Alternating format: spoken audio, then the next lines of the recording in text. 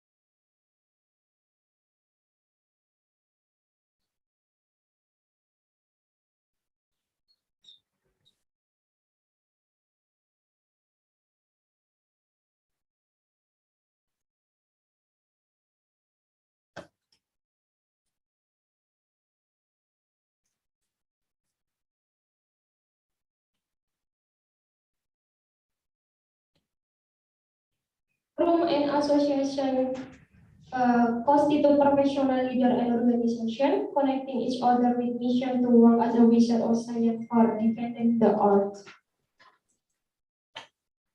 IFERP provide a world-class platform for scientists, researchers, academicians, business individuals by organizing conferences and publishing research articles. IFERP conferences bring together the professional vision and leaders who have explored all avenues to reinforce the field of applied science, engineering, and technology. Now, a video on IFERP will be played. Please play the video.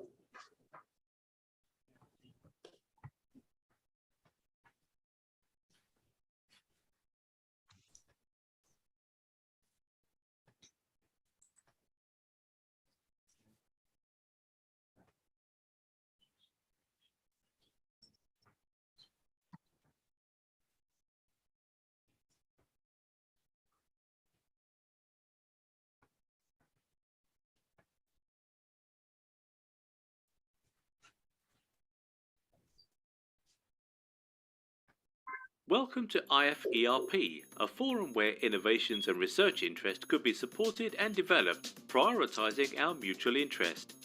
In this video, we want you to dive into our world, giving yourself a clear insight into IFERP. But first, who are we and what do we do? Institute for Engineering Research and Publication, IFERP for short, is one of the world's largest non-profitable professional associations operating under the Techno-Elite Research and Development Association, TRADA, meant for research and development in the field of engineering, science and technology. We are one of the largest professional bodies for engineering professionals in India and across the globe, established in 2014. We extend to every part of the globe, with more than 28,000 professional members and 34,000 student members. Our growing membership at IFERP has led to an increase in members from Europe, Asia, Australia, Africa and the USA, fostering networking opportunities that strengthen ties within and across countries and technical communities. The mission of IFERP is to connect professionals at an integrated platform for growth to divert knowledge and skills towards the sustainable application of professional education and more. And our vision of digitalizing innovation processes through our professional networking services and more has pushed us forward to our achievements today. With our mission to make our academic services reach the top and grassroots level of institutions, we are funding colleges to organize conferences and scientific events, enabling researchers incubated at different areas of our country to directly contribute towards the transformation of India.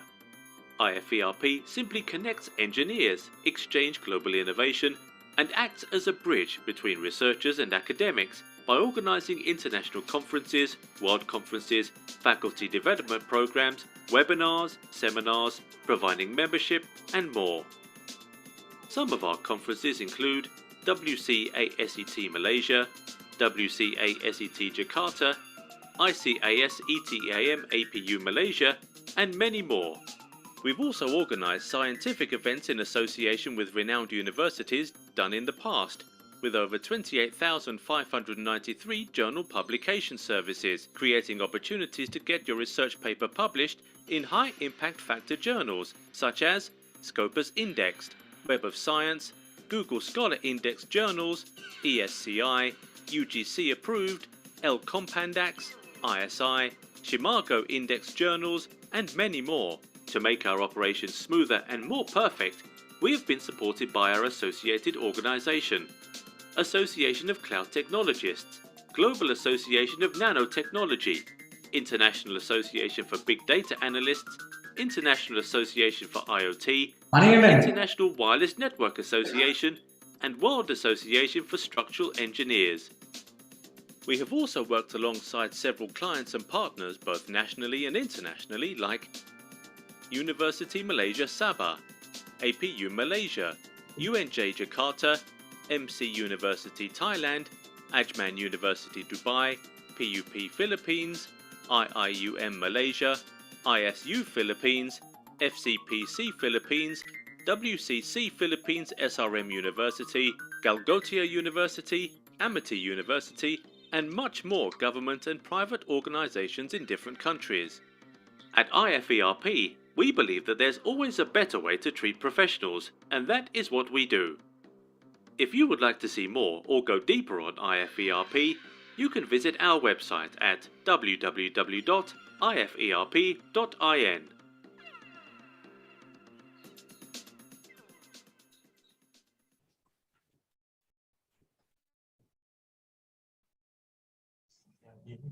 Now I'm going to talk about the IFERP Act, or Incredible IFERP application has been launched and now is available for commercial scientific research. It is presented as a delightful platform for academics and research breakthrough, which you can get right now from the Google App Play Store for upcoming conference updates. Another video will be played. Please play the video.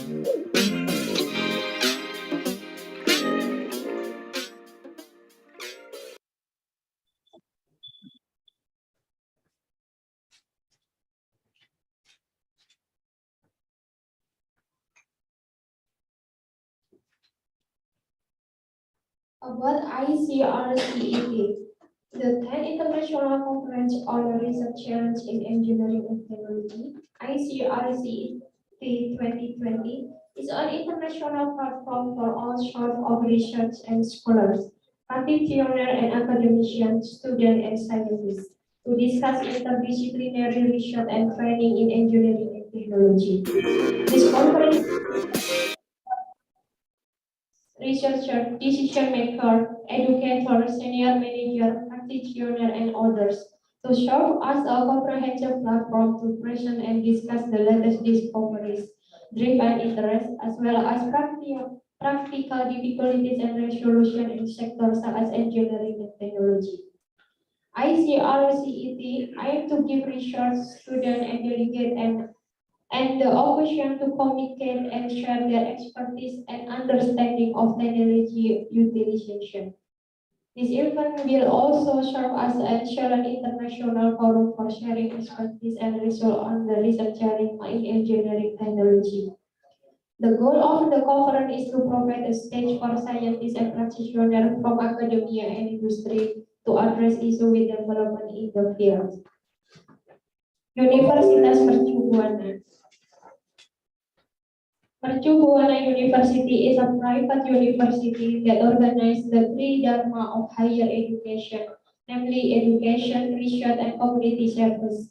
Founded in Jakarta in 1985 under the guidance of the Menara Bakti Foundation, Mercubuana University is under the auspices of the Higher Education Service Institute, LLDT, Region 3 of the Ministry of Research and Technology and Higher Education, Tekdikti of the Republic of Indonesia.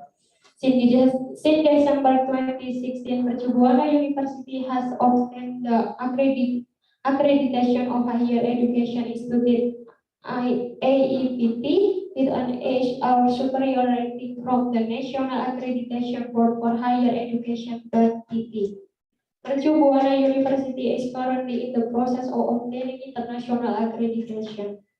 Mercubuana University organizes a study system that is more oriented to the development of the professional attitude using a curriculum and syllabus that is in line with the policies of the Ministry of Research, Technology, and Higher Education, supported by research activities and a real-world practice in various company or government or private institution. Udayana University, the Directorate General of Higher Education, Ministry of Education and Culture of Indonesia. Udayana University, UNUD, was officially founded in August 17, 1962. Initially, UNUD consisted of 4 faculties: letters, medicine, veterinary science, and animal Husbandry and Education and Teacher Training. The Faculty of Letters was actually established on the 29th September 1985. However, the time it was a subsidiary of the Faculty of Letters of Airlangga University in Surabaya is still found.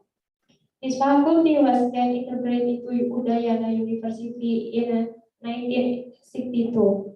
Although it was founded on August 17, the anniversary date of Udayana University is not August 17, but was chosen to be on the September 29 to be commemorate to date of establishment of the Faculty of Letters in 1988.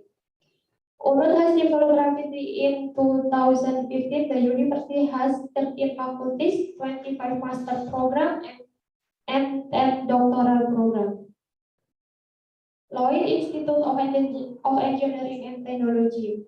Lloyd Group of Educational Institution is located in futuristic modern township, Greater Noida of Delhi NCR. The private national education institution which offer program in engineering and technology, law, business management, pharmacy, and education is spread across 10 acres of last green campus. With more than 16 years of service as educational provider, the group has made its mark of quality across this discipline. The college in its inception is continuously striving to achieve excellence and has been recognized through numerous reputable awards and collaboration. Now I would like to welcome all of our honorary signatories. First, I would like to welcome our eminent keynote speaker. Again, I'm sorry if I mispronounced any of your names. Dr. Sri Ajay Garg, Senior Director, Ministry of Electronic and Information Technology, Government of India. Dr. Kiran Nair, Strategy Industry Collaboration and MBA Administration Association, Professor Abu Dhabi School of Management ADSM UAE. Dr. Ek Denis Khairuddini, Research Center for Advanced Material National Research and Innovation Agency Indonesia. Dr. Christopher Abraham, PhD, FCIM, CEO and Head Dubai Campus, Senior FBRSP James School of Global Management, TEDx and International Conference keynote speaker. Mr. Abdi Tamim Shah, CEO and founder Monsoon SIM, Western Australia. Dr. Rajiv Agrawal, Senior Director, Lloyd Institute of Engineering and Technology, India.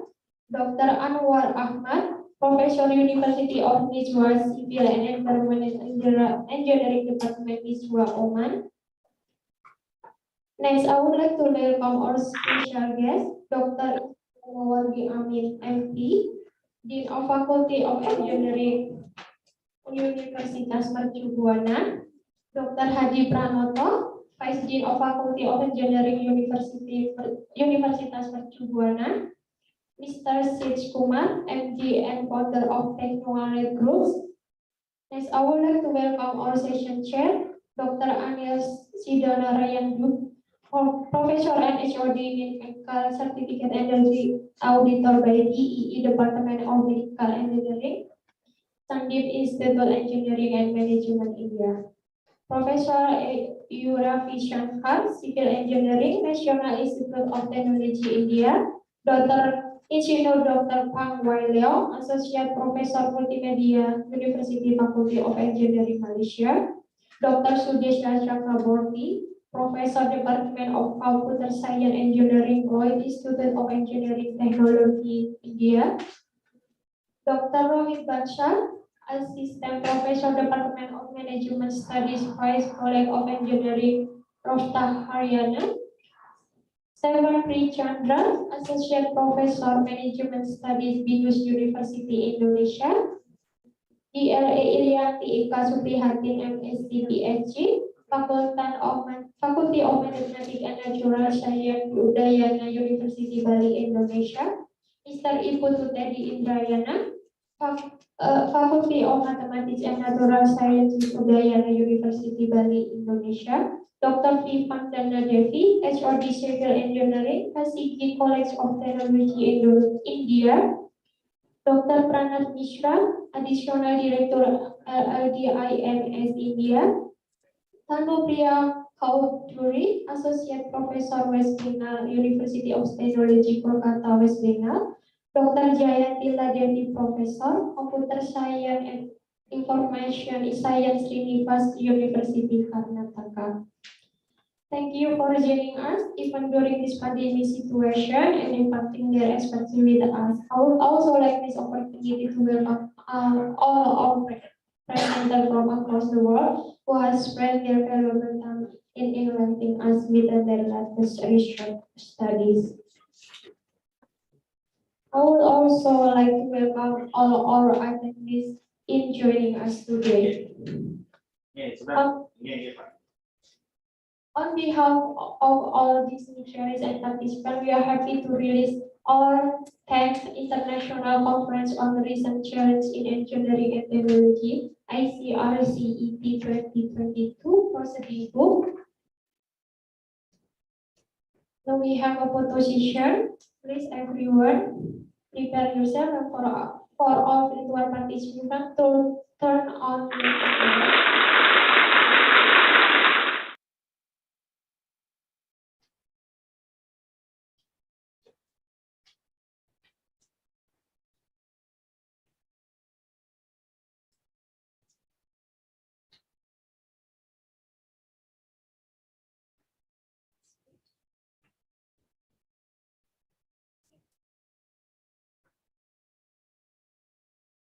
Next, I welcome Mr. Sidit Kumar, MD and founder of Technowaret Group, to deliver his welcome address. Mr. Sidit Kumar Chachar is an entrepreneur, investor, philanthropist, founder, and managing director of Technowaret Group. He had 8 years of experience in organizing scientist conference. He completed education in engineering from HRM University Chennai and MBA from Digital University Chennai. He is interested in doing several socio-academic activities for the welfare of the society. Under his guidance, IFERP became one of the fastest growing organizations in Asia. This organization received the Best Scientific Conference Production House of 2018 from ADP. With success no limit, Mr. City attribute his fame to teamwork and the entrepreneurial spirit which together have enabled transform to risk to opportunity to handle for ever-changing environment in education and technology.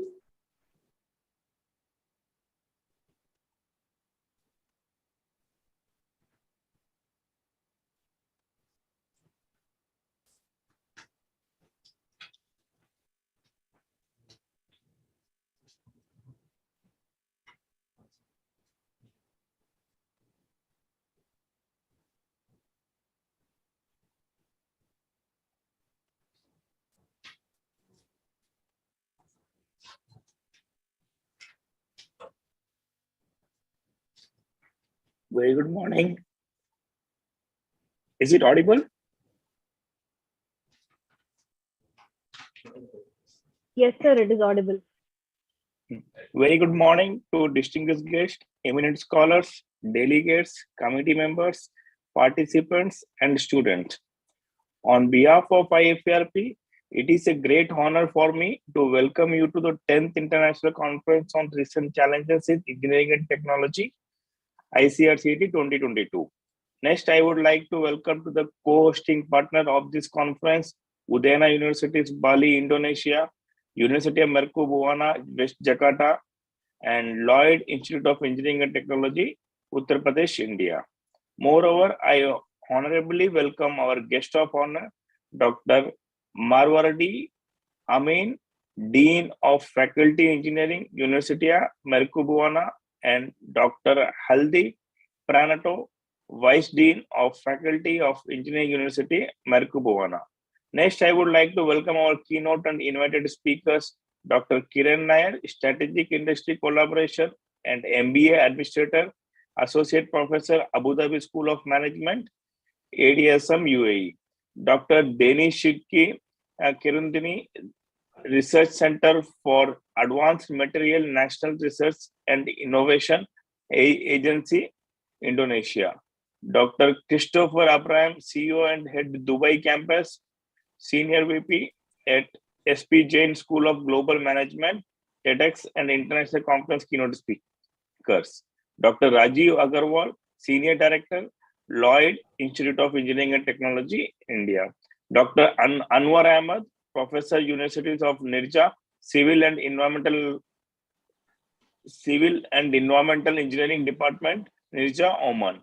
Mr. Abdi Taminsia, CEO and founder, Monsoon Sim, Perth, Western Australia, and Dr. Shri Ajay Garg, Senior Director, Ministry of Electronic and Information Technology, Government of India. Next, I would like to express my gratitude to our guest speaker, Dr. Alais Maldonado Lacote, Dean of College of Computing and Information Technology, First Asia Institute of Technology and Humanity, Tanwan City, Philippines, and Dr. Sailesh Shire, Professor and Dean, CSE and IT Departments, Rai School of Engineering, Rai Universities, President, RU IAC and RU Nodal Officer, Ahmedabad, India. Along with our speaker, I welcome all the session chairs, organizing committee members, distinguished guests, eminent scholars, delegates, and students of this fruitful 10th International Conference on Recent Challenges in Engineering and Technology, who present both breadth and excellence in industries and experience in universities, research, and in government policies, making and reflecting their broad interest, excitement, and concern across society and how engineering technology will influence and share our future. I hope you will have this most productive days of interesting and stimulating discussion. I sincerely wish that this conference will be a great success, not only as a chance of sharing knowledge and experiencing in recent challenges in engineering and technology, but also as the beginning of a long and fruitful cooperation and friendship among fellow educators devoted to the most meaningful and worthwhile task of technology, teaching and training our youth who will shape our future.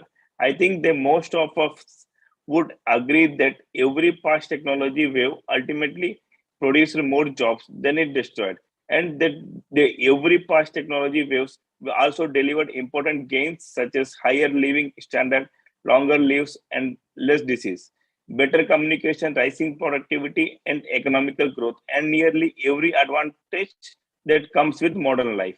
This time, if we want the advance of technology benefits everyone, we must proactively and thoughtfully reinvent the future of work.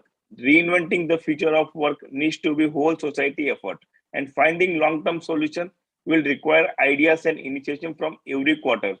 Automation will transform our work, our lives, our societies. Technologies embeds the value of those who makes them. Those of us advancing new technologies must help make certain that they do not end up damaging the society we intend them to serve. Getting the right way be among the most important and inspiring challenges of our time, and it should be priority for everyone who hopes to enjoying the benefit of societies that healthy and stable because it offers opportunity for all. And I am convinced that those of us leading and benefiting from the technology revolution must help lead the way of future in which technology works for everyone. I believe IFERP can continue to be leader in this work, and I hope many of you will seize the opportunity to join with us. I want to read shortened prediction of Nikola Tesla from 1926, where you can easily recognize the device that changes our lives today.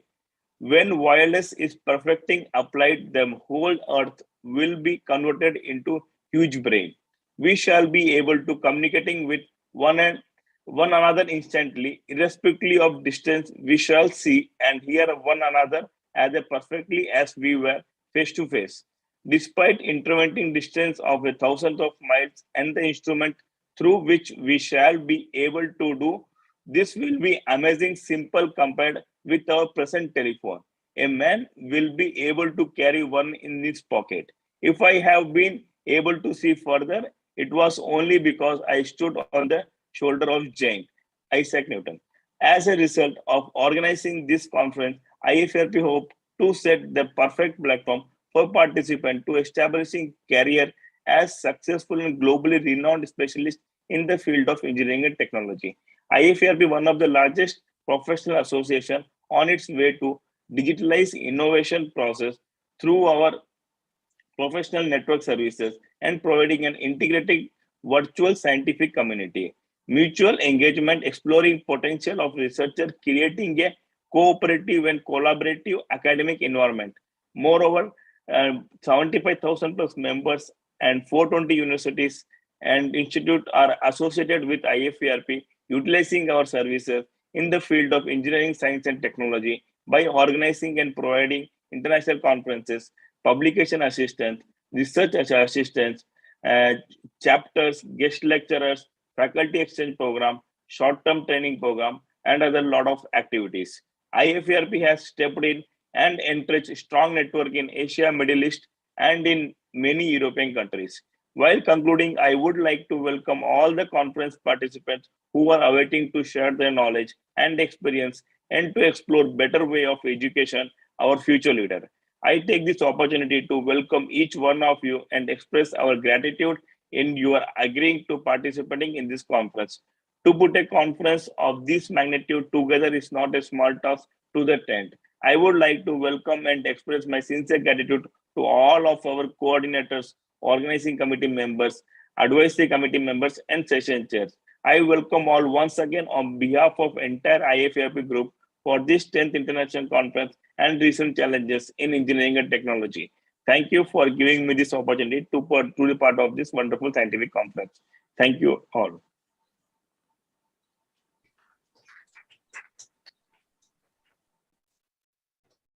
Thank you, Mr. Sitz, for the wonderful speech.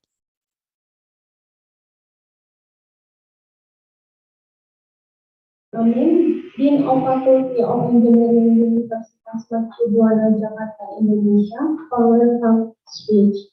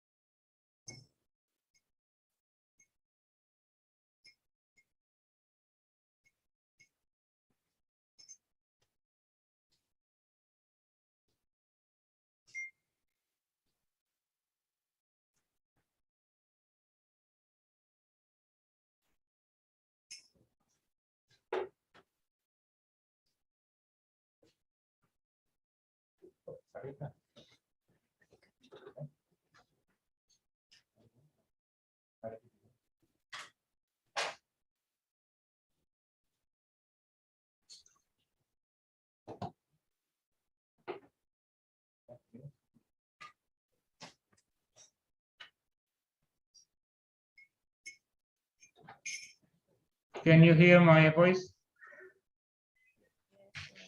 Yes, sir. Okay, thank you. Bismillahirrahmanirrahim. Assalamualaikum warahmatullahi wabarakatuh. Dear colleagues and friends, ladies and gentlemen, allow me in this opportunity to welcome all of these conference participants in first extending our gratitude and praise to Allah Subhanahu wa Ta'ala for all His blessing and grace that have made us possible to gather here in excellent health and condition. Dear keynote speaker, distinguished guest and participant of the 10th International Conference on Recent Challenges in Engineering and Technology 2022. It is our hope that this conference would be able to achieve its objective in providing an effective forum for academicians, researchers, and practitioners to advancing knowledge, research, and technology of engineering. As a Dean of Faculty of Engineering, Mercubuana University, it is with great pleasure that I welcome you to organize by Institute for Engineering Research and Publication and co-hosted by Udayana University, Mercubuana University, and Lloyd Institute of Engineering and Technology. Allow me to warmly thank the organizer of this important conference for giving me the privilege of welcoming and addressing you all. For me, it's an honor and a pleasure. I would like to also I would also like to thank them for having brought us together in bring conference mode to discuss one of the main current challenges worldwide, which are without doubt engineering and technology. It will feature highly respected, internationally renowned speakers who will share, discuss, debate, and significant new developments and scientific advancement that will impact the future of engineering and technology and related fields. This conference will share an insight into the recent research and cutting edge of applied science, engineering, and technology, as well as business management and study, which gained immense interest with the present of adept, young and brilliant researchers, business diligent, and talent student community. This meeting's goal is to bring together a multidisciplinary group of research of scientists and engineers from all over the world to present and exchange breakthrough ideas related to engineering and technology. It promotes top-level research and to globalize the quality research in the general, thus making discussion and presentation more internationally competitive and focusing attention on recent outstanding achievements in the field of engineering and technology and the future trends and needs. I congratulate you for your commitment and active participation and wish you all the success. Thank you for your attention.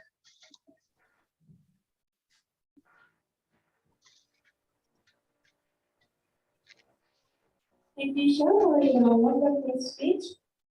Next, I would like to welcome Dr. Hadi Prampo, Vice Dean of Faculty of Engineering Universitas Pertubuhan Jakarta, Indonesia, who will talk speech.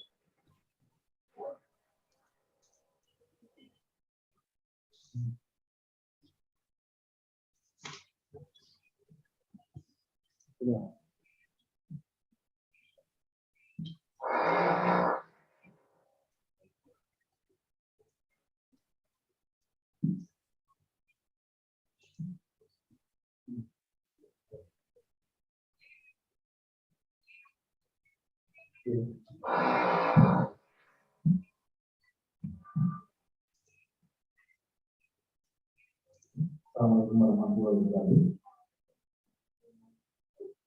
Dear colleagues and friends, ladies and gentlemen, good morning all of you.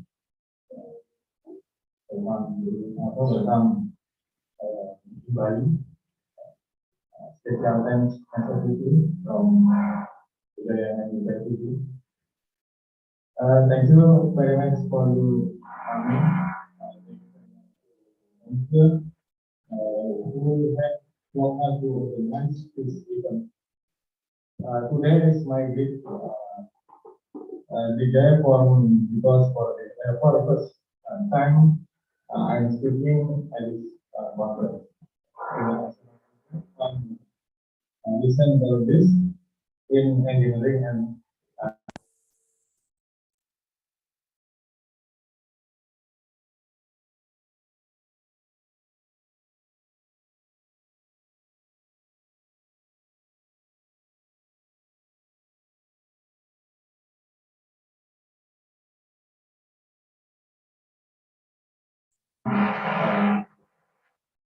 IFERP, the team from Udayana University and also colleges from Mercubuana University.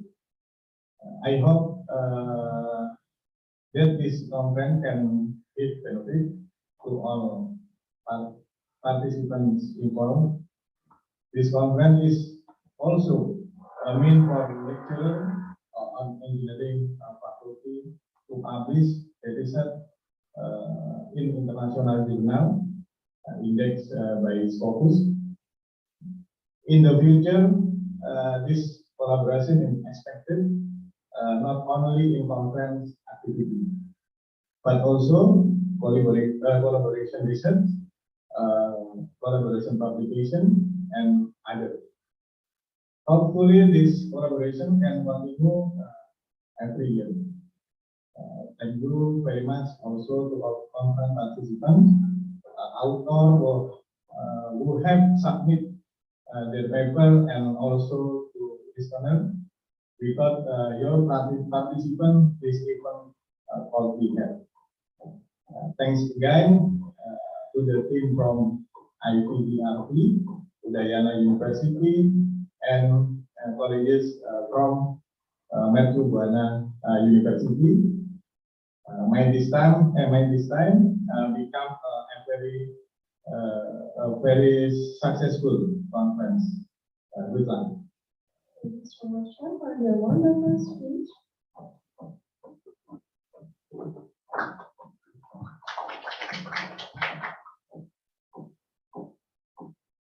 I hope that you will inspire ideas and discussion around the different fields of areas and that you can get knowledge.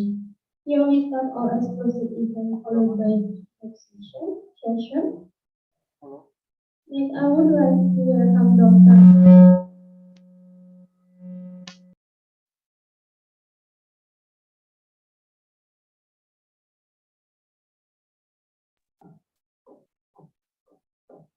Sorry. Next, I would like to welcome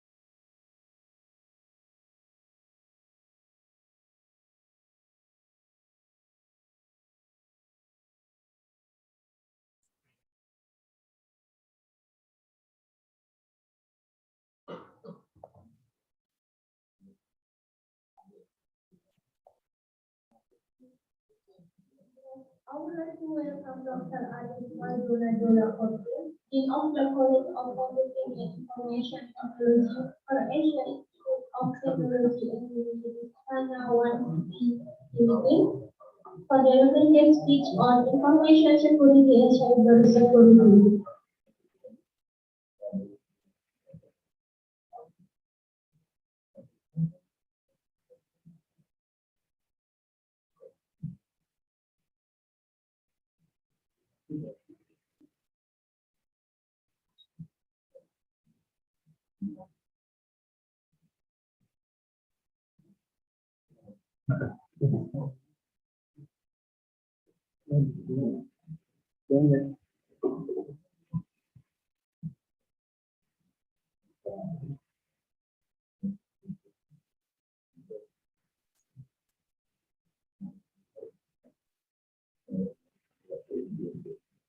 Hi, everyone. Good morning. Am I audible? Am I audible? Can you hear me? Can I Yes, see some ma'am. reactions? Thank you Yes, so ma'am. much. Thank you, ma'am. So I will now be sharing my screen to everyone.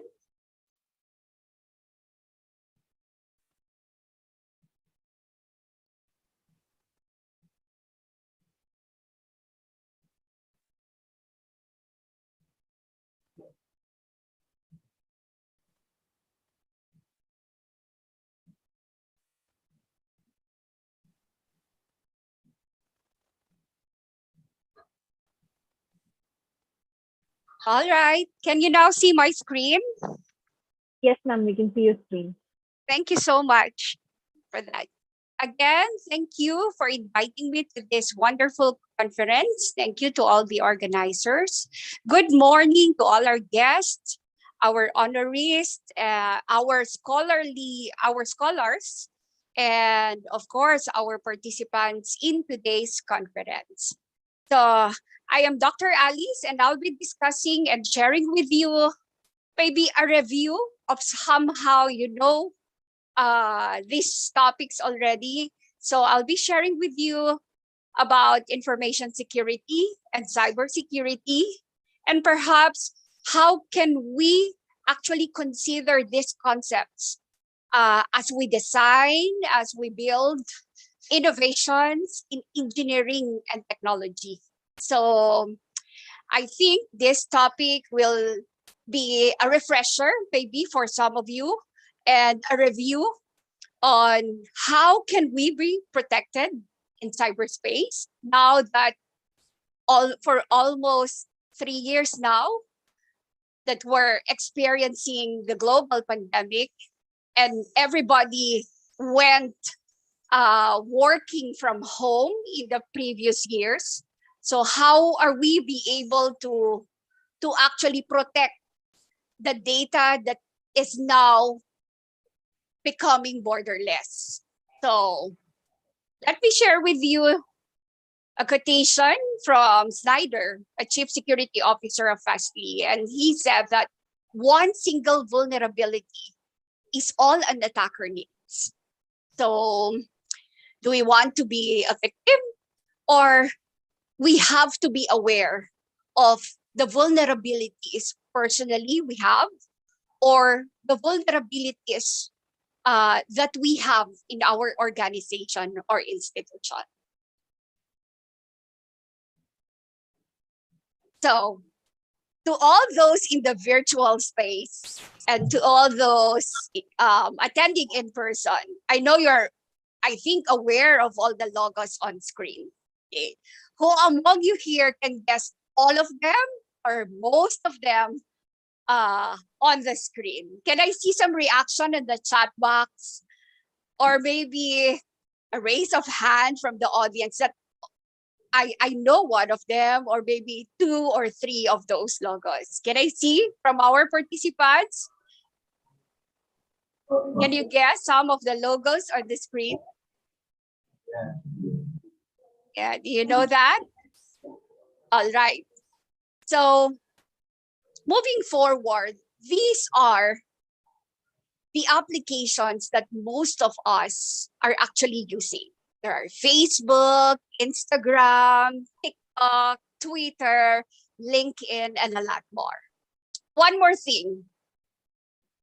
What you can see on the screens are logos that we usually use, or applications that we usually use for communication, personally or even professionally. Emails. Okay. So can you think of and answer this question? Are the data that we shared on those free applications secured? Or are we conscious about sharing the data that we're actually using, posting, and sending over those applications? Are your data secured? That's the question. Now, are our data protected? Right.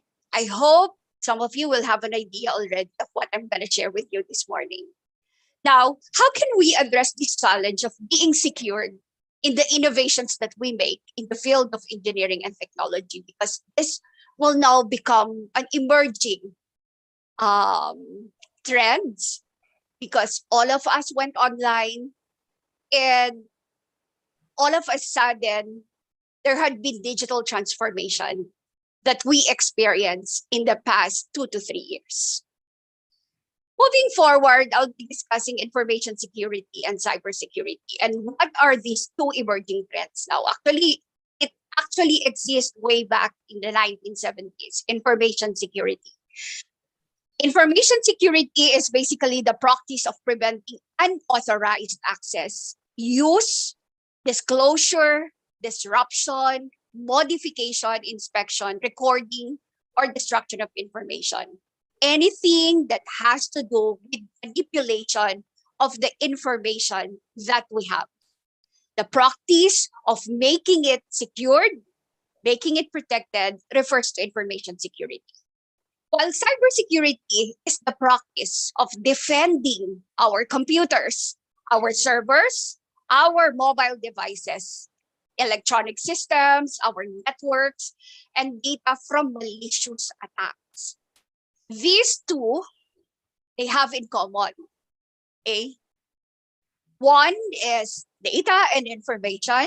The second is the practice of preventing and defending the data. The only difference is the channel that we use on where the data has been stored, has been collected. Basically, cybersecurity is also known as information technology security, or we call it the electronic version of information security. All right, moving on. I will now discuss first information security and its underlying principles. So we all know that there are a lot of types of information. I'll be very quick on this. There are information, those that are printed or written in paper, those information we actually spoke, and the verbal conversations that we have, those information that are stored electronically, those information transmitted by post or electronic means, or even those that are shown in corporate videos. They are the various types of information. And these are assets of the organization, the businesses or institutions we belong, or even perhaps our own personal assets. All right. Whatever form the information takes or means by which it was shared or stored, it should always be appropriately protected. And I know for a fact that each and every one of us is actually keeping, possessing personal or even sensitive personal information. And whatever form it takes, it has to be protected. All right. In the Data Privacy Act that we know, we're in the Philippines in my case, and now I think in the global landscape, data now is considered the new oil because of big data, because of data analytics that we know, and we need to find it, we need to extract it, refine it, distribute it, and monetize it. That's what David Buckingham has said. But we also need to protect the data that we have because that is the new oil of the industry. Speaking of information security, the very tenets or principles of information security, and please remember this, are these three. It's called the CIA triad. Confidentiality for C, integrity, and availability. Very quickly, I'll define. Confidentiality, it means that we prevent unauthorized disclosure of the systems or information that we have. Integrity basically refers to the aspect that we prevent unauthorized modification of systems and information. And availability, basically, it's a principles which talks about the prevention of the disruption of service and productivity, or the prevention of not making the data, or the prevention of making the data that we have should be available anytime. Okay, just to make it short, and just to keep it short, remember that CIA, when we talk about information security, basically it revolves around CIA, confidentiality, integrity, and availability. That's the information security triad. And in the short explanation, confidentiality basically means keeping all the personal and sensitive information that we have, that we collect from people or the stakeholders that we have in the organization. We have to keep it secret and only authorized people should be able to access it. Integrity, in a short explanation, you just have to keep all the data and information we collected from our stakeholders accurate, and availability, keeping it accessible. All right, this is very important because if we know the CIA triad of information security, and maybe in your case, if you are collecting personal information or sensitive personal information of your customers, clients, or other stakeholders, then you should be able to know those principles. Now, CIA has a counterpart, and we call it the DAD, or DAD. The counterpart of confidentiality is disclosure. So never allow those that are unauthorized people to actually access the sensitive data that you have in the organization. Counterpart of integrity is alteration. Never allow those information that you have to be altered, modified, or updated by unauthorized people. And the last one, availability, is destruction. The counterpart is destruction. With all of the occurrences or incidents that might happen in the organization, we have to see to it that the information is available anytime of the day or as the need of the stakeholders arises.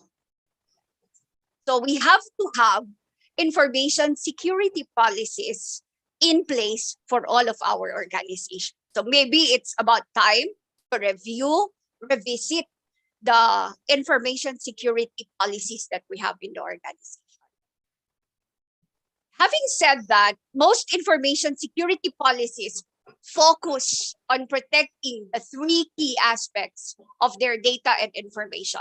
And I repeat, it's all about the aspects of confidentiality, integrity, and availability. Now, very quickly, there are a lot of mechanisms that you can do, security measures that you can actually apply. And maybe some of you are actually implementing this to your organization. For confidentiality, these are just some. Of course, we all know, and personally, we're using passwords, two-factor authentication, biometric verification, and encryption, just to make and to secure the confidentiality of data that we have. So if you just want to try, there is a website that you can check if your user credentials, the login name, and passwords have been pawned. So you can visit havebeenpawned.com and then type the email or the phone number that you use and check if you have been pawned and in what application have you used where your user credentials have been pawned. So have I been pawned? That's haveibeenpawned.com. So you can check it out. Moving forward, just a reminder that passwords are really very important now.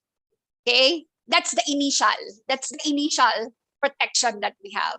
And then we try to double it by having two-factor authentications and the like. So just a reminder to everyone, we have to be serious on using our passwords and making it really very confidential and private. Passwords are like underwear. Don't let people see it. Change it very often, and you shouldn't share it with strangers. It's just a reminder in information security, data privacy, and cyber security. And please do create a very strong passwords. Strong passwords are very important to have because it takes time for hackers, attackers to really extract your passwords if you provided a strong passwords when using several applications in the internet. Now, speaking of integrity, When we speak of that, it refers to the accuracy of the data that we have. And here are some of the security measures that we can do. I won't explain each one by one, but here are some of the control measures that we can do. We have to set user access control. There should be encryption, backup and recovery procedures, error detection software, the use of that one, and version control when we actually develop softwares.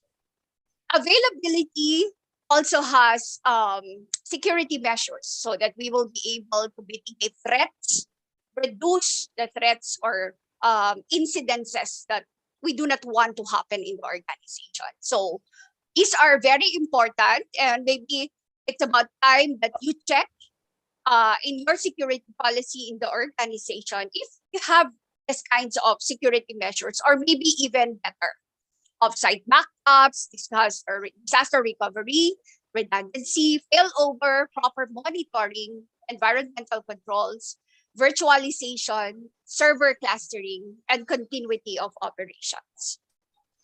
Now, I'll move on to cybersecurity again. So I repeat, once we talk about information security, that deals with its basic general principles of confidentiality, integrity, and availability. Now, what about cybersecurity? This is what we call, again, electronic information systems. So cybersecurity is the practice, again, of defending computers, servers, mobile devices, electronic systems, networks, and data from malicious attacks. Okay, so it is known as the electronic information security. Just to share with you the global picture of cybersecurity. Okay. Before, what we're doing is just to protect ourselves, maybe our data that we have in our perimeter. And what is our perimeter? Basically, it's just on site. If we're working in an organization, our perimeter is our office, our server room, our department, basically the building that we're working in the organization. But in the advent of internet before, that suddenly changes. So from the fixed perimeter that we have, the four corners of our organization, to a more elastic and borderless perimeter. When we are forced to work from home during the lockdowns, that perimeter keeps on stretching, it keeps on changing, and it keeps on mutating. You cannot anymore determine where is your fixed perimeter. Therefore, if we are in cyberspace, we can be potential targets of cyber attackers. You know, there is cybersecurity real-time cyber attacks simulation, a map in the internet, when we can actually see the real-time attacks happening globally.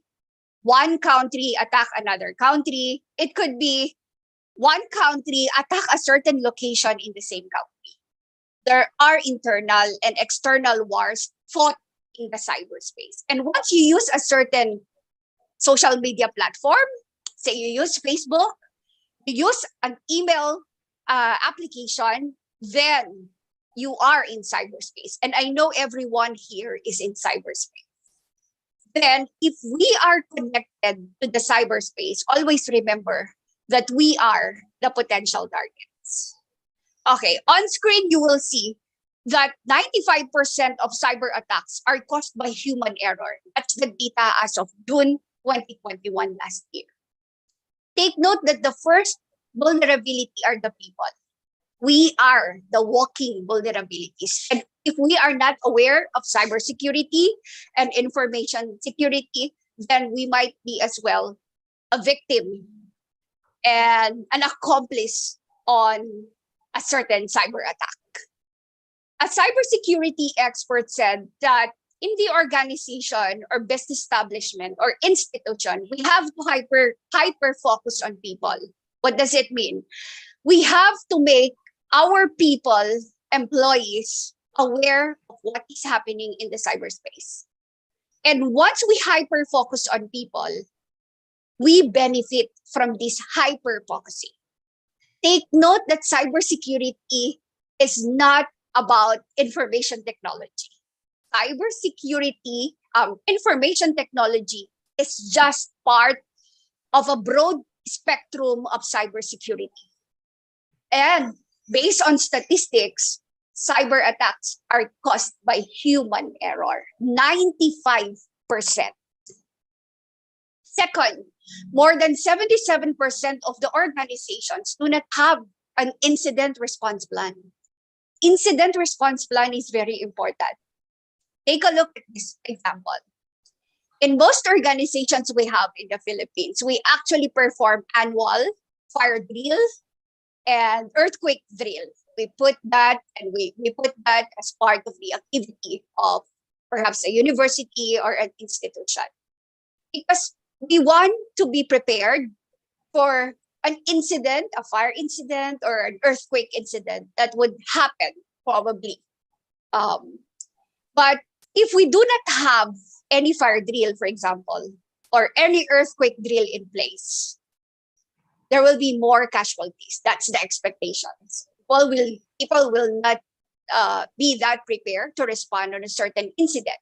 What's the major reaction if we do not have an incident response plan? Feelings comes first rather than the logic. So with the statistics that we have, I think now most organizations should have to prepare and plan for whatever incidents that will probably happen in their organization. So incident response plan is very important. Another statistics, 300% increase in reported cybercrimes during the pandemic. Because everyone went online, everyone worked from home, everyone attend classes online and do business online and at home. There is a 300% increase in reported cybercrimes. But what is the sad part is that there is a 600% increase in unreported crimes. That only means that there are still a lot of companies who are not reporting a cyber attack that happened in their organizations. Why? Why will I report it? Because that will have an impact in the reputation of that organization. So that's the sad part there. 300% increase in reported, but there is a 600% increase in unreported. And take note of this one. We've mentioned that 95% of cyber attacks are caused by human error. And 94% of malware or malicious software is delivered via email. So, therefore, each and every one of us, of course, who has email accounts, let's be aware of and conscious of what kind of emails we received. Okay, let's be very meticulous on actually checking if that particular email communication is legitimate or not. Right. Moving on, attack via email rose in 200% in 2020. Phishing attacks, there are as well as farming attacks, and we have the ransomware as well. Imagine 200% increase in email attacks in 2020. And take note, those who are into the internet most of their time, 1 in 13 web requests lead to malicious software. So let us be aware of this kind of attacks being sent by various attackers or cyber criminals that we have in cyberspace. Now, I'll be sharing with you what are the different types of attacks. There are attacks that is called targeted. This is where you are being singled out because of a specific interest in your business, or an attacker has been paid to target you. Basically, this is called the sniper approach. The sniper approach. And an example of this is what we call the advanced persistent threats. And these are being, these groups, the APT groups, are actually the organized cyber criminal group who are actually really learning and exploring the target that they want. So they are actually trying to research what kind of organization is this before they can actually deploy an attack. This is called now a sniper approach. There's another attack which is called untargeted. This is where attackers indiscriminately target as many devices, services, and users as possible. And the weakest link will be the one who will be victimized. Untargeted attack is now called a shotgun approach. Anyone who is weak could be the target of a cyber criminal. Example of these untargeted, if you can still remember, the I Love You virus that happened in 2020. Now, why do cyber attacks happen? Of course, primarily is for the business financial details. Attackers want to get all those information. Customers' financial details, example, are the credit card data. Sensitive personal information, customers or staff email addresses and login credentials, customer database, the client lists, IT infrastructure, IT services, intellectual property. And there are also types of attackers, the black hat and the white hat hackers. So having said that, the primary purpose why cyber attacks happen is because of financial gain. Okay. You know, in the dark web, previously, the gold mine are our username and passwords. That's the gold mine. And that is what is being sold in the dark web. But during the pandemic, it's the patient's information system or the health information has been the gold mine in the dark web. So informations that we share are being sold in the dark web. So let's be aware of how are we going to share our personal data over various social media platforms and other applications we used in the internet. Now, what is the impact of cybersecurity? If a certain attack happened, a certain incident happened in an organization, a business or an institution, of course, one is economic costs of cyber attack. Your clients or customers might change and switch to your competitors' organization or your competing organization because your reputation will be damaged already when a cyber attack happened. So tendency is customers move from your company or organization to another. The trust will not be given that full percentage to the organization already who had experienced cyber attack or a cyber incident.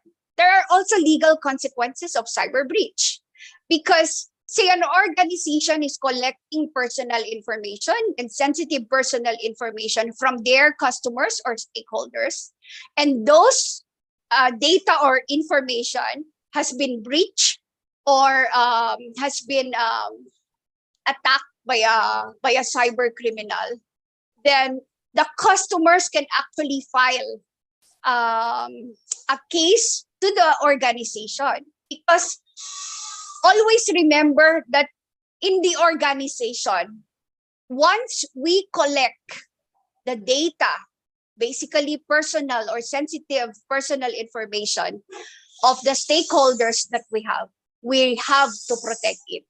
In data privacy that we have, it is said that do not collect what you cannot protect. So if you are an organization who's actually collecting personal and sensitive personal information of your clients or customers, maybe a government organization, perhaps a university or institution, then it's always very important to note and to keep in mind that you have to protect whatever information you have collected. If you cannot protect it, then do not collect that information. Moving forward, I'll give you some reminder of how to stay safe in the cyberspace. Okay, here are some of the practical, and there are a lot. There are technical cybersecurity hygiene kits as well that you may implement in your institution. So we should always be informed. Check the internet or social media or Twitter for scams. There are a lot of scams in the Philippines, no? Phishing scams, even text scams, SMS scams that we're actually experiencing. Raise security awareness in your organization. If you still remember, 95% of cyber attacks are caused by human error. So we have to raise security awareness in our organization. Not only that, even in the applications we create, perhaps we develop, or an innovation we want to implement in our organization, please do consider security when designing, perhaps implementing that particular innovation in the organization. Learn to spot fake websites and emails or messages. How to spot fake websites? You have to check the spelling. You know, hackers are usually bad in grammar. So that's number one. Maybe check on the characters that you receive. There are different characters. If you see different characters or special symbols, maybe it's about time to really double check what you're accessing or what you are reading. Check the URL or the address of that particular website. You just hover your mouse to check if that particular address is really legitimate. And check also the email sender. Do you know who sent that particular email? Or is that really the legitimate email address of that particular sender? Do not run. Common sense is number 4. Common sense in a way that we have to be reminded that if it's free, then it's dangerous. Okay? If it's free, we all know that we are the product. Okay? So if we subscribe to a lot of free application, and let's be aware and conscious of sharing our personal, our photos and sensitive information. When in doubt, let's say, for example, your doubt of the sender and the email and the website, you have to contact the source, okay, before you share your personal or sensitive personal information. Do not run unknown software, scan all external media, and of course, we have to limit ourselves from internet exposure. Okay? Let's all remember that the world is changing and threats are also changing. Therefore, as a professional or maybe student who is in engineering and technology, you should also be changing, and we should know and be aware of what's going on, especially in cyberspace, because we cannot see what's going on up there in cyberspace. So remember that we have to hyper-focus on our people. Let's educate each and every one of what is the cybersecurity, cybercrime all about, and the attacks or threats that would probably happen if we're not aware.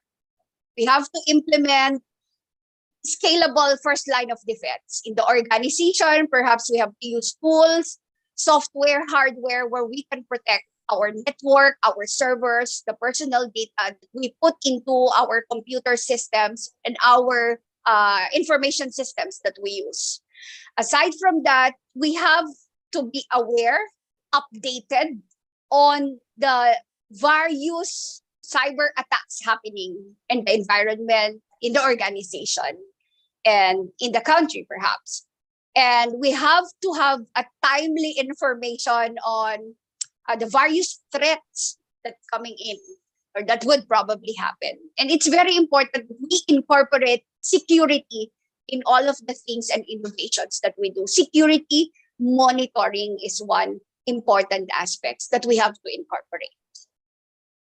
Having said that, please remember that at the center of the security, there you are.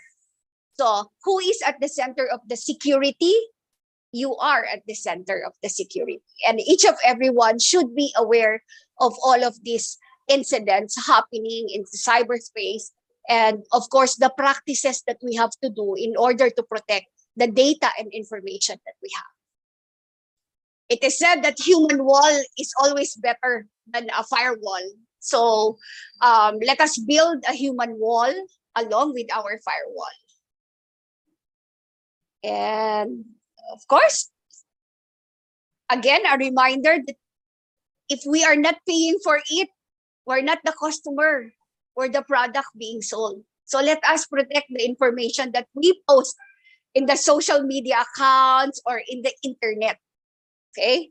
So, because we are becoming the product, and there are a lot of technologies already who are actually trying to analyze behavior of customers, behavior of subscribers, so that they can actually promote products and goods or services that business organizations have. That's part of data analytics and data mining. All right, just few more slides before I end my sharing. Information security is as simple as ABC.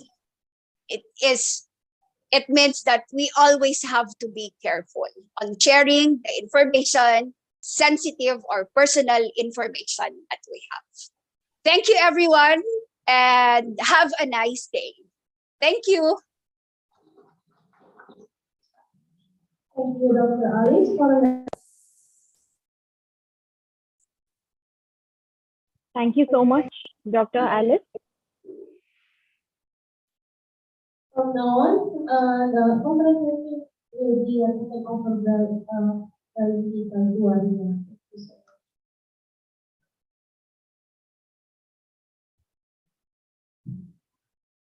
So, good morning to every one of you. Assalamu alaikum warahmatullahi wabarakatuh. I am Juwaria, the co-host. I'll also be hosting the virtual session on behalf of IFERP. And my humble welcome to all the delegates, the audience, and the participants for this wonderful conference. And thank you to my co-host, Shri Yutan, for hosting the physical conference there.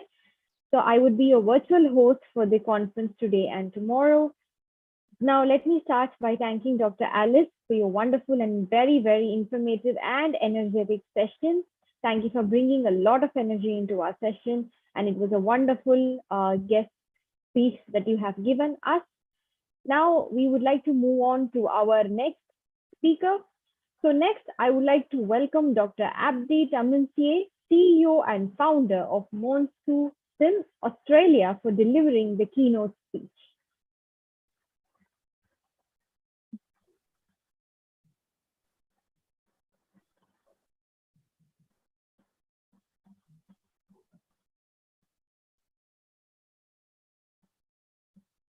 Could we have Dr. Abdi Tamansier?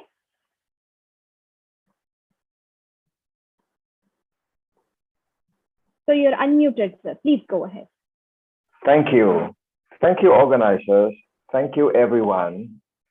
Honorable guests, distinguished speakers, and my beloved participants. Thank you for taking time to listen to me and for the organizers to invite me to speak.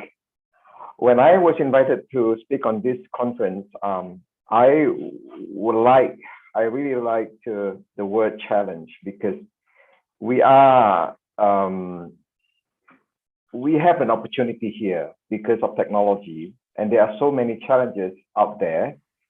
Hopefully, in this seminar, I can share one of the challenges that has personally impacted me for a long time, or at least bothers me for a long time, which finally, we have tried to solve it through technology. So allow me to share screen.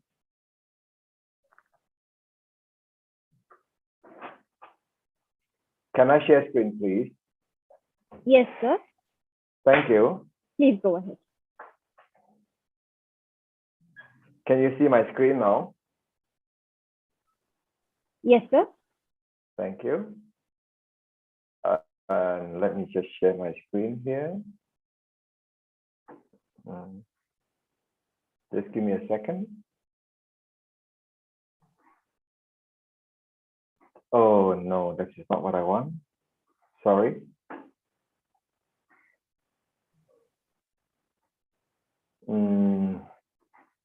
Let's just get my screen up.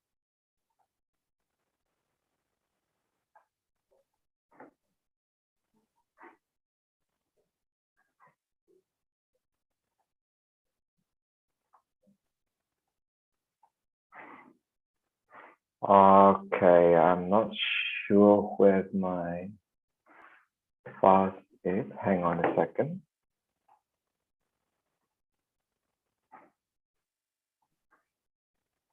There you go. So sorry about that. Okay, may I know from the organizer how much time I have? I just don't want to take too much time of yours. Yes, I do sir. have a 25 minutes presentation, and I'd like to leave 5 minutes at the end for discussion, if that's okay. Yes, sir. So let me just Okay, thank you so much. inform you on that. Yes, please remind me if I take too much of your time. All right, so my topic today is transform education to technology-driven experiential learning. As I said earlier, the word challenge in this conference particularly inspired me. Mr. Abdi, yes. I'm sorry, but we cannot see your presentation on the screen. Oh, okay. Could you try unsharing and then share again? Yes, I do. I will. What about now? Yes, sir. We can see it now. Please go ahead. Thank you. And you have a 30-minute presentation time, so you can go ahead with your presentation. Thank you so much. So why do we continue to learn like this?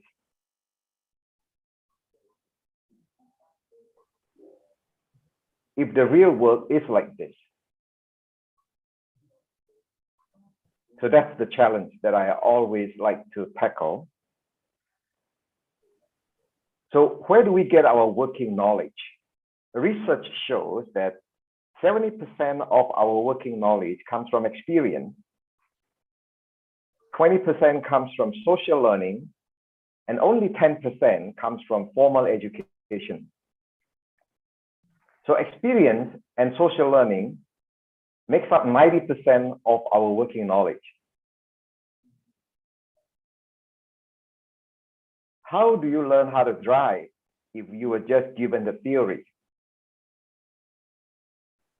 Because in real life, driving is quite different, isn't it?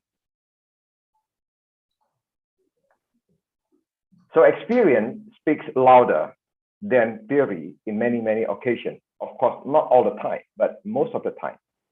Just like what the previous speaker has spoken, when you want to experience the importance of cybersecurity, when you want to learn the importance of it, it is only when you get hacked personally that you will understand what that means to be careful about protecting personal data.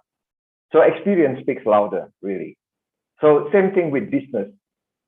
When you want to learn business operation or education, experience can help a lot. I'm in Australia, and here, to get a full license, you have to go through quite a bit of steps. You have to go through learning LP, L plate, P plate, green P plate, red P plate before you get your full license. I think that is nice, that is good, because to learn how to drive, no matter how much you read, you will never be able to be fully master it until you've gone through the normal road, the major roads, the highways, hazards, and the extreme weather. And experience is something that you cannot just pick it up and be good at it. no matter what it is, whether you're an electrician, whether you are a plumber, experience needs time to build up. And you just cannot jump. You have to go through the process of building up experience. Now back to our education, back to our challenge. How do you teach experience in your class? So Monsoon Sim, we try to tackle that, and this is our approach. And through this seminar, I would like to say we can share ideas, and maybe there are others who would like to tackle this challenge. And perhaps, I would learn from you. How do you do that, right? This is how we do it. And we can discuss more if you're interested to talk more about this challenge. Again, if there's other speakers who would like to share their experience, I'm very, very keen to learn. All right, so how do we do it? We built a platform and we put all these concepts of business into this platform. And there are hundreds of little concepts. And these business concepts are all in a platform, in a cloud platform, so people can configure them and create a business scenario for the learners to learn. And these micro concepts that we call are categorized into various business functions, such as human resource function, services function, finance and accounting, maintenance, forecasting and planning, warehousing, production, sales, and marketing, and so on. So all these little concepts have been packaged and put into a platform ready to be deployed. And how do you deploy them? So we try to help teachers to transform themselves into facilitators. So educators around the world can now use Monsoon Sim, configure Monsoon Sim into various business scenarios, and allow the learners to learn through experience. And by experiential learning, here we mean gamification and simulation. A scenario can start from very simple scenario like this, or it can get more complicated like this, or more complicated like this. And they learn in teams. So they are operating their virtual business depending on the scenario that is configured by the facilitator. And then they study in teams. They go through simulation, they game, they try to compete with each other. And in the process, they learn through gamification and simulation. And it's very important to separate that. There is a big difference between gamification and simulation, right? Simulation will explain the concept more clearly, while gamification will raise their interest more vigorously. And it is very important to get them inspired, get the learners to want to learn. And that's the gamification part. And the simulation part is let them understand. So there is the wanting part and the need to understand part. Let's take a very small example. A retail business. Say a teacher configure the retail business such as this. There is a very simple retail shops that they can set up. They can set up the shops everywhere within the environment. They can set up the shop in New York or LA or in Jakarta or in Singapore. Of course, the location has their different attributes and their different buying power and different GDP, for example. And then there's a procurement department. Now that's it. That's what the teacher said. And then the learners are being put into this environment to play a game of business selling, a retail business. So they're operating their own business. Now in this process, what are they going to learn? They're going to learn what is the concept of revenue. They will learn the concept of cost of the goods sold. They will learn what is trading profit, OPEX, CAPEX, EBITDA, procurement processes, the vendor performance, and the basic financial reports. So a simple scenario like that will allow the student to pick up a lot of information And this student doesn't have to be accounting student, doesn't have to be business student. It can be engineering student. It can be anyone that likes to know, let's say, entrepreneurs or economic students or operational management. Doesn't matter, because everyone can understand little simple concepts such as buying and selling. And from there, they will learn more. Then let's suppose we make it a little bit more complicated. The teacher or the facilitator configure accrual accounting with the vendor credit limit. Now, things get a little bit more complicated. And here, the learners will learn concepts such as vendor credit limit, the payment terms, what is the cycle stocks, what is liabilities, AP, operating ratios, average costings, profit margin. Again, let's make it more complicated. Let's add in loans for the student and leave them to play the game. And eventually the student will need to apply for loan, because if they don't, then they have a limited funds to operate their company. And to get loan, there are consequences, and that's where they learn. What are the consequences and what are the requirements? They have to experience and learn from that, such as they have to understand what is loan amortization, what are the liabilities associated with the loan, what is the requirement such as credit rating, what is the requirement such as current ratio, and what happens if you don't pay, what happens if you run out of cash, what happens if you don't manage your company properly. Then you have delinquencies, which will lead to bankruptcy. And that's where the student learns through experience. Can you imagine experiencing bankrupt in real life versus experiential bankrupt in a simulated world? How about manufacturing company? We can always do that. So the teacher will configure a simple manufacturing company with procurement and production and the machine and the warehouse and the vendor, and let the students experience and do a self-directed learning. Then the student in this case will learn things like bill of materials, buffer stock, production costs, depreciations, and they'll start to understand what all that means. Asset disposals, for example. Let's make it more complicated. How about we define a manufacturing company with export? Then the student will start to understand there are things such as foreign exchange differences, and there are consequences for that, right? The rise in the India rupee, for example, or the Singapore dollar versus the euro or the US, what happened? Then you have to understand the impact of Forex. And then you have to understand the currency forecast.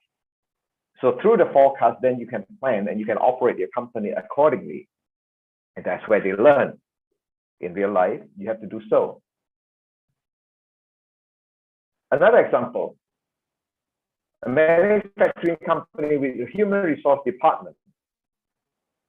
In this case, what are they going to learn? Machinery. Then they have to understand the impact of human resource, such as the payroll, such as the tax or the payroll. So you can see all learners in the simulated world, sorry, the workers in the simulated world. And the competency needs to be matched. Various departments have different personality requirements. For example, you have to put a very extrovert person on sales, in sales department.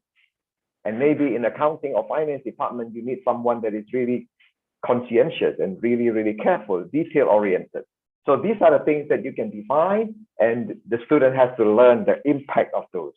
The ocean factor, right? O means openness, C means conscientiousness, E means extrovert, introvert.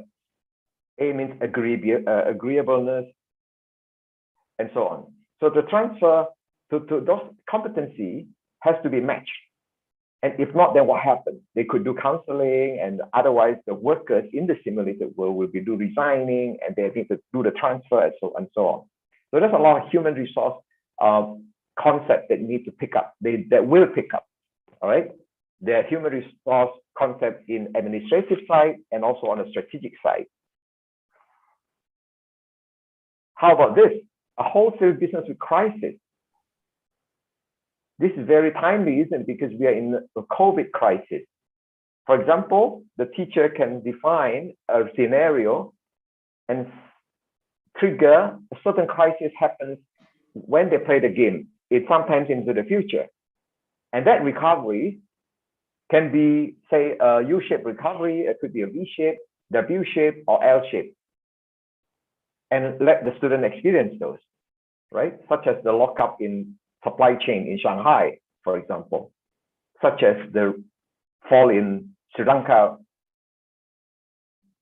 currencies. There is a lot that you can define through the system. You can define the inflation, you can define the interest rate fluctuations, current exchange forex fluctuations, supply chain fluctuation, etc.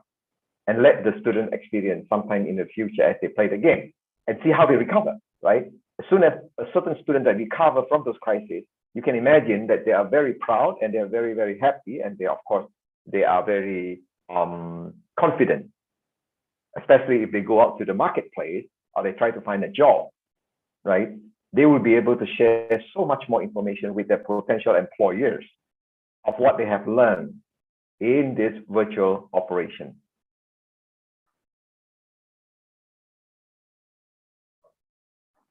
Okay, so once again, Monson Sim is a platform where you can define into various scenarios to teach and to learn.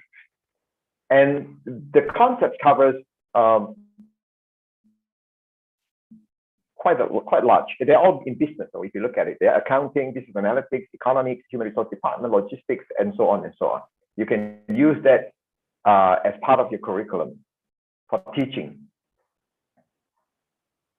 Okay, a little bit deeper into Monson Sim, I would like to say. Let's take a look. You have seen the scenario that it covers. Let's take a look at three other components, which is the environment management, the simulation configuration, and also the outcome. I'd like to now share a little bit of those in a little bit more detail. Environment management. So the facilitator can set up this environment. They can set the timing and the tempo, they can set the players and the teams, and they can also set up the robots, because there will be robot players that can compete with other robots or along with other humans to compete with other human or other robots. So the robot is really, really handy when you try to teach. You can always put in a few robots and let them run their business and show the result to the student. So the teacher can configure them. Then there's also a boss, which is the virtual teaching assistant, that can appear on every student's screen. And the boss will look at the student's environment and provide timely advices. For example, hey, you're running out of cash, for example. You have to be careful. And this is your DSI, your day sales inventory, and so on. So the boss will point out, highlight certain critical issues for the student and trigger the student thinking and also try to solve the problem. Of course, the teacher can disable the boss, and therefore the student has to find out themselves, or you can give them this virtual teaching assistant. And then, of course, we also have micro courses that you can use because it's all prepackaged. So we have a lot of prepackaged courses, such as course for lean manufacturing, course for distribution, a course for supply chain, and so on. You can just run it because it all comes with the configurations all set up for you. All you have to do is to load the courses. And of course, you can also save your own courses and share it with the world. So for example, a teacher in India may configure a very nice environment that is really good for teaching certain subjects. And the teacher can then save the configuration and let other teachers around the world use your configuration, and so on. Then what are the things that you can simulate in this environment, in this game, in this platform? You can simulate a lot of things. You can simulate more customers, you can change the attributes of the suppliers, you can change the attribute of the products. You can change the product, for example. It could be juice, it could be chocolate, it could be cars, it could be shoes. And services. What are the services that you can provide in this environment? And the warehouse attribute and the e-commerce attribute, retail, location, employee, machinery. What is the impact of the machine, for example, to the environment? What is the carbon footprint of each of the machines, for example? And as a result, what will happen if in your company, when it comes to environmental impact, are you a green company or not? Okay, so there's a currency, then you can set the currency, attribute, the banks, financial crisis, environment, departments, and so on. Now, in the education, you absolutely have to talk about outcomes. What is a learning outcome? So here we talk about simulation outcome. In the Monsoon Sim platform, you can do live KPI monitoring when the student run their game. You can see exactly what happens live as the game proceeds, and you can see who does what, who's doing what, what's this student doing, or he has been doing a lot of, for example, a lot of procurement, but he hasn't done the production. So maybe you can ask him to switch role, for example, or you can tell them, or you can advise them. It's really, really transparent to the teacher. The teacher can see all that live. And of course, there you can set the KPI target. You can see the game report you can generate full game report at the end of the game. You can also see the scoring metrics, which calculates the relative strength of the team. It doesn't have to be absolute strength, but it's relative. And that's important for the learners, because some learners, they may not achieve, a super good result, absolutely, in terms of absolute terms, but relatively to their competitors, they're doing very well. And therefore, you would like to set the scoring metrics. And sometimes the metric can be interchanged. For example, it doesn't always mean that profit is good. Sometimes you want to teach them about efficiency. Sometimes you want to teach them about capacity planning, right? Or sales. So you can always change how you assess them and drive the student to learn a particular concept based on your assessment. And that assessment can be a weightage, like a matrix of a few KPIs. All right, then one thing good about this is all the game data is all accessible live. All the game data is all accessible live, and the student can access them through third-party tools, such as R, such as for statistical studies. And the data belongs to the student, so therefore they will have a lot of connection to the student. Okay, so this is what again, how you can configure Monsoon Sim and go through the learning process. And here are some of the themes that how people use Monsoon Sim in classes, and you can primary school student, you can learn business, high schools, and also the MBA and so on.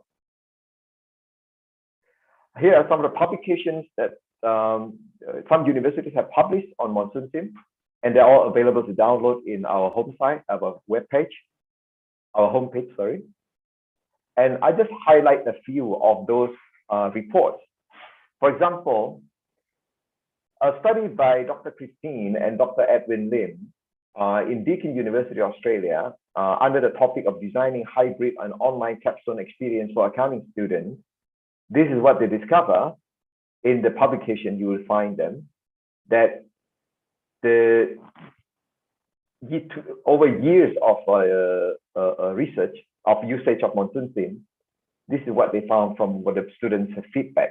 Development of foundation skills, almost 80–85%. Ability to work collaboratively, which is important for anyone business. Ability to solve problems, that's important. Problem solving, critical thinking, and ability to integrate knowledge, and that's also important. Okay, so the significant improvement in graduates' perception of the capabilities in teams and solving problems, skills highly valued by potential employers. That's important, right? The 10 future jobs which requires is problem-solving skills and ability to work in teams. All right, so that's one study. The second study is by Dr. Muhammad and Dr. Saifuddin and Dr. Jo Fikri from University of Technology, Malaysia, under the topic of impact of Monsoon Sim for UTM students. And they found that majority of them are strongly agree of how the monsoon sim, so they have a lot of statements. So if you want to read, you can go ahead and read this. It's quite an extensive study that they do for the students. And the third study that I'd like to highlight is from Dr. Leong and Dr. Ma from Singapore University of Social Science. And this academic paper is published in European Journal of Social Science Education and Research under the topic Using Experiential Learning Theory to Improve Teaching and Learning Higher Education. And I just want to highlight a few things which is equally applicable in academic and non-academic activity for development of undergraduate students. All right, and this is more versatile when applied in an appropriate fashion as well. So all this you can read on our website. So finally, I just want to complete a little bit earlier. So maybe there's some questions that I can answer from you. So as a conclusion, we know that 90% of our working knowledge comes from learning, from experiential learning, from experience and social. Monsoon Sim is trying to bring those into our formal education. So that's the conclusion, and that's how we tackle the challenge. And like I said earlier, this is one way to address the challenge, and maybe there are other ways that we would like to know about. So at this point, my formal presentation has ended, and I'd like to perhaps spend the rest of maybe 2-3 minutes to answer some questions if you have. If there are any questions that the delegates or participants would like to ask our keynote speaker, you are more than welcome to ask. You can even type it in the chat box so that we can address it. We will take 2-3 minutes to address any questions.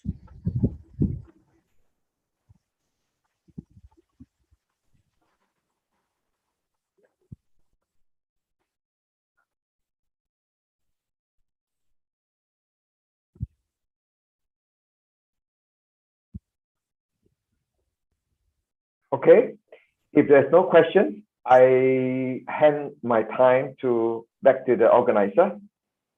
All right. Thank you. Thank you so much, Mr. Abdi, for your wonderful speech and for your wonderful keynote address. Any queries or anything, you could always put it up in the chat box to the participants as well. Thank you so much for your time, sir, and for your effort as well. Likewise. Thank you for having me.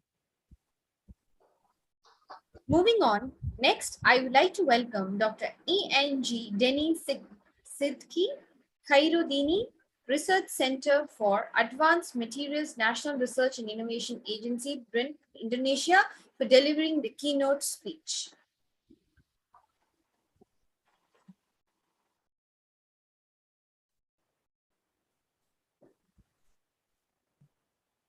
Hello, Fatima.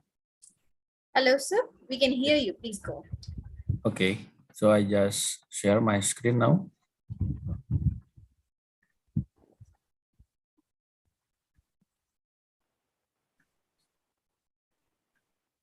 Is it seen, my slide?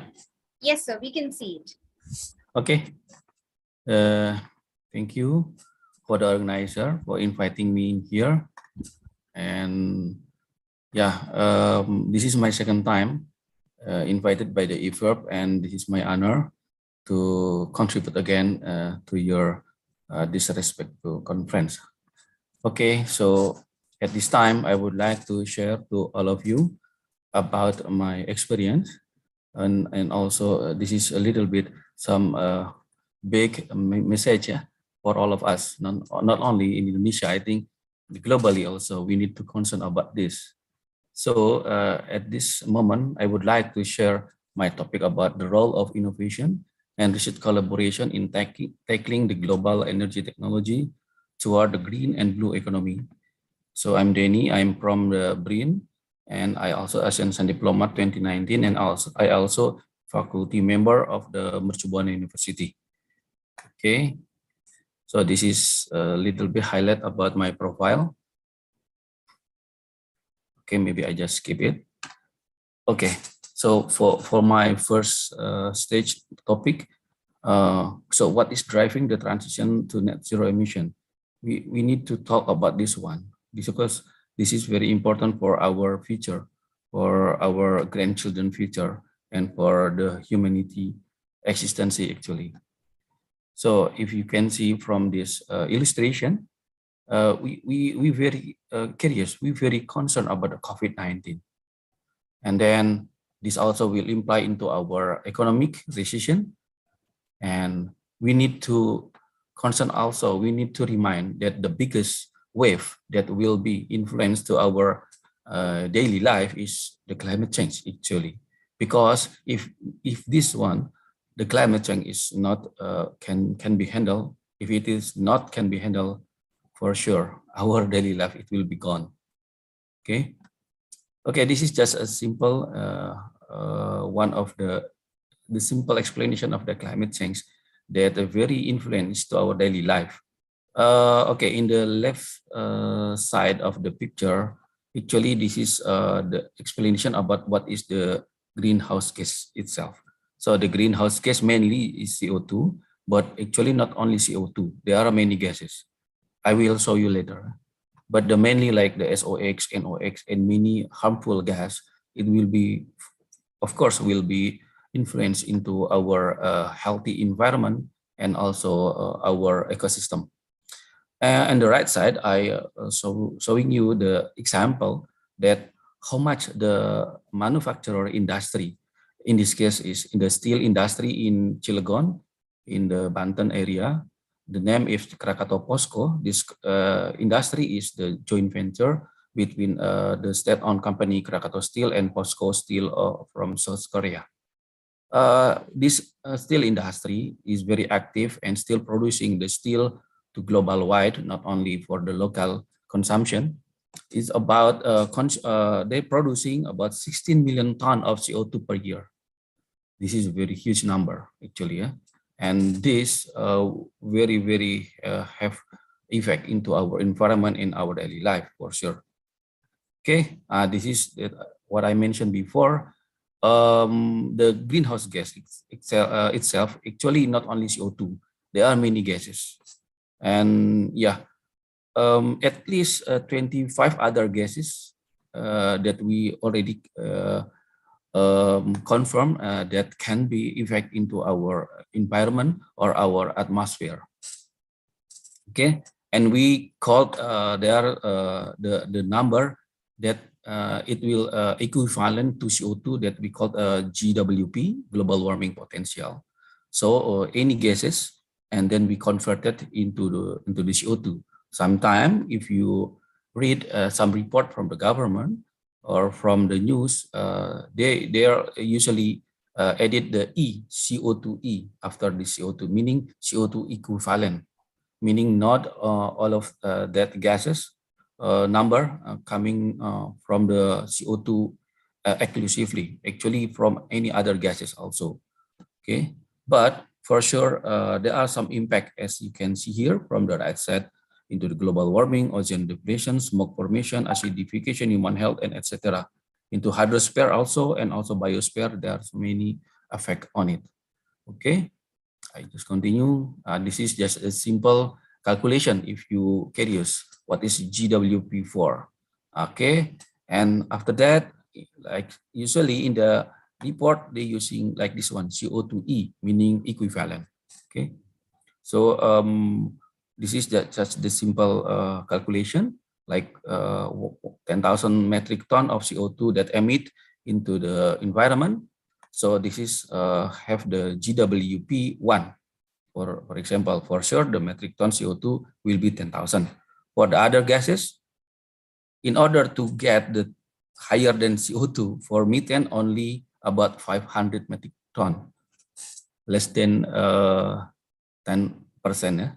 Maybe 5% only, comparing with CO2, meaning that methane also very harmful, not only CO2, and other and many chemical gases also, like this one. Okay, this is another sources of the CO2 also from the fuel, like from the coal. The coal itself many classes like anthracite, bituminous, subbituminous, lignite, and etc. The natural gas, the aviation gasoline, diesel, and many other also. So we need to curious about this one. We need to limited this one in order to achieve the net zero emission. Globally, it will be all of countries agree at 2050. Okay, but this is varied. Depend on the government availability and also due to their economic condition. Okay, this is another illustration that how much the CO2 emit for every electricity power station. For instance, from the left side to the right side is the right side area is more cleaner, much cleaner than the left side area. In the left side, we can see like from coal, they can emit 921 grams CO2 equivalent per kilowatt hour. And then this is co-generation. Like now in Indonesia, we are concerning about the co-generation, like decreasing the utilization of coal, and then we utilize the biomass in order to more cleaner. Maybe not so significant, but at least we try to make a better environment effect concerning or comparing we only use the coal. And then when we using the gas, it more cleaner again than the cogeneration and geothermal also. Of course, in the right side is the NRE, new renewable energy. For sure, this is a much lower CO2 emission. This is not exactly zero emission, but low CO2 emission. Okay, because we need the critical material or any other material. When we digging it, when we mining it, for sure it also have the CO2 activation there are some CO2 emit also from that process. Okay, maybe if you are interested, you also can try to calculate. This is the free website carbonfootprint.com calculator. So you can put actually how much from your daily life emit into the into our environment. So you can after you enter this website, you can put any parameter in here, the utilities, transportation, the waste disposal, and any daily activity that actually we contribute into our environment. Yeah, this is actually very user friendly and simple carbon calculator. Everyone can use it, and this is free for sure. Okay, so this is just the example for the daily life. Yeah, about 18.8 ton for this household activity, for instance. Okay, and then yeah, for sure we can present it in the pie chart or any other presentations of the data in order to make it more clear. For sure, from here we can see that the contribution of this household activity or for this company, for instance, from the utilities, the main contribution of that from transportation and consumption and etc. Okay, we coming back again. What is the contribution coming from the CO2 or greenhouse gas emission? I think this is not only for Indonesia. I think this is also for any countries. Is a similar manner. Like this is for the power station from the energy industry, and then this is from the transportation contribution, and the orange one is from the industry manufacturing contribution of the CO2 equivalent. This one, I think, is almost similar. Therefore, in many countries focusing on the transportation and the power station CO2 reduction. Anyway, and in this session, I would like to introduce there are some mitigation way or the technology that can handle this situation. Okay, this is just the data showing that from 1850 until the next prediction, a few 10 years or 20 years in the next, the rising of the temperature is always changes, and that is always increase. And therefore, this is become our concern not only countries in like Indonesia. I think it's the global, it is international, and there are many evidence that the climate change is actually happen. Okay, this is just a simple evidence that the difference about 100 years, maybe, if we can round it, about 100 years. This is in the same location in the Arctic area. This amount of this eternal ice is become gone.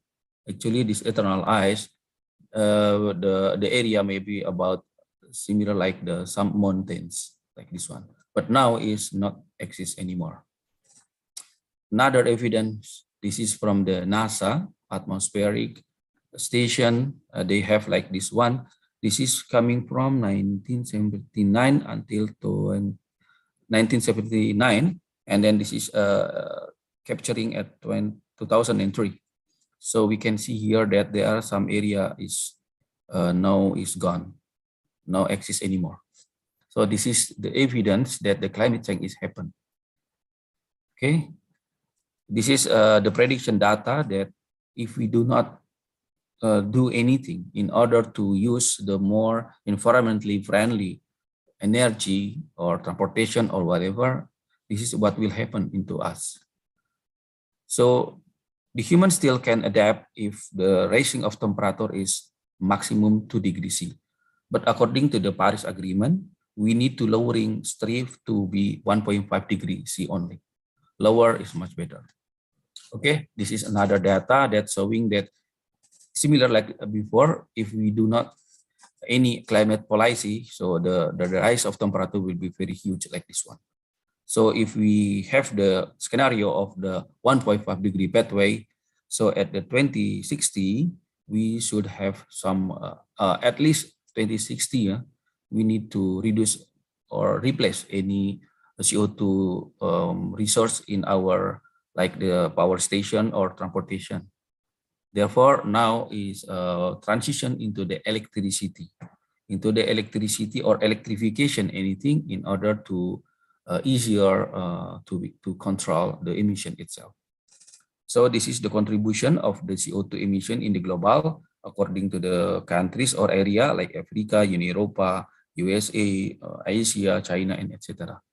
Yeah, for sure the advanced country like USA, China, Europe, they are very huge contribution of the CO2 emission.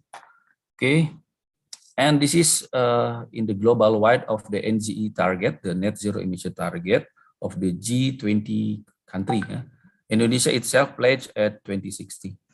Another country, some of country is at 2050, like Australia, Japan 2050, Turkey 2053, Arabian 2060, India 2070, and etc. Okay.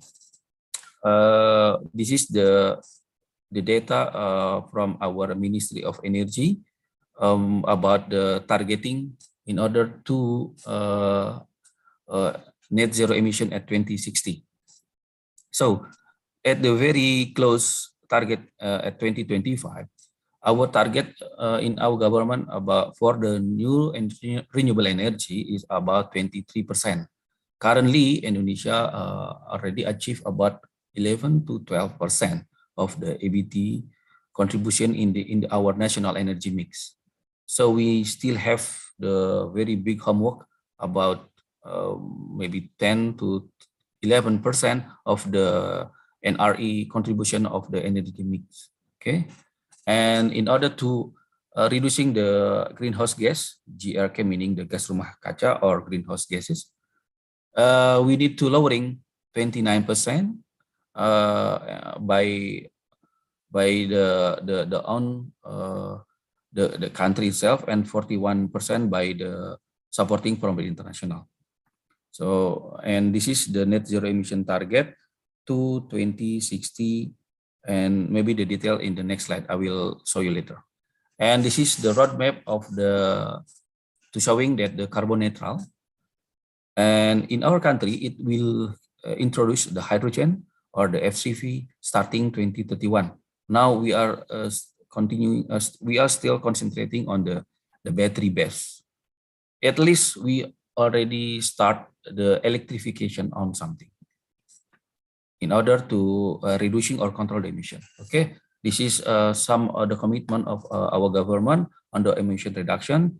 They are in some precedent directive in the COP26. Actually, we already starting at COP21 in Paris previously, and the Leader Summit on Climate in this April 2020 last year, April 2021, and then this is in the front of the Home of Representative or DPR on August last year, that the government is already pledged that transforming the NRE, new renewable energy, as well as accelerating the green technology based economy and many other rules that supporting the new and renewable energy. So this is the achievement and the target at the target for 2030, and this is the current achievement at 2020. There seem still many homework in order to targeting at this 2030. And this is the coal-based power plant, the targeting of the retirement of the coal-based power plant in Indonesia. For sure, I think many countries also still depend on the fossil-based energy, mainly the coal and the gas. In this mapping, this is showing the coal-based power plant. So at the 2060, it will be no longer permit the coal-based.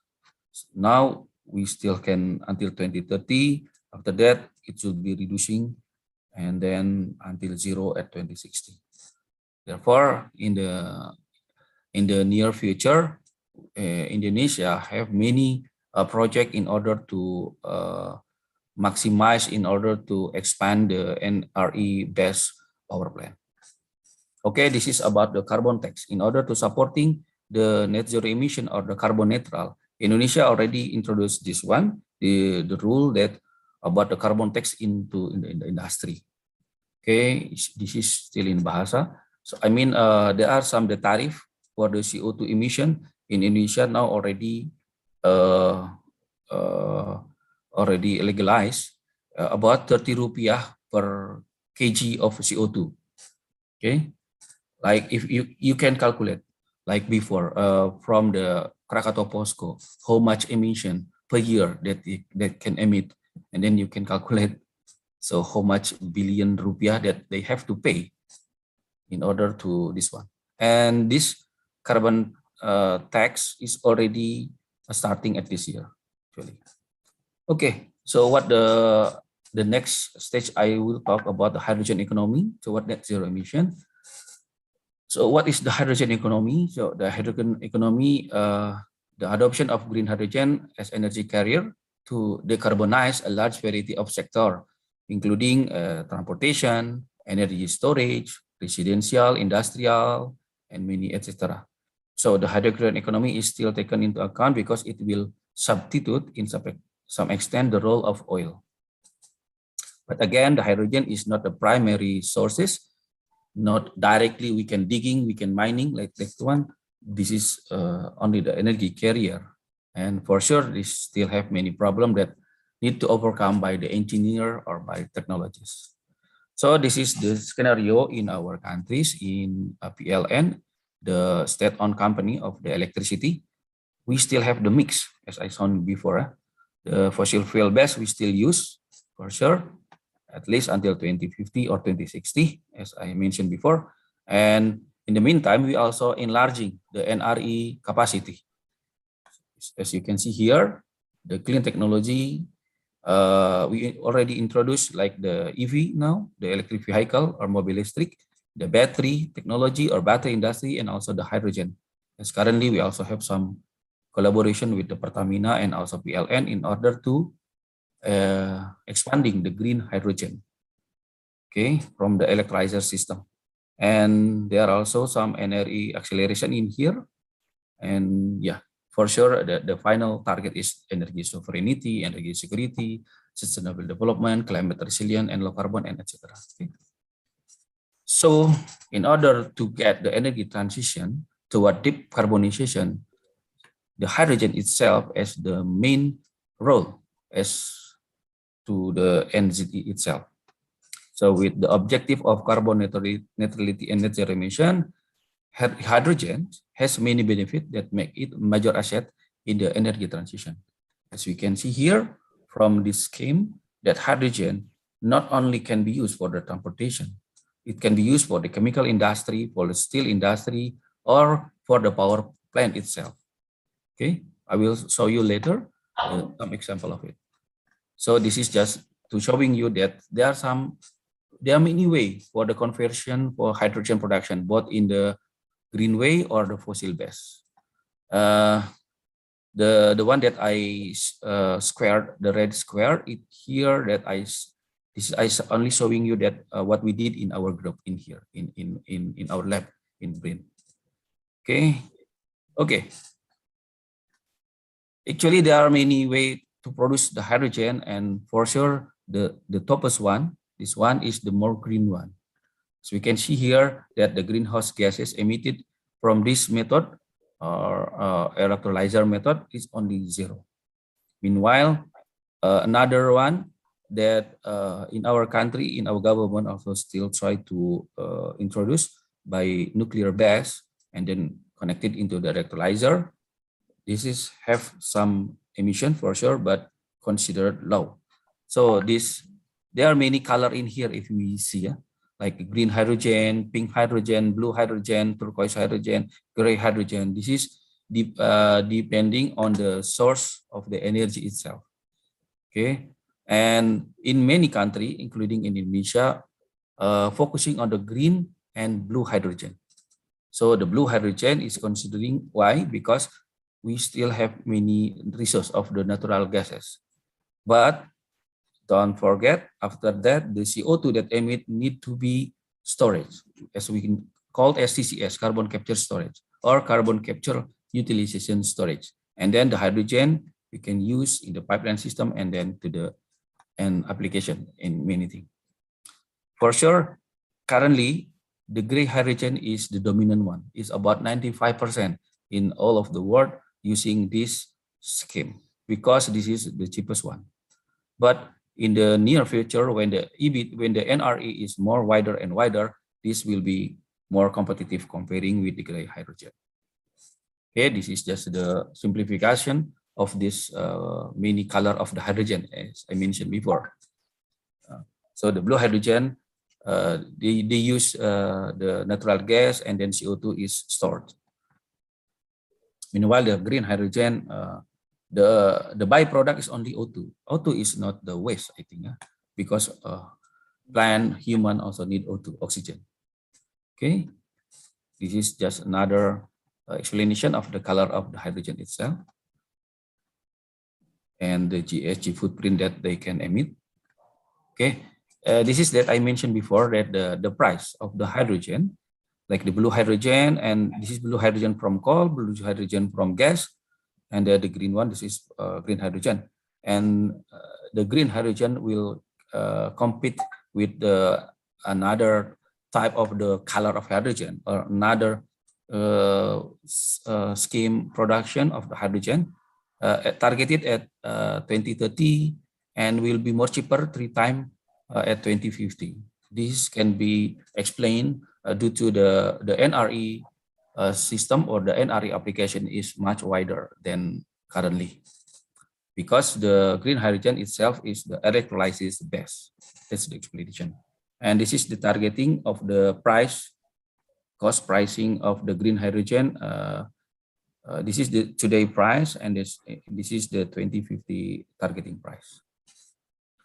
Yeah, actually the price of hydrogen per kg, it also depends on the production system, as I mentioned before. And actually there are many technology that we can introduce for the hydrogen production itself. For sure, we need also to consider the complexity of the technology, the availability of resource, and many things. This is I only to showing you that the price of hydrogen also influenced or affected by the technology that we choose. And this is the data from the Ministry of Energy that showing hydrogen itself is always increased. The utilization of the utilization in the industry always increase until currently. Yeah, but now the price at the 2020 is still high, about 3.5 USD per kg, and this is expected at the very near future, 2025. At the 2025, the price of hydrogen about 1.5 USD per kg. So what the right path to net zero is battery or fuel cell? I think this technology have a good contribution in order to reducing the emission, especially in the transportation sector. Both of them actually can complete each other, not compete, but complete each other. The hydrogen meaning for instance, the fuel cell vehicle. Lithium meaning the battery BEV, battery electric vehicle. There are some pros and cons from those two technologies. For sure, any technologies, there are no any complete or any any technology should be have the pros and cons. I think like the FCV, they have the pros on the fast charging because the hydrogen base is same like the gas base fuel like now or Indonesia called BBG, bahan bakar gas. It's same, only 3 to 4 minutes for charging until full. Meanwhile, for the battery base, mainly normally hours, 4 hours, 6 hours or more. But for the new model of Tesla, they can charging very fast charging. If I'm not wrong, less than half an hour. But the battery have the low energy per mass, meaning the range itself is very limited comparing with the hydrogen base, because the hydrogen have the high energy per mass, so the long range it can be achieved. Okay, this is the detail of every specific of this parameter of hydrogen and lithium. Even though I also comparing here with the gasoline, for instance. Okay, but for hydrogen, we need to store in the compressed like at the 700 bar. Actually, there are two types of the compressing gas of hydrogen at 350 bar and 700 bar. Okay, this is maybe more clear. I think the left side is for the BEV base, the right side of the blue color is for the FCV base, meaning for like heavy duty truck, longer range transportation, it is more suitable using the FCEV. Meanwhile, for the city car or the short range, it's okay using BEV. Okay. This is another data that's showing, maybe we can focus on this one between battery and the hydrogen. As I mentioned before, the battery have the very low energy density comparing hydrogen. So in order to payload and in one day regional haul 350 mile on two shift, the battery we need 900 kilowatt hours, kWh, 900 kWh, and then the total weight like the maybe fuel no, because only the battery, the battery in order to achieve this range, they need at this weight 16,100 pounds. Meanwhile, for the hydrogen, yes, there are some the fuel weight, the fuel and of the hydrogen itself and the tank weight like this one. So it's about only 25% comparing to the battery. So this is for the heavy duty, I think. But for the low duty or like the city car, maybe the battery still comparable and still reasonable. Yeah, this is depend on our application. For shipping, for sure, hydrogen will be more better than battery based. Okay, this is another example from the Tesla. Tesla also have the BEV for the truck, and Hyundai also have the FCEV. There are many OEM company that producing the battery base or the fuel cell base, like VW, Daimler, Volvo, Toyota, Hyundai, and many. Okay. I just want to remind that we don't need to go to this like delusion. I mean, maybe we have like electric car, electric bike, or any, we consider, this is already clean. But if the source of the power station is still from the coal base, actually we also still emit into the environment CO2. Maybe the transportation itself clean, but the source of electricity is not clean. Therefore, we need also to replace this what we call power station, become more greener with the new renewable based power station. Okay, this is the scheme of the automotive industry roadmap in Indonesia that showing for the hydrogen based or FCV fuel cell vehicle will be introduced starting at 2030. This is the inside in the Toyota Mirai of the fuel cell vehicle. You can see that the storage tank, the yellow color, this is for storage the hydrogen. So this is the video showing that how fast we filling the gas, the hydrogen gas into this car. It's only take 3 to 5 minutes, max 5 minutes. And the maximum bar is 700 bar. And this is the FCEV from the Hyundai Tucson starting 2013, and then Toyota Mirai 2014, Clarity 2015, and then Nexo, Hyundai Nexo also. This is the rank driving of the FCEV, usually more than 500 kilometer. For the new generation of the Toyota Mirai, if I'm not wrong, up to 1,000 kilometer. Okay, this is some of the fuel cell car that, yeah, this is the first generation at 2014. Now at 2021 have the second generation that have the more bigger of the hydrogen capacity tank than the previous one. So the rank the ranks achievement is much more better than the previous one. And Honda Clarity also discontinued. They have the new generation, and Hyundai Nexo, they're still producing also. Okay, this is the fuel cell car cells. For sure, comparing with the BEV, the number is still lower than 10,000. Because we can explain, because the infrastructure like the hydrogen gas station, comparing with the electricity, we can easily, even though in our home, we can use it. Okay, and yeah, this is another company. This is another explanation for the buses, fuel cell buses. There are some OEM also producing the fuel cell buses, like this one. Oh, sorry, this is just comparing that BEV plug-in hybrid electric buses and fuel cell electric bus. Okay, and this is the company that producing for the FCP like Ballard, Daimler, and many also. This is the China company for the fuel cell bus. Actually, in the world, many. And also the train, like in German and UK, they already introduced the fuel cell hydrogen train. And this is from Airbus. They will in the commercial, if I'm not wrong, at 2035, they will starting the hydrogen-based aviation at 2035. Okay, this is another application of fuel cell, like for drone. As we know that drone now is very common, it's very famous for many applications, for amusement or for intelligence, also for surveillance, for any application.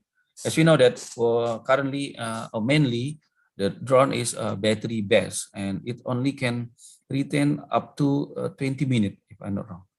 But if we're using the fuel cell, it can longer retention time, maybe about 3-4 hours. It depends on the hydrogen that we can store. Okay, and then yeah, this is for the mobile application of the fuel cell for charging our mobile, our handphone. This is just, you can put water in here, and this is the power pack. It contains the material that can convert the water into hydrogen directly, and then after that, the electricity can be produced. If you're interested, you can go through directly to this website. Okay, this is our activity, my activity in our lab, producing the component of the fuel cell and also testing itself. And this is our achievement. Okay, maybe I just highlighting. Okay, if you want to know what is inside in the fuel cell, There are some components like the proton exchange membrane. This is also called electrolyte, and then the catalyst layer, and then the GDL or the electrode, and then the plate bipolar. This is the single cell of the fuel cell. Actually, the fuel cell itself, the fuel cell itself, we can develop, we can fabricate into many cells in order to produce the output of the electricity that we want. So this is just simulation how the hydrogen is coming to anode and then splitting into proton and electron or electricity. And the cathode side, they are made with oxygen, proton, and then electron and become H2O or water. So the byproduct of this fuel cell system is only H2O or water. I think the H2O is not harmful byproduct. Indeed, we also need the H2O. Okay, this is another component that our developed in our lab. This is the carbon sheet for the electrode itself that we developed in our lab. This is we developed based on the biomass based, both coconut or the from this oil palm trunk or any other source of biomass. We already can achieve, we can increase its crystallinity and conductivity, as we know that this material is very amorph, meaning like this one. This is the common carbon. If in the XRD testing, it will show like this one, very wide peak. If the peak is very sharp like this one, meaning that material is very crystalline. This material is, if the material have like this configuration, meaning the conductivity or the properties is not so good. Comparing with this one, this actually coming from our material, is coming from this material. It is very comparable with the commercial graphite in the similar to theta, and also very sharp peak of our material that we can get. And after we test also, it is similar conductivity number with the commercial, even though this is not graphite like we digging in the mining, but this is the waste from the surface, right? As we know, this is very many and very cheap.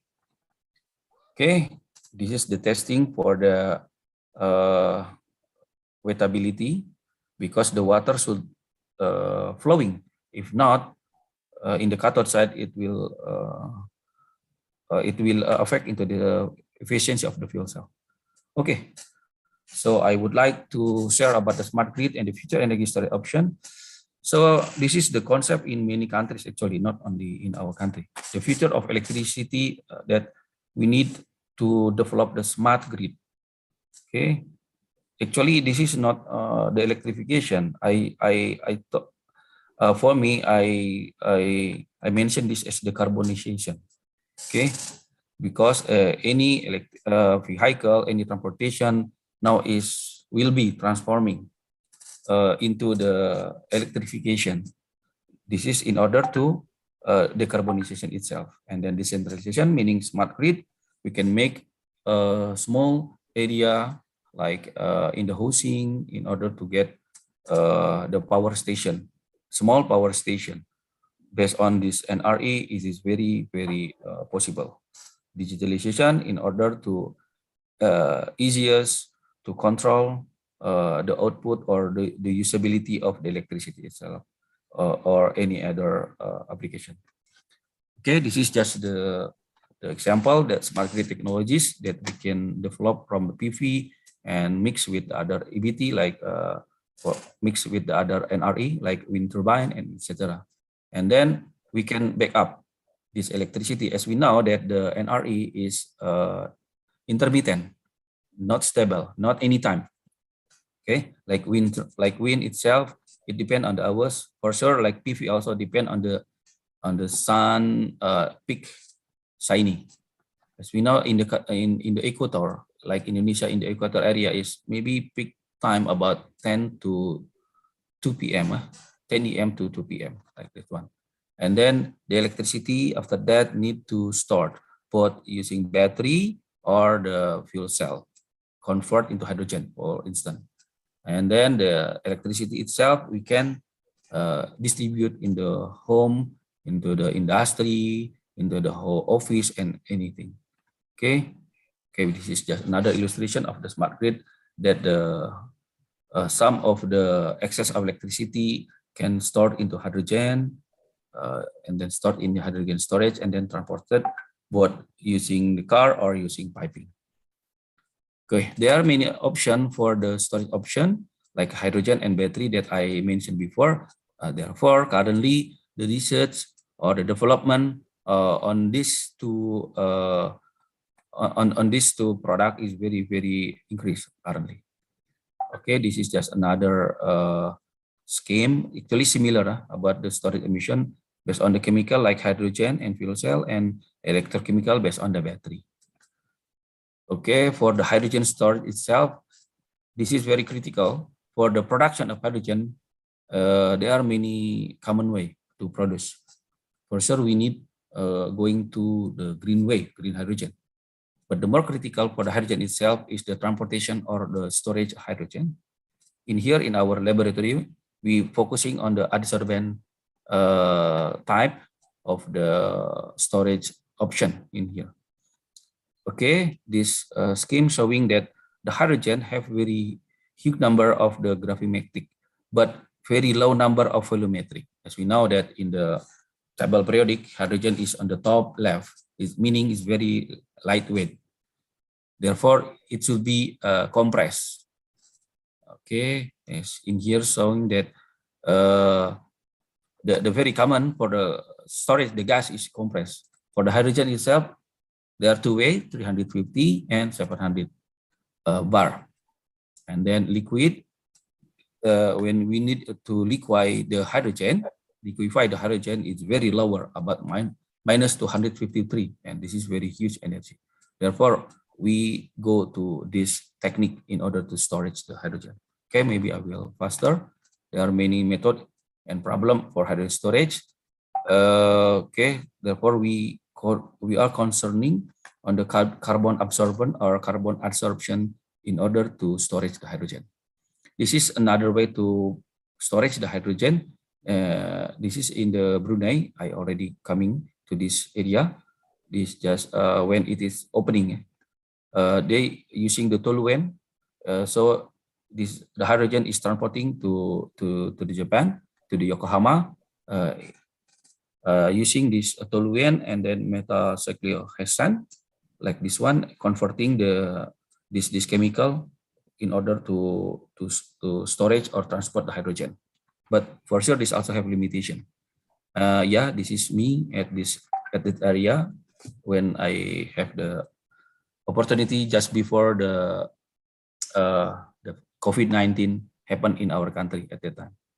Okay, this is the technique that we develop in our laboratory. Based on the solid state hydrogen storage, we are focusing on the graphene-based material. So this is the concept for the bonding the hydrogen using the PC option concept. And this is the illustration how the hydrogen, the red color, is stored interstice or adsorption in the surface of the materials.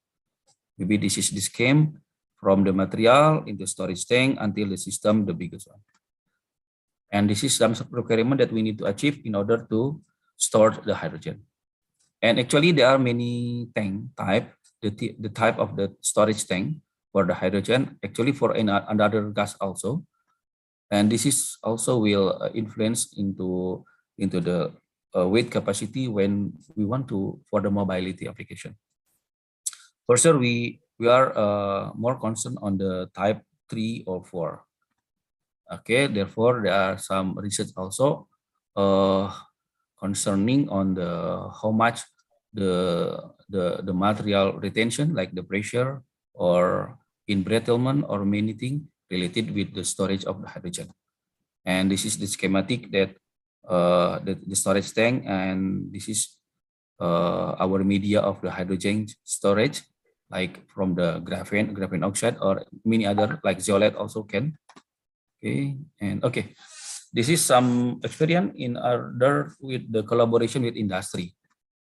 Okay, before I go to the industry collaboration, our collaboration, I just want to mention here that in the net zero pathway, the critical minerals and hydrogen-based fuel are on the rise. For sure, it will be more and more increased.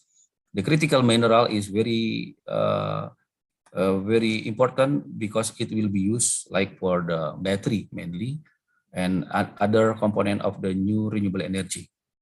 Okay, including for the hydrogen storage itself. This is the schema of the what kind of the material or the critical material that usually used for wind, or for the motor, for the fuel cell, for battery, PV, robotic drone, and many things in here. And therefore, in the future, this will be very the next Nobel metal, the Nobel material. I mean, yeah, in its countries they should have like this deposit or maybe how to recycling from the existing technology or existing component. Okay, the red square in here that I showing to you like lithium, vanadium, lanthanum, and etc. This is called as the critical material. Actually, some of them not only critical material, also the rare earth element or logam tanah jarang in Indonesia. And just currently, Fe also will be considered as the high critical material. Why? Because as we know that Tesla already consider that the source type of their battery is LFP, lithium ferrophosphate, meaning there are some Fe base for the battery. For Indonesia itself, we are concerning on NMC, nickel base of lithium battery. Okay. I also have the collaboration with the Krakatau Steel in here to utilize the secondary material, what we call as mill scale. Mill scale is the waste, the byproduct when the hot rolling process or cold rolling process in the steel industry. Okay, so the mill scale itself have the Fe content total about 98%. So they are currently just throw it, or they just, if they want to sell, per kilogram is only about 3,000 rupiah until 5,000 rupiah. It is very cheap. And then what we do, we convert it into the hematite, more valuable material. So this material can be used for the lithium ion battery, for the pigment, for water splitting, for like hydrogen production, or many other application actually. And this is our testing, like XRD testing. This is our material comparing with the commercial one, and the XRD peak showing is very similar. Okay, actually our hematite percent in here 99.2, meanwhile in here 99.1, even though this is the commercial one. Okay, this is the appearance of our material when we using the wet milling process. This is the material that we produce now in order kg per one-time process. Okay, this is our flow chart. In order to increasing the capacity, we have the collaboration with the Krakatau Steel. Okay, this is the short video. Maybe I just skip it. And this is some of the application of the hematite for cathode or anode of battery itself. What we currently until now we developing in our laboratory. And this is the timeline or the schematic from mill scale into the battery. And this is the reason why we use the Fe2O3 or hematite base for the anode application. This is the publication in the lab scale when we coated the hematite and we mix some with the carbon and then coat it in the copper foil as anode. And then we testing, we make it in the coin cell like this one. And there are some testing like the impedance testing, cyclic photometry, charge discharge, and many things in here. And we also try to improve the hematite quality itself, become like spherical like here. We are also still on progress here. Okay, and this is just an example that many literature showing hematite also very potential for the anode lithium ion battery, because currently many in like industry or generally using the anode is based on the graphite. We don't want using it. We want to use the secondary or recycling material base. Okay, just skip it. Okay, this is just another application of the hematite that can be used for the splitting water in order to produce the hydrogen. So this is like similar like solar cell. If the solar cell or photovoltaic using the solar in order to produce the electricity, meanwhile in here using the solar energy in order to produce the hydrogen. Okay. Another application of the method that we developed also we applied it for the MTO, membrane transport oxygen. This is for the production of the oxygen from the air with the high purity about 99.9%. This is the schematic of the MTO itself. This is another testing that showing what is the activation of it material at what temperature. This is the number of the oxygen absorption per mole per gram of each material that we develop. Another technology in order to reducing the net zero emission, in order to reducing the carbon footprint or CO2, this is very important now, what we call the CCS, carbon capture storage. There are many ways in order to make this CCS, but we are concerning here on the utilization of the calcium oxide.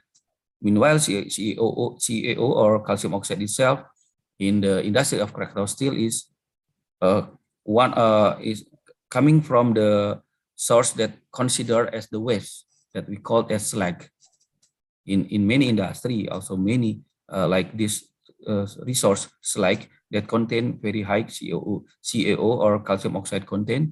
Actually, this material also can be used as the adsorbent or to store to filter the CO2 emission from many resources like this one.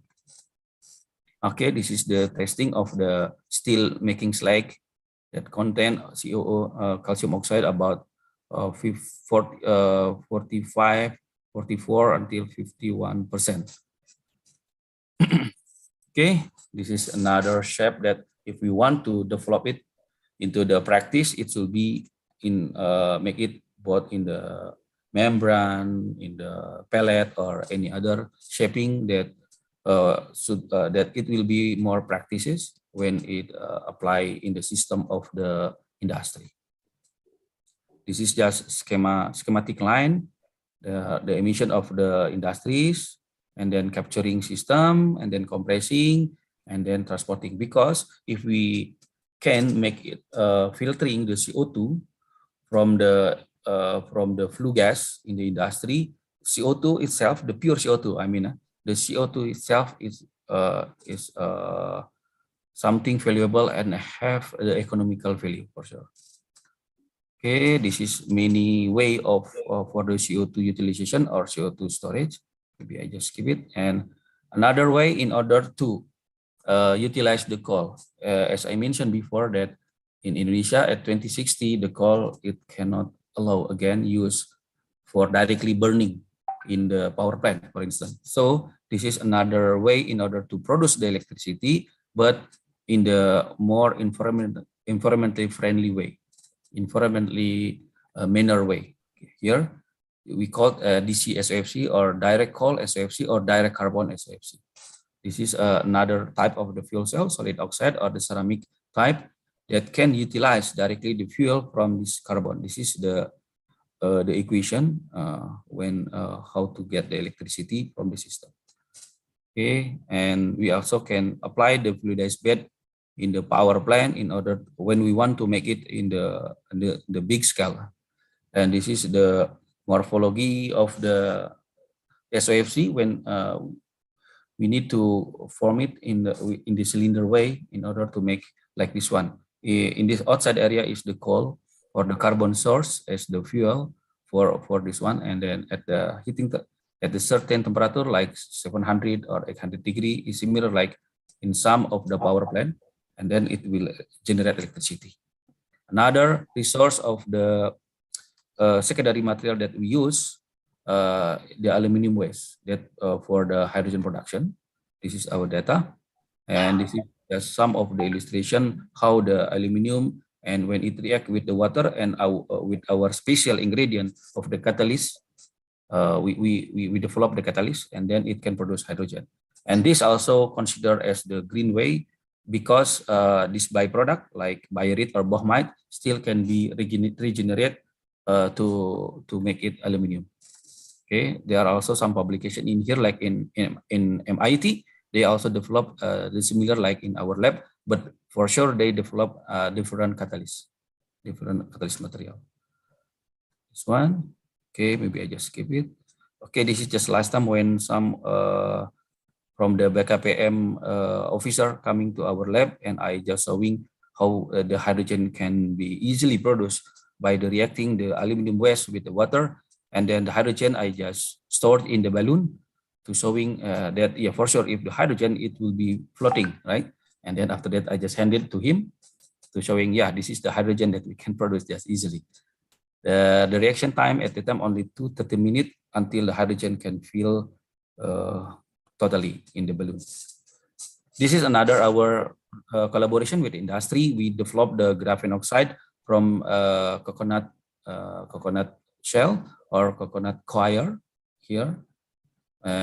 Yeah, we still currently have this collaboration. As we can show in here that if still in the coconut coir like this, the price is very low. This is 15 rupiah, maybe about $1. Okay, less than $1, I think. But after we can convert it into the graphene or the graphene oxide, the price become more, maybe 35 or more than still in this biomass form. Okay, so this is have also the economical benefit in environment and also reduce the emission. For instance, this can be used for battery, for any other supercapacitor or any other functional material. Okay, this is our patent to showing that we have the collaboration with that industry. Okay, the number of patent is this one, the P00 2022 and etc. And this is the appearance of our material and the properties. Maybe I just skip it. And this is some media that already disseminate our activity. And okay, this is my slide. There is some 3-point take-home message for you. I don't want to conclude. So you please get familiar with your facilities or carbon footprint and think carbon footprint reduction as a matter of good business and help to forward lean. We need to be leader, not a follower. And yeah, we don't want, we should not go back to the normal one because the normal was the problem. We want to more green and in the way of forward into the good environment. Okay, thank you, terima kasih. And then I giving back my time to Fatima. Okay, thank you. Thank you so much, Dr. Denny, for the wonderful speech and the keynote address that you have given us. Thank you for your time as well. So are there any questions from the audience that you would like to ask Dr. Denny before we move on to the next speaker? We will take a minute for any questions.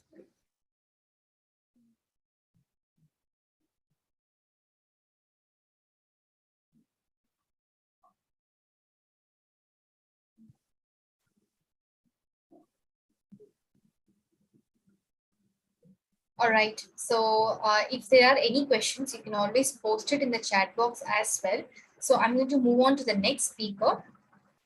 So next, I would like to welcome Dr. Kiran Nair, our third keynote speaker, who's a strategic industry collaboration and MBA administrator, associate professor of Abu Dhabi School of Management, UAE, for delivering the keynote speech.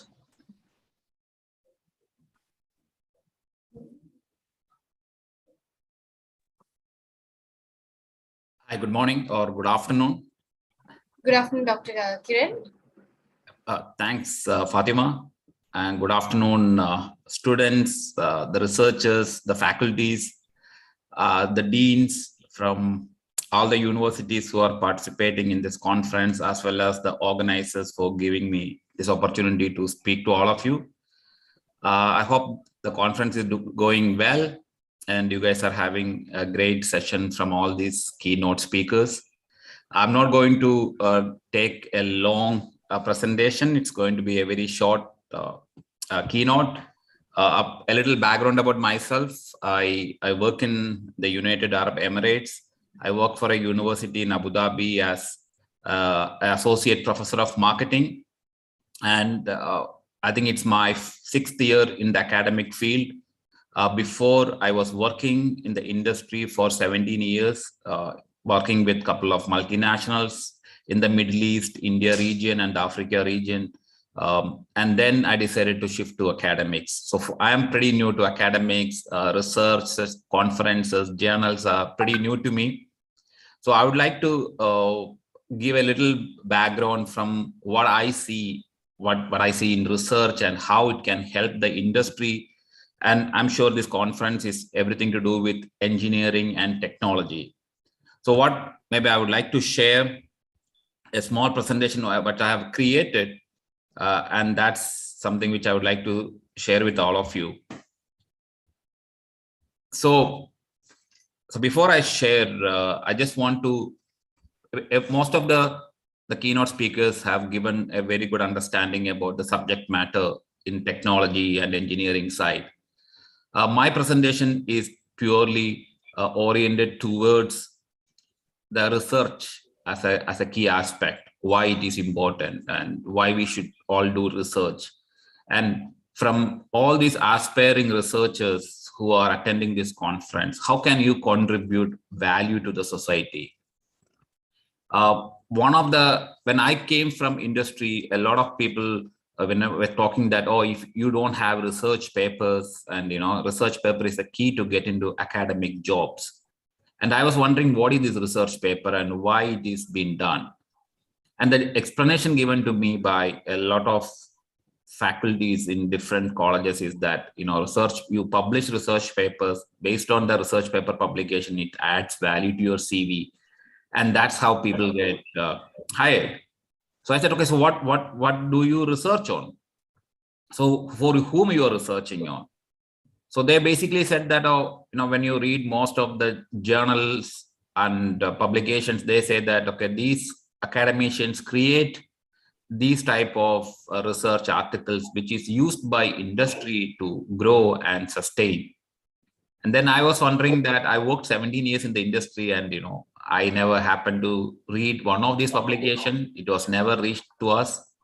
As well as most of the industry, I worked in multinationals based out of US, Singapore, India, Middle East, and we never heard about any of these academic publication, or we never read any of these academic publications. So for me, always this curiosity was that, for whom and why we do these publications. So hence my presentation, I try to understand, or when I do my research, I try to make sure that there has to be some sort of a learning for myself as well as to the industry. And then you need to have a mechanism to reach to the industry to say that, okay, this is what you found out. This is your research question and this is your findings, and see whether your findings has some sort of a meaning towards the industry. What we are, or industry is basically what we talk to society. So for me, I found that the purpose of an academic research is basically to seek the truth and new knowledge which enhance social development. Most of us do a lot of literature review, and the literature review is basically most of the past data. But we should be doing literature review basically to, because when you're trying to find out something new, of course, you need to prove that there has not been any study conducted before, which is touching the points what you really want to find. So hence you use your literature review to prove that a lot of study which has conducted before, but nothing is finding out something which really I want to find. But the one thing which you need to keep in your mind when you start an academic research, so you start with a research statement. When you create a research statement, I think one of the most important thing which I keep in my mind is, if I have a research question, if I want to find out something, you have a research question, before I conduct my research, because it's a time consuming process, it involves a lot of reading, it involves a lot of primary data collection, analysis of data. But before that, I ask maybe 5, 6, 7 or 10 people around me my research question, and I'll try to find their answers. If all the 10 people give me the same answer, I feel that the research question has not much value, because everybody knows the answer without they doing any proper research. But when I ask a question, and if out of 10 people, all 7 or 8 give me completely different answers, and they are not very sure, even if their answer is correct, I think that's what I feel that, okay, that's something then I need to find out, because people are not sure what to do. People really don't know what is the answer for this particular question. And that's where you start your research question. So you need to find out the truth. Sometimes your understanding of the question itself will be biased. So you need to keep an open mind.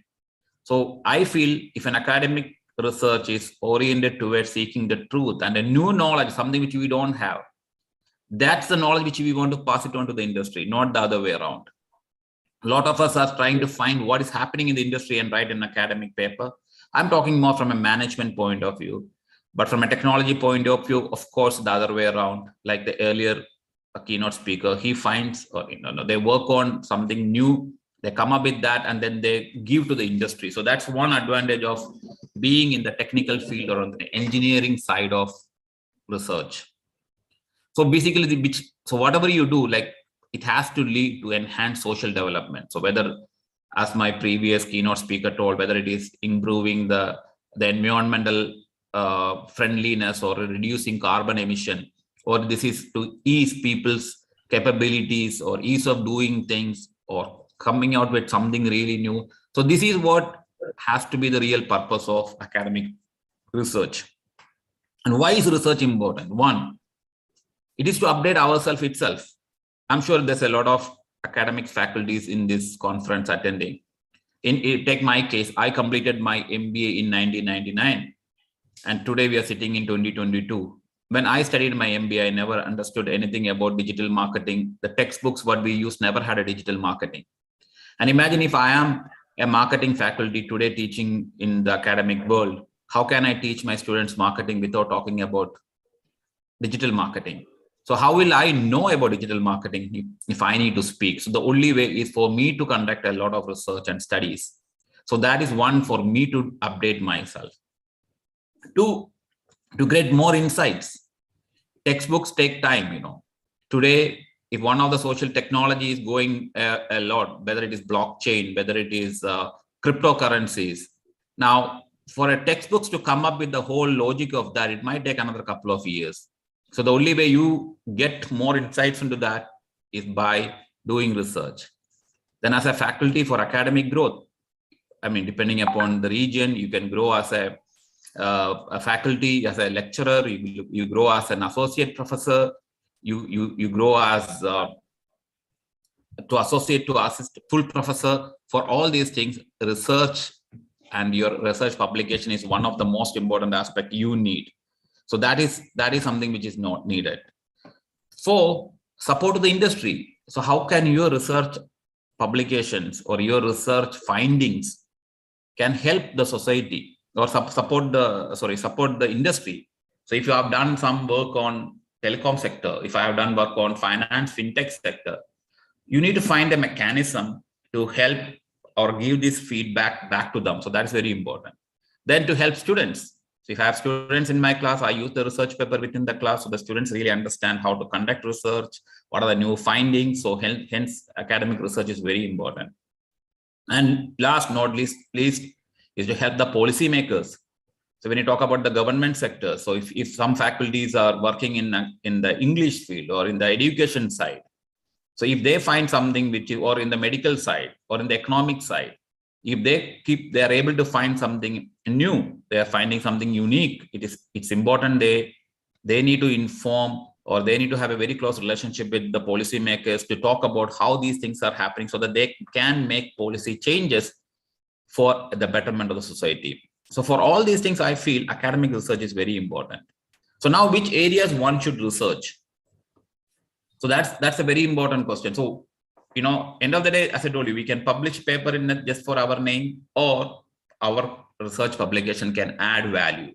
So this is one of the most important things. So now I assume most of you are in the technology field. Most of you are in the engineering side. So how can you incorporate technology and engineering in your research? So basically, the research should help the industry and business. So academics and business should consider strategies across now, next, and beyond. Because we all are going through a very unpredictable socio-economic scenario. Things are happening rapid and changes are happening unbelievable speed. Talking about the climate change was going through some period of time. Today, we are talking about social security. We are talking about war. We are talking about a pandemic. We are talking about technology revolution. We are talking about digital currencies. We are talking about digitalization. We are living in the world of disruption. So forget about what's past as nothing. So don't do anything which is going to find something from the past, because it's irrelevant. So we need to see that how your research is going to help today, and how your research will help next and then beyond. So what is now? So today we are talking about how can your research help in businesses to be stable. You see companies closing down during COVID, lack of chips for car manufacturing, a lack of stocks. You heard about US was going for a terrible period of not having baby food. So we are going through, a lot of companies are closing down. So how can your research help to maintain or bring stability to the business, the continuity, how to manage crisis? So how can you make sure that the organizations can maintain their customer, protect their brand? How can organization acquire short-term funds? Because during COVID or during a lockdown, during a financial, you talk about inflation going on, you're talking about people talking about a recession coming soon. So how can organization acquire finance? Supply chain, what are the technology available in supply chain? You talk about disruptions, stock out situations, supply chain disruptions. So how can you contribute to that? Workforce management, you hear quite a lot about work-life balance, employees' mental health. So, and then the legal and contract issues. So there are a lot of problems organizations are facing. So how our research can help organizations to stable themselves, that's something which we need to understand. Some faculty, students can focus on that area, some students can focus on the next area. What is going to happen next? So focus on the next horizon, build enterprise resilience to ensure you be prepared across all functions of crisis. So if the crisis continues, so a lot of our shops, for example, you had a lot of shops which are stopped during lockdown, social distancing. So should they continue lockdown, or can technology help them to grow? Can you have a virtual store? Can you incorporate? Because if you have a fashion store, maybe I like to try the dress, I like to wear a watch, I like to wear a jewelry and see how it looks in me. So how technology can play a role? Can we incorporate AR and VR, artificial intelligence, augmented reality, virtual reality? And so engineering students, technology students, you will be able to provide these insights, make it easy for small shops to do these things, not too expensive. So can you find something which can be adopted by everyone so that business can continue in future remotely? Can you, because it's a globalized world, you can do things across the world. So how can you prepare yourself? That's more important. Beyond. So how you align to the beyond by understanding the new normal. So what is going to be the new normal after this COVID? We said the COVID is there, then we had a pre-COVID, then we had a post-COVID. Now we are again coming back to a new lockdown everywhere. The scenario is increasing. So how are we going to manage that? If similar disruption like a Ukraine-Russia war continues, or the financial market goes down. So beyond how businesses can sustain and grow. So this is something which we need to think about. So to cut short or to make our research more meaningful, our research findings should be always try to find or do research in some key issues. And that key issues, when you do the research, that will help us to understand what are the challenges and open doors for more opportunities. So when a research outcomes gives opportunities for new, and your research can take care of the problems and challenges, and that research become more meaningful. So even though you're from the technology side, because technology is basically supposed to make human life easier. At the end of the day, so management has very close relationship with engineering, because an engineer can make a product, but you need a sales skill to sell the product. So it works together. So you cannot isolate things. So you talk about the organizations, ERPs and systems, and everything is technology, done by the technology people. Banks runs in technology. Today, retailers runs on technology, Amazon's and all the online part. So everybody, so technology and management goes hand in hand. So your technology should be customer centric. So make customers' life easy, then the customers will come to you. So if you work for an organization, if you work for as an independent developer, technology leader, end of the day, your product has to be either a direct product by people coming to buy or used by other organizations. So when you create these, when you're doing research on these, make sure that it is helping customers, whichever organization. So understanding the challenges of buyers. What is their attitude, preference? Can you find out that using the role of AIs? So how can companies do much better marketing and promotions? You talk about today, digital media is getting more preferred advertising by, because people can measure it, people see the return on investment, you can decide who should watch, what time they should watch, when they should watch, where they should watch. That capability is given to people through technology.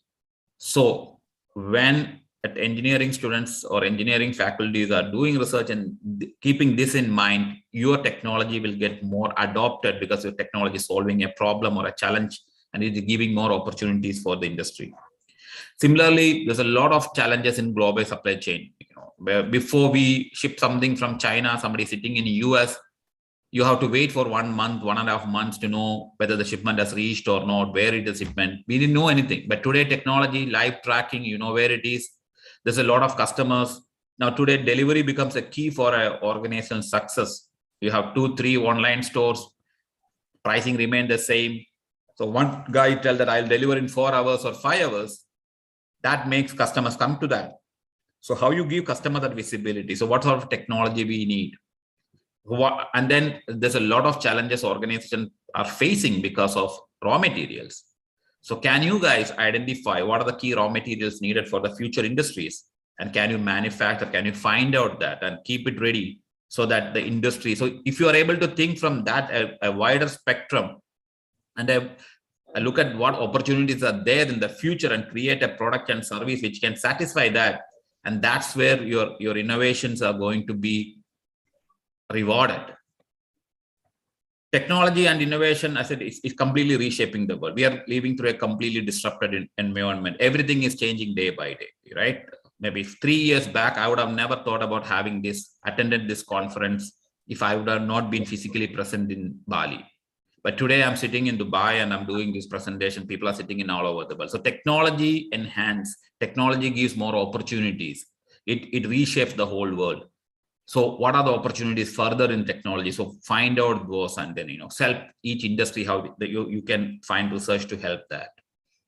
Same, before we only knew about cash. Today we have cash, we have cards, we have e-pays, we have Google Pays, we have Apple Pays. We are talking about blockchain in payment. We have online transfers. Most of the banking jobs at one point of time, the teller and the clerks used to do is done by ourselves. So we create beneficiary, we transfer fund, we deposit, we withdraw. Technology is helping us to do this. So such technology is really going to be going forward. So what is the new technology? You can see people making payment simple as using a QR code. So this is where mobile payments are coming into the picture. So there are a lot of so when anything which makes people's life easy, it becomes successful. So engineering, technology, friends, you focus on something which makes people's life even more easy. Find something great in that area. You will be more successful in that. Similarly, in human resource areas also, like today we use a lot of technology in human resource management, human resource area. So how does this technology and engineering help organization to have a better human capital? Can you make an employee's work easy? Can you make an employee's work? So research the adoption of technology, understand the challenges what people are facing, and use resource and technology. So findings which will help organization to have a very strong human resource management, improving the organizational behavior, because if there is a big skill gap between employees, it creates unrest in the organization. We are talking about digital leadership, how you manage your employees if they're going to work from the remote locations. There's no physical contact. So digital leadership becomes more. So do you have any tools? Can you find out some tools? Can you find out some challenges in that? And how can you have a better organizing your team members, which leads to a great motivation to your employees, as well as create a conducive work culture? So if you look at all these things, technology plays a very, very key role. And that's what we need to create in this society. So engineering and innovation work closely with the industry, research what is needed for the industry, what is needed for social benefit. And if we are able to deliver such findings, that will be the most value add to the society, rather than we just publishing papers or presenting in the conference, which will not have much more value. So I wish all the very best for each and every one of you going to present. I wish the conference organizers and conference and all the very best. Such opportunities are great for people to learn from multiple people. So thanks a lot. And I wish all the very best for this conference. Thank you.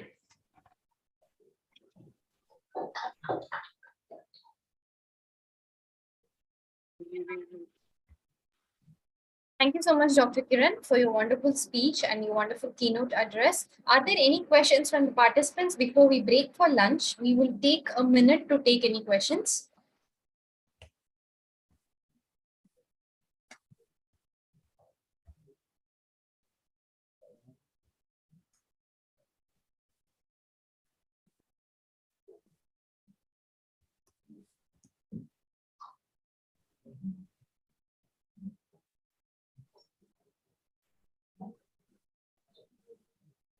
Okay, I think there's no. All right, so I suppose there are no questions. You could always post your questions on the chat box also for the speaker to address it. So thank you so much to all the keynote speakers who have spent their time with us and have enlightened us with their knowledge. And with this, we mark the end of the inaugural ceremony.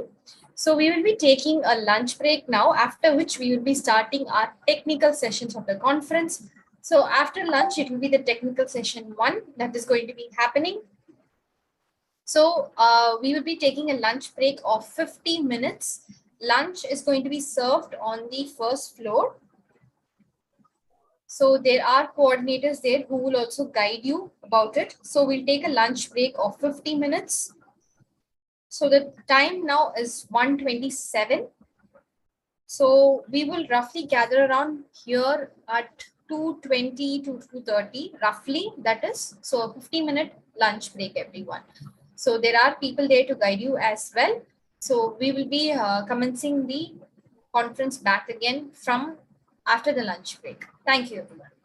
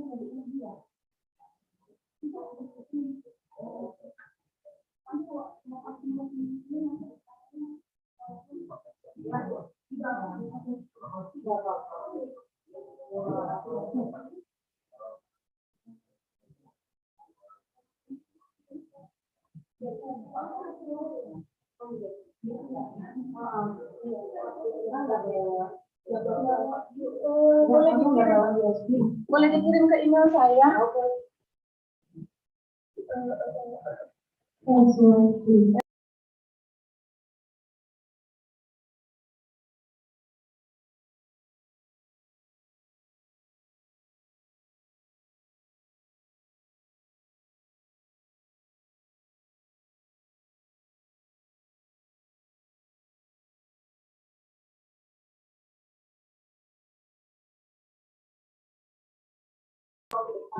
Test 1, 2,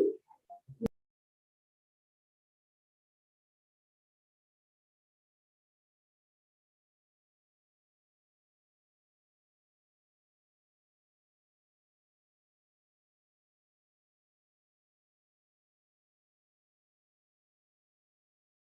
Tes, tes, tes. Ibu di nomor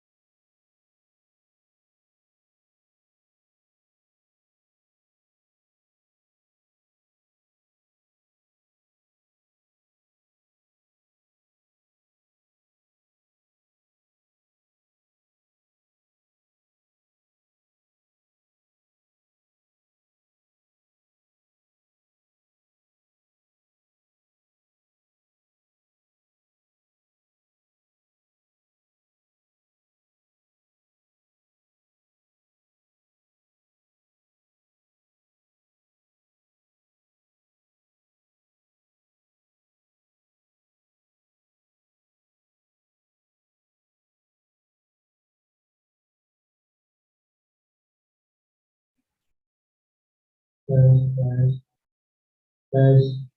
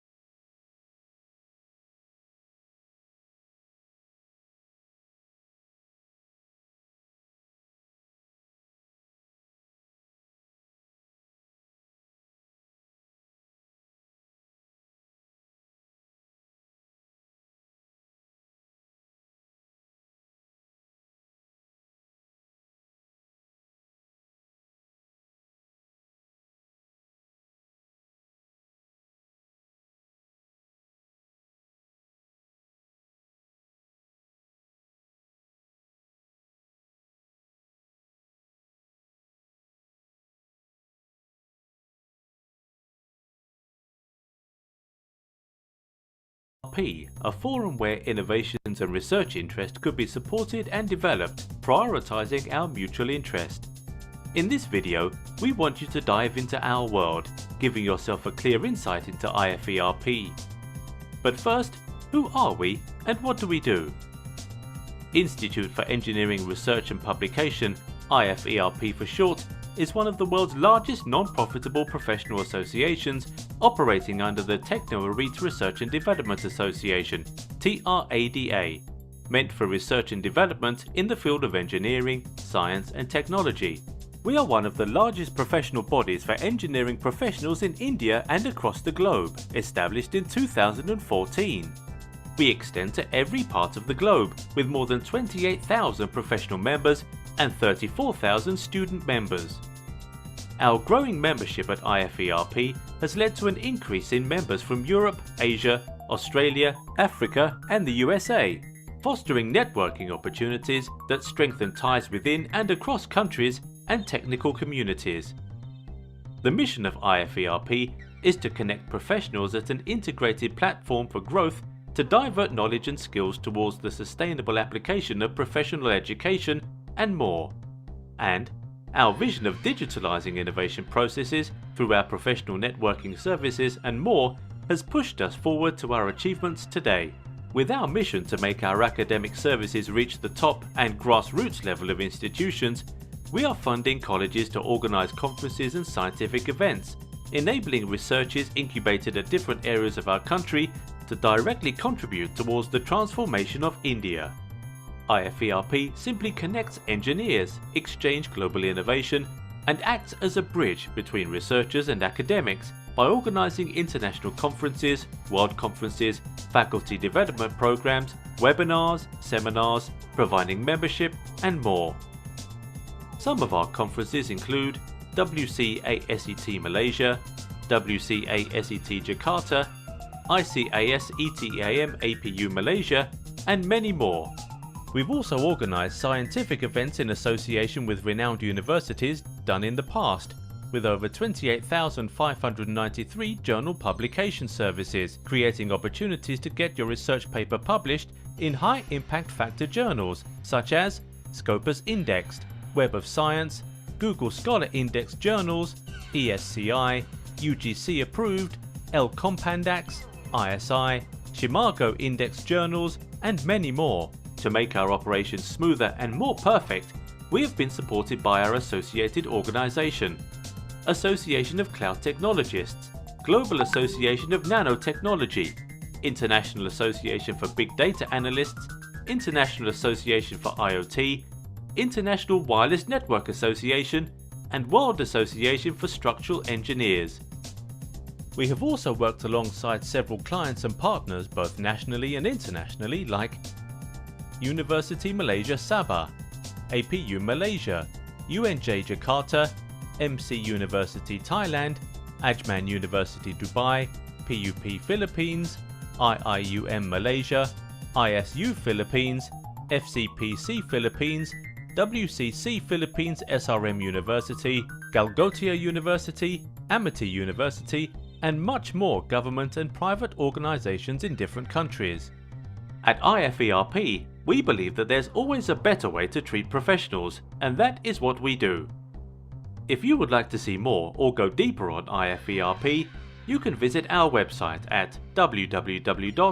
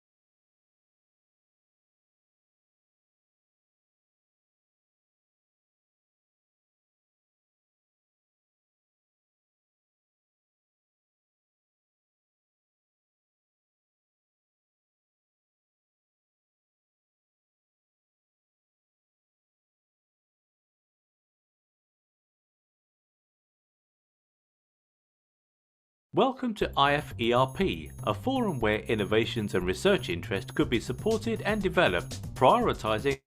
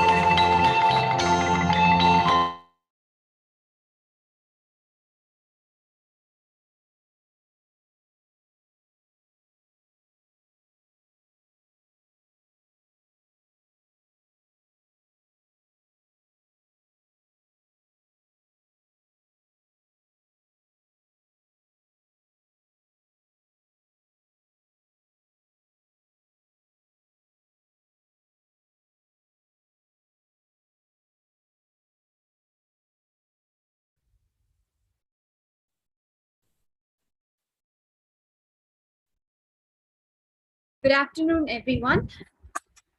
I hope everyone is back from that wonderful lunch break that we had and everybody is refreshed. Thank you so much for joining us once again and welcome back to our ICRCET conference. We are going to start our technical sessions of the day shortly, but first we have a keynote session for you. So let me welcome Dr. Anwar Ahmad, Professor, University of Nizwa Civil and Environmental Engineering Department, Nizwa, Oman, for delivering his keynote address, followed by which we will be starting the technical sessions. Dr. Anwar Ahmad, I invite you to take the spotlight for your speech.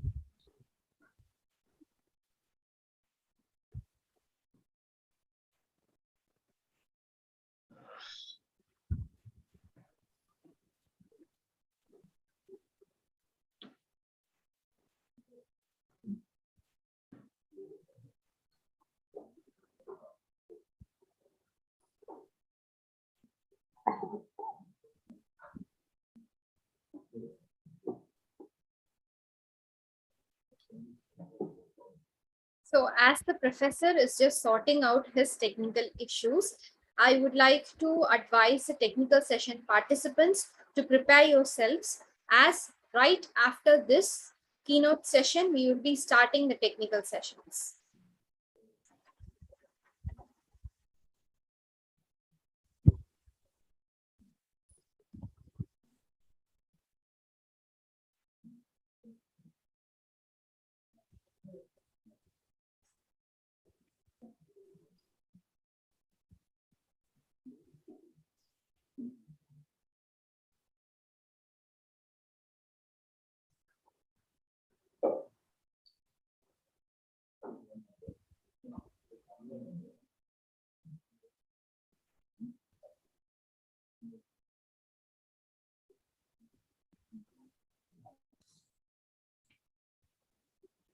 Hello.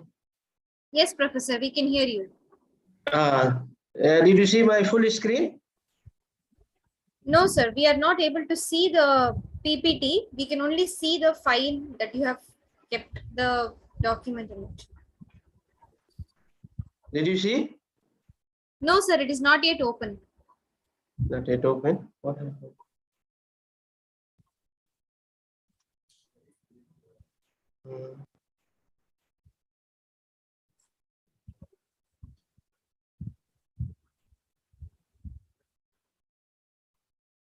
Open? No, sir, not yet. You can try unsharing and then share again. Oh, yes.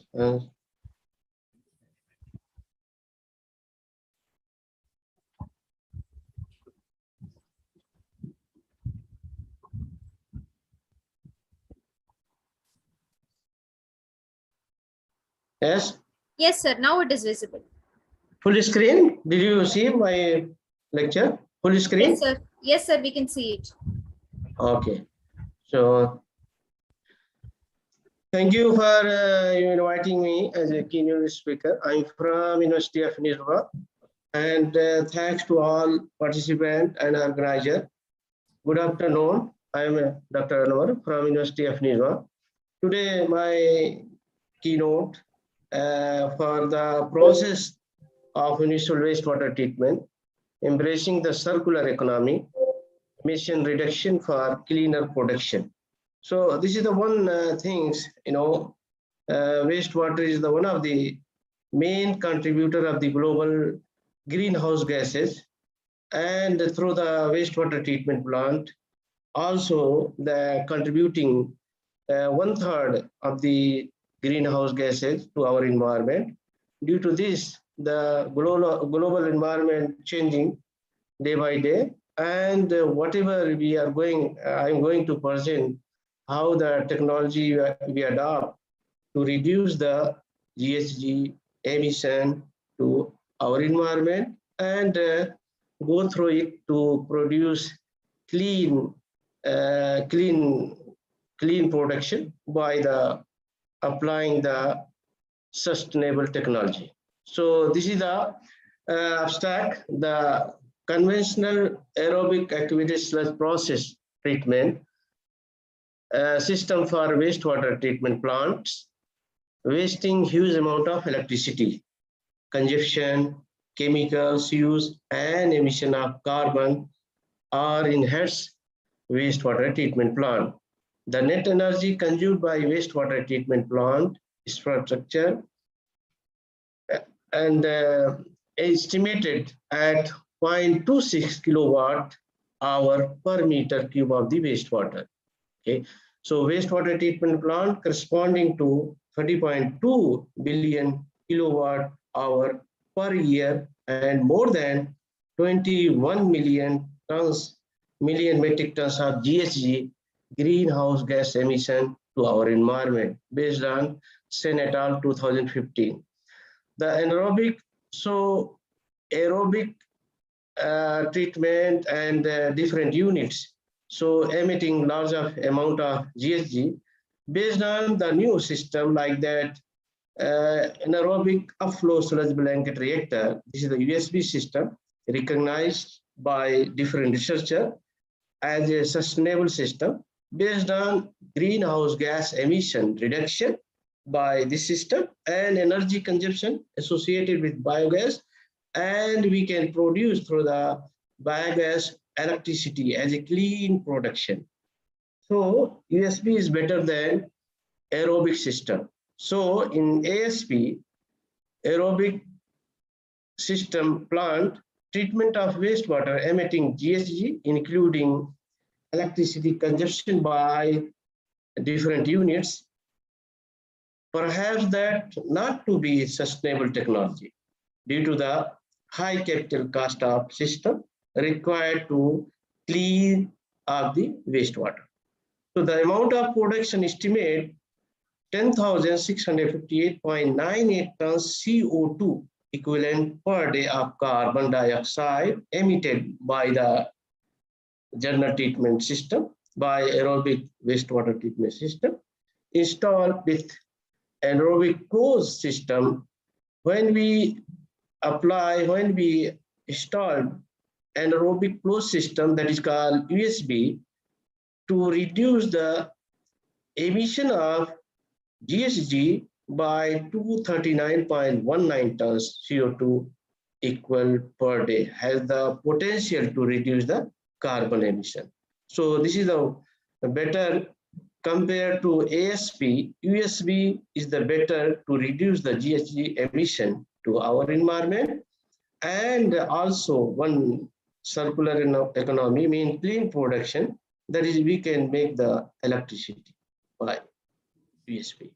The USB system is distinguished from the ASP system in that the USB has high production of biogas, low maintenance, yield, low sludge, and electricity that can be used as a power source for the treatment plant.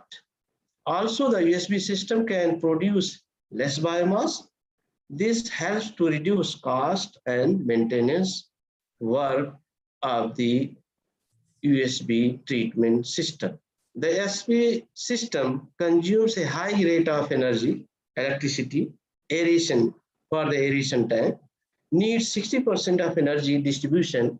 However, USB consumes less amount of energy, which is approximate 11%. Compared to ASP consume energy 60%, then USB consume only 11%. This is the best thing. So based on IPCC, Intergovernmental Panel on Climate Change, for greenhouse gas emission like methane 144.94 kiloton per year and nitrous oxide 1.47 kiloton per year are emitted directly in the domestic wastewater sector. Thus, wastewater treatment plants are releasing methane also 8.542 kiloton per year and carbon dioxide 901.77 kiloton per year indirectly to our environment by general domestic wastewater. So what is the global carbon issues in current scenario? The IPCC has established emission factor to provide quantification guideline for estimated GHG emission from wastewater treatment plants.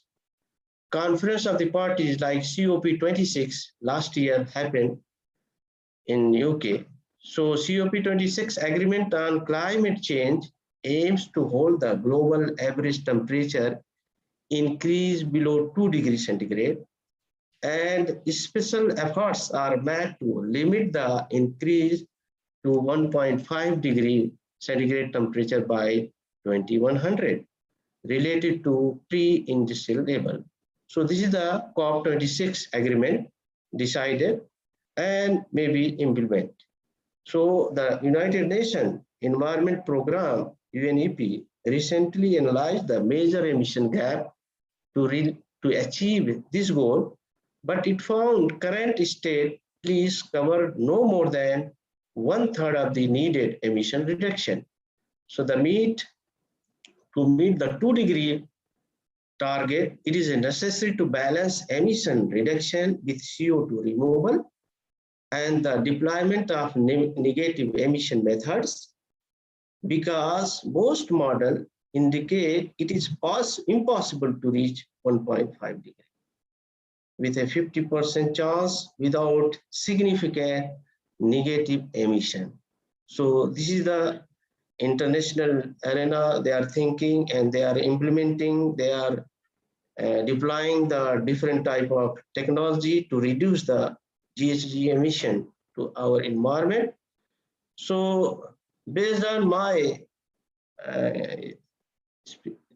think like that, in wastewater treatment plant, they are using general treatment techniques like that. Raw wastewater come from the different places to treatment plant. They have different small unit like that. Screening system, they are divided: preliminary treatment, primary treatment, secondary treatment, and water recycle. So this is the they have to first screen, grid chamber, remove the big particle, primary sedimentation, and then go for biological treatment that is called ASP, aerobic system treatment process. So in this, these are technique open and consuming a lot of energy, electricity, and based on consuming electricity to create the carbon footprint and emitting carbon dioxide. And this is the half and 70% emission of the carbon from the ASP system, biological treatment. So this is the fast technique, but this is the old technique, and emitting lots of GHG from this system to our environment. So wastewater treatment plant losses energy, emission of GHG from grid chamber, primary settling tank, aeration tank, and the secondary sedimentation tank, where biochemical degradation approximately 3% of global electricity consumption and contribute 1.6% of greenhouse gas emission based on this system. Okay, so like that, these are a system not sustainable, and based on recent technology, this is the most problematic, consuming electricity, large chemical, and many emission of GHG in our environment. So how to save our environment, how to save our resources. So this is the resources congestion, climate change, environmental pollution which affect resource management and security. Energy recovery from wastewater could be feasible approach towards the circular economy. Water consumption will be doubled by 2050 over the world, so that wastewater reuse plays a sustainable role in case of shortage of conventional resources, based on McCarthy et al. 2011. So what we do, emergence wastewater treatment for resources recovery and utilization is an effective solution to avoid problem derived from the droughts and water shortage, especially in countries with water restriction like Gulf countries and Middle East countries have too much problem to getting the water, treated wastewater, how to save and use.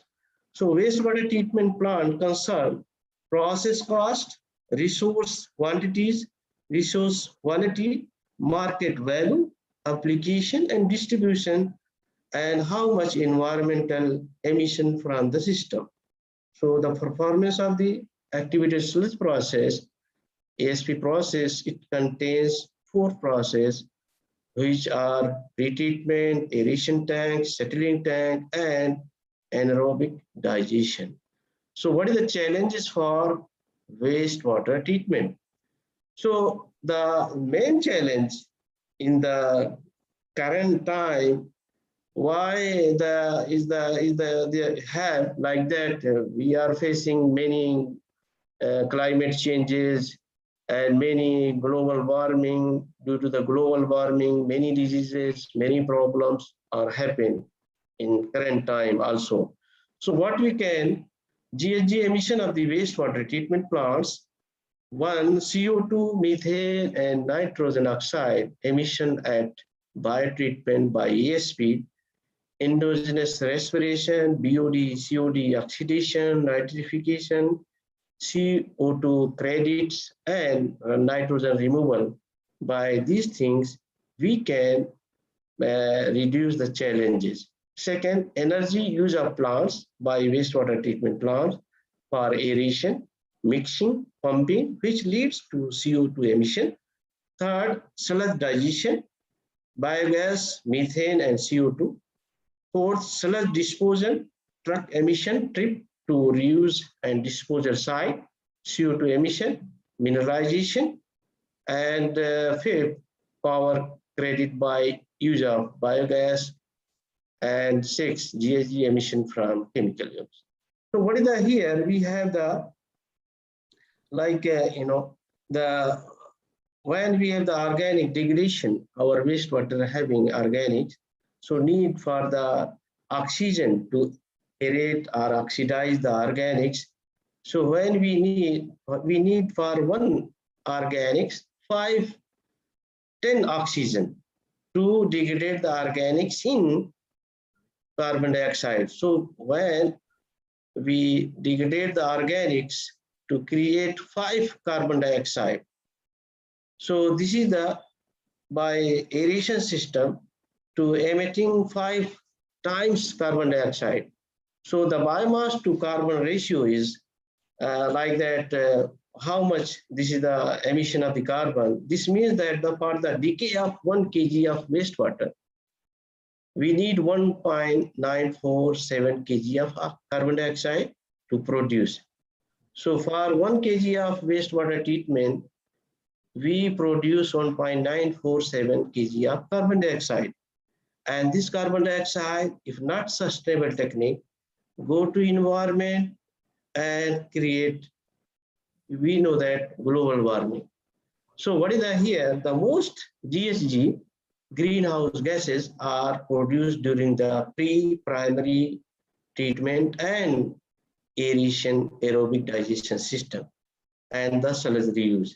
The amount of CO2 equivalent produced per meter cube treated wastewater, based on Bani Shahid, like that, we have the this system, that is the contribution of GHG emission from different process.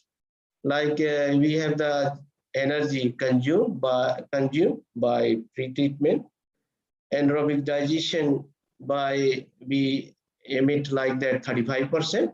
Sludge digestion and reuse, we use something like that 37%. Biomass degradation, mean aerobic degradation of organic, we create something like 7%. BOD and COD removal from the wastewater, we emit like that 5%, and nitrogen removal emit like that 5%. So this is the whole about the from the primary, secondary treatment of the wastewater by general treatment to you see the lot of GHG emission from the system, from the treatment plant. So here we have the different system like that. We have the primary, and then we have the secondary aerobic ASP system. After that, we go different sludge process. So the different step by how much creating the greenhouse gases from the general treatment plants. Okay, so you can know that different step here we have, and find the from one step to last step of the wastewater treatment plant, emitting lots of carbon dioxide, lots of carbon and GHG from the system. So yeah, what is the implication for the energy? The main challenges for energy recovery is lack of integrated system. We need to manage from a general treatment, and we integrate one system that is called USB to reduce the GHG emission, and GHG we can use for the further to make the electricity and reuse in our treatment plant. So what is the here for operating existing wastewater treatment plants? To considering wastewater as a resource that require management at different levels inside the treatment plant. Further, investment and development in research in order to present recovered resources successfully into market for societal consumption are required, including business partners, end users, and policymakers, which are integrated into the planning process, application with unique setting proposition is imperative. So these are things when you make the sustainable system of the treatment plant, so you have to integrate all this point, and then you find your treatment system has become sustainable and circular economy you can create. Thus, the feasible management of the potential challenges and the finding of partners along a value chain to share the risk associated with the pioneering is required for successfully implementing wastewater resource recovery. Designing treatment system with a target, we have to set the target on energy recovery and treatment together are gained attention in different years due to the increasing global energy demand by 50% between 2010 to 2040. So the demand of the energy increasing just double in between 20 years. So we have to think how to make the sustainable system. This is the one pioneering system, and one big problem who is the creating GHG, and 1/3 of the contribution of the global warming to in our world, in our environment. So what is we have to go benchmarking studies between the normal treatment and effective USB system to how to integrate between them and manage the resources recovery and utilize further in our system and reduce the GHG emission to our environment. So benchmarking has been defined as the between indicators of the plant performance and a certain number of existing plant. It is a way to start the procedure of energy optimization in wastewater treatment plant. So this is the one benchmarking. We have the target. We have to benchmark between the system to how to optimize to produce, reduce the energy consumption, to optimize to produce the energy from the wastewater treatment plant. Benchmarking activities since the late 90s, as discussed by the Milliams and Senate et al. 2014 have developed an entire analysis on the advantage of benchmarking activities in wastewater treatment plant. Have to develop technology to validate that technology, disseminate an innovative ways, standard methodology for continuously assessing, leveling, and improving the overall energy performance of the wastewater treatment plants. And I have to create the roadmap to develop by assumption on the features of the future wastewater treatment plant in relation to demography, economy, social, ecological, and environmental policy direction and impact on the wastewater treatment plant sector. So effluent quality also we have to analyze, cost, energy, neutrality of the carbon emission have been detected as the factor with the highest priority in go through for benchmarking studies. So here we have the our clean production, how much energy consumption on wastewater treatment plants. So before I told you the normal general treatment plant, we have the primary, and secondary treatment plant. So these are mostly countries, these techniques are using, and they are not thinking about the energy consumption, chemical consumption, and emission of GHG to our environment. So wastewater treatment sector itself consumes approximately 21 billion kilowatt each year of the energy, which correspond to the equivalent of 1.8 million typical household energy consumption. So treatment, transport of the wastewater currently consume about 4% of the total electrical power produced in the US. This is the one example. USA, whatever they produce the electricity, whatever they have, so approximately 4% of the total electrical power used in the treatment plant. So here we have the energy consumption, and different researchers, they are fine, like that specific energy consumption kilowatt per hour per meter cube.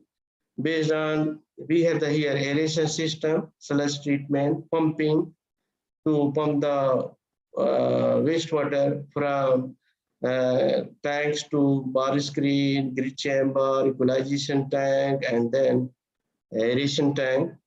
So you see here the highest, consumption of the electricity, like that, 2006, 2007, 2016, they find the 0.3 specific energy consumption, 0.3 for the whole, and for the aeration 51%, and sludge treatment 29%. Pumping, they don't have data, but other 20%. So this is the one things we have. Some other, they are fine, like that, 2007, gas et al. The specific energy consumption 0.26, aeration 57%, and sludge treatment 5%, and two other general, like that, pumping to different place, different like that, settling time 38%. So you see here different process, general treatment, consumption of electricity is too much. So we can think for future how to reduce this electricity consumption in our wastewater treatment plant. So here we have the ASP compared to USB system. Based on my top two things, ASP, general treatment, and USB is the sustainable system. So ASP deal with the sewage sewage wastewater contains main component which are screening, grid chamber, aeration tank, calcifier settler, and return sludge require huge electricity to run the mechanical ASP system. So anaerobic sludge process, aeration sludge process system evaluate according to the several features such as efficiency of removal of BOD, BOD and COD, maintenance and operational cost, effluent quality, air demand, electricity consumption, chemicals, and area requirement. Based on the general ASP system required large area compared to USB. So required operation cost in huge consumption of energy, chemicals, sludge disposal is required on large scale due to this reason ASP system not sustainable based on Sun et al. 2019, Rashid et al. 2021. So based on these consumption of electricity, energy, chemicals, sludge disposal require large amount of energy and emitting large amount of GHG in our environment. So ESP system is not sustainable. Based on compared to USB system, the oxidation of organic matter in anaerobic respiration could, coupled with the reduction of other electron acceptors such as sulfate reduction, ferric iron reduction, nitrate denitrification, CO2 methanogenesis, or CO2CH4, some organic compound. So an ASB process involves the degradation of complex high molecular weight organic in our wastewater to mainly produce the methane and carbon dioxide. So this methane, the USB system, produces very low sludge compared to ASP. That is the dewater able and fully stabilized for disposal. Besides, USB system is cheaper, simple, and flexible as compared to ASP system, which is high investment, operational and maintenance costs, labor intensive, complex infrastructure, high space requirement required in ASP. USB is required a small area and less energy, less maintenance cost compared to ASP. So this is we have two parts. Here is the ASP system, open treatment plant, and here we have the USB system closed to capture the methane gas, biogas to produce the bioelectricity. While the percentage of GHG emission is about 74.4% for ASP and USB only 13% or 11%, the recovery the energy and reduce power consumption, we need to sustainable technology which release lower rate of GHG emission. Therefore, USB process has high value for bioelectricity generation due to produce a huge amount of methane, which used as a fuel. So based on Ahmed and Tafsi et al. 2011. So here we have the aerobic ASP and anaerobic USB treatment system. So based on how to upgrade, how to make the maximum degradation of organic, maximum treatment of the wastewater based on organic loading rate, hydraulic retention time, and based on that, ASP system and the USB system, how much BOD removal by ASP 69% and by USB system 98.5%, GHG emission 74.4%, by USB system 13%. So biogas produced by ASP 22.968 and by optimized condition USB produced 10,658 meter cube of the gas. So emission reduction based on ASP compared to USB. So here we have the if you use the ASP system, you got the emission reduction only 19.6%, based on USB 66.17%. So I think USB is better, but need to optimize, and process condition have to optimize USB system to get these results compared to ASP. So energy consumption in the system like that, I compare by one review paper in journal under review. So I compare that ASP compared to USB, the overall HRT for ASP 12 to 24 hours needed, but for USB 2 to 16 hours, from 2 hours we can treat the wastewater and produce the biogas. For the BOD removal by ASP 67 to 90 and USB 90 to 98% BOD COD removal can achieve. TSS removal 75 to 90 and by USB 95 to 100, and fecal bacteria removal by ASP 2 to 3 approximately, and by USB 3 to 4, and biogas generation by ASP 55 to 70, and USB 65 to 80%. And bioelectricity generation kilowatt per hour per meter cube 12 to 34, and by USB we have 27 to 79, and the annual cost electricity consumption in USD per MLD 2100, by USB only needs 700 USD. So electricity needed to run the ASP 180 kilowatt per hour needed, by USB need only 0.1 to 0.2 kilowatt per hour per MLD of the wastewater. So annual cost maintenance need $800, by USB need only $300. So annual cost chemical consumption by ASP system needs 1700, and only USB need 250. So total cost of the run of the 1 MLD wastewater treatment plant by ASP need 2800 USD, and USB need only 700.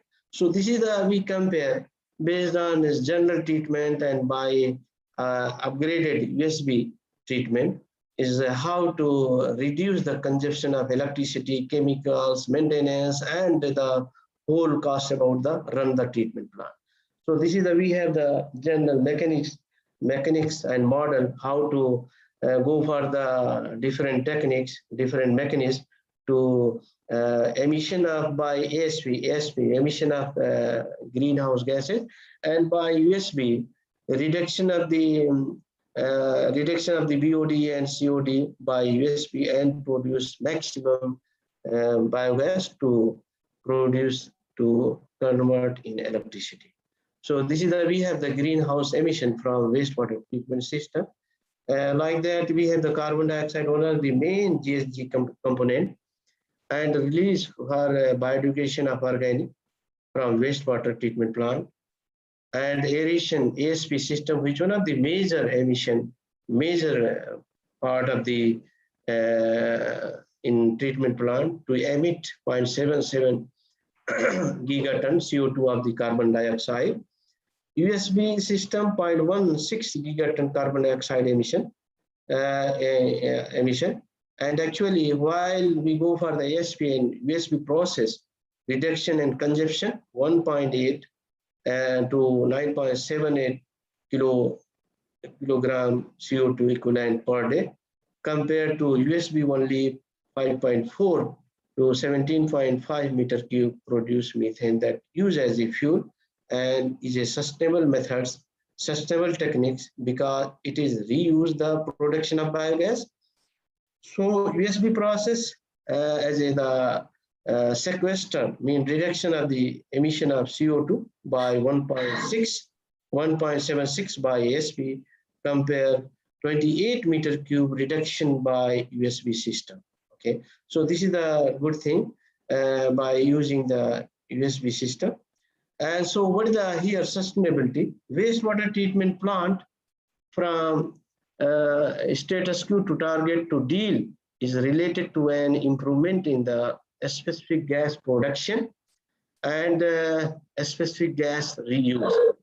So what is the gas produced by the treatment plant and how to reuse these gas in the system to make the electricity. Professor So Anwar, can you hear me?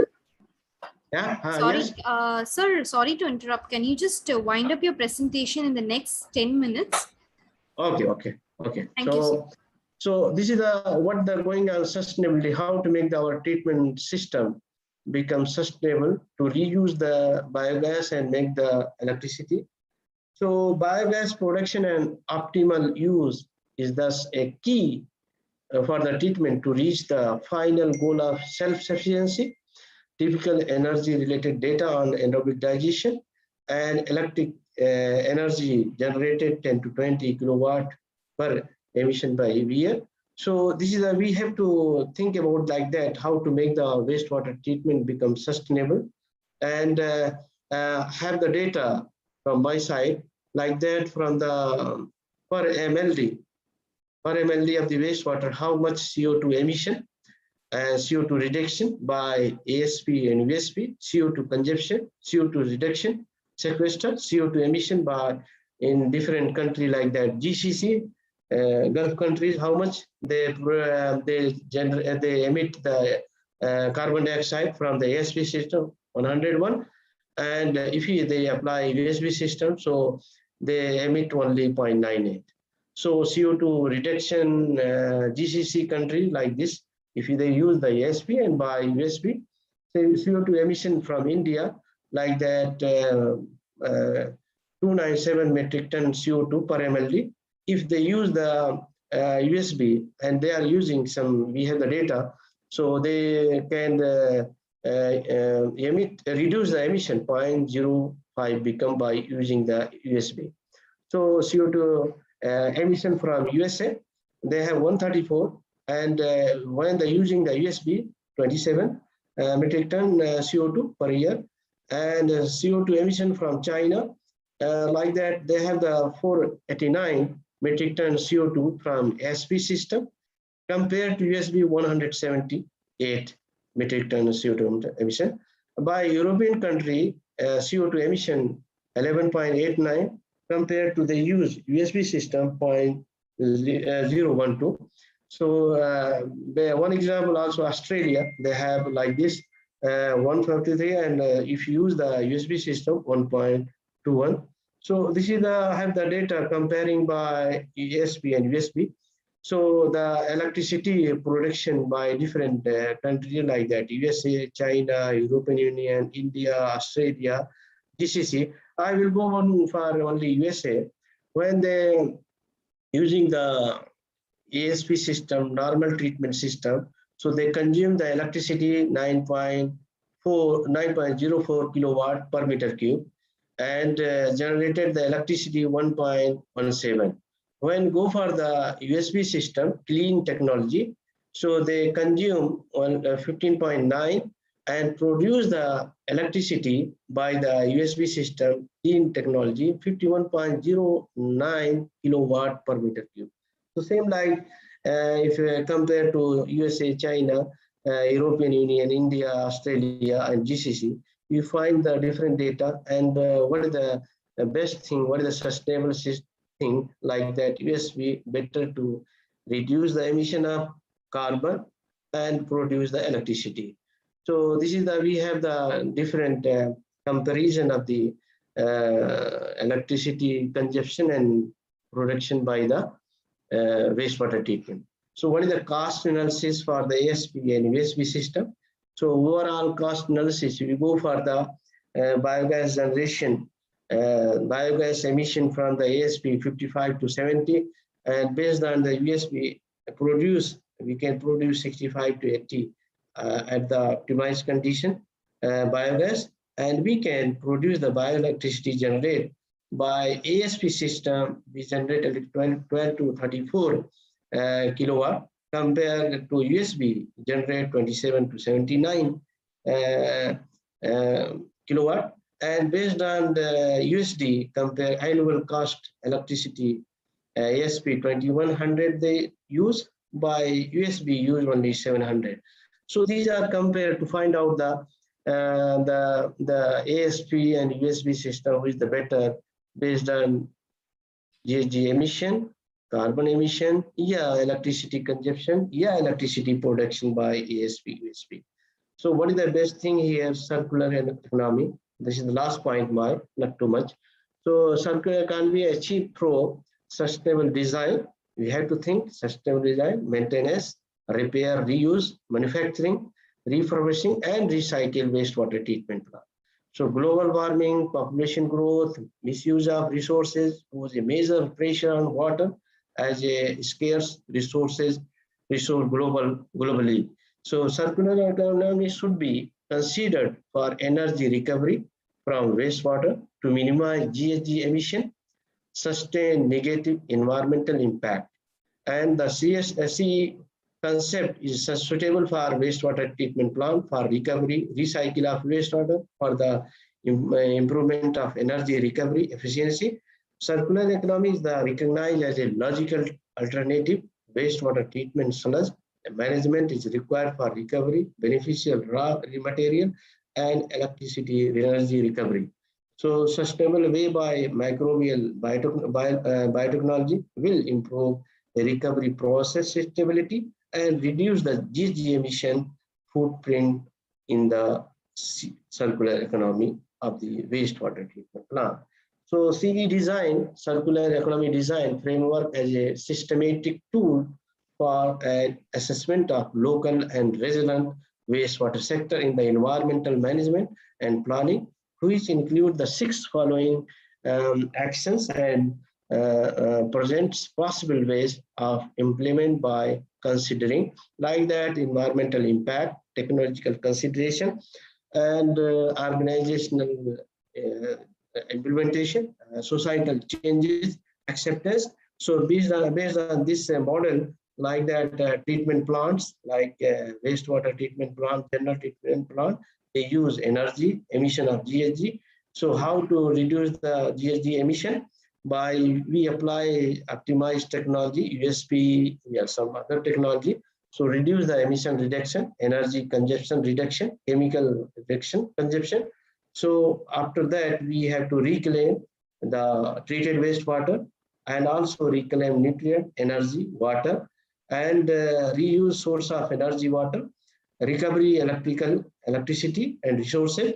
And based on 6 things, we optimize, redefine now the C model. If like that we cannot achieve our target, so we redefine the circular economy model, net zero emission based. Okay, so this is we have an energy recovery, biogas recovery by we have the anaerobic digestion advantage more. Disadvantage is a high investment sometime needed to convert the electricity. For poor country, not possible to implement. And electricity power recovery by hydropower, by microbial fuel cell. So the advantage reduce the GHG emission, cost effective energy generation can be adjusted in wastewater treatment plant. So this is we have the energy based on point to how to recover through the circular economy. So what is that technology demand? Wastewater treatment plant option depend on many factors such as efficiency, removal, pollutant, energy consumption, GHG emission, cost of the wastewater treatment plant. So these are technology we have to think how to reduce based on USP process, efficient wastewater treatment, high removal of the organics, GHG emission reduction to convert into methane gas, reuse as a fuel and produce electricity. At present, environmental issues play important role in a specific sustainable technology which treat low generation of GHG emission. So what is here one I want to focus one technology demand like that microbial fuel cell is the something in many countries they are using as a pilot scale basis, and they are making the direct electricity to treat the wastewater. So microwave fuel cell system and its performance to convert wastewater toxic organic compound into harmless compound, evaluation of MSC performance based on current production, COD removal, BOD removal efficiency, and biohydrogen production. So based on one study, a broad broad range of basophilic condition, psychrophilic temperature, using synthetic wastewater showed a BOD COD removal efficiency 90 to 97%, and electricity consumption only 0.6 kilowatt hour per kg of COD removal. So I think in future also we can apply, we can use in the wastewater treatment as one of the sustainable techniques like that, microbial fuel cells to treat the wastewater. So here we have my based on conclusion, my based on review, the ASP huge amount of consumption of the electricity, chemicals, and emission of GHG. And based on that, if you use the we use like the USB system, so reduction of the reduction of the GHG emission in our environment, chemical use, and maintenance, labor cost is less than general treatment. So this is the, I think, best technique, sustainable technique. So we can apply in whole in our world. So that is the good thing. And thank you. And this is our references. And that's all. Thank you for your attention to hear me. And I'm very glad to all of you are here. And thanks again. Thank you so much, Dr. Anwar Ahmad, for your wonderful speech. And we are sorry for interrupting you in the between, but we are running a little behind on time. So we had to cut short. Now, moving on, next we have another keynote speaker. I would like to welcome Dr. Shri Ajay Garg, Senior Director of Ministry of Electronics and Information Technology, Government of India, for delivering a keynote speech. So Professor Anwar, may I request you to unshare your screen, please? Thank you. Yes.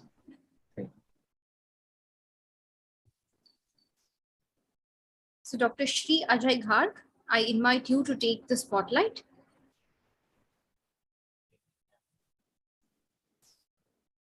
Yes, sir, I'm just unmuted. You're unmuted. Are you able to hear me now? Yes, sir.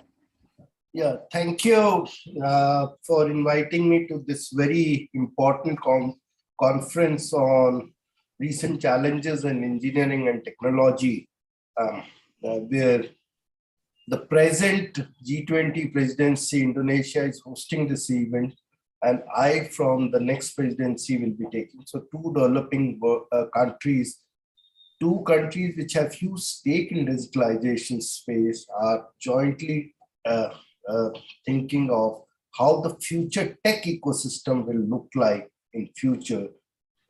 So what we are aware of that we went through one of the toughest periods of human life, where the human to human connect was practically not there.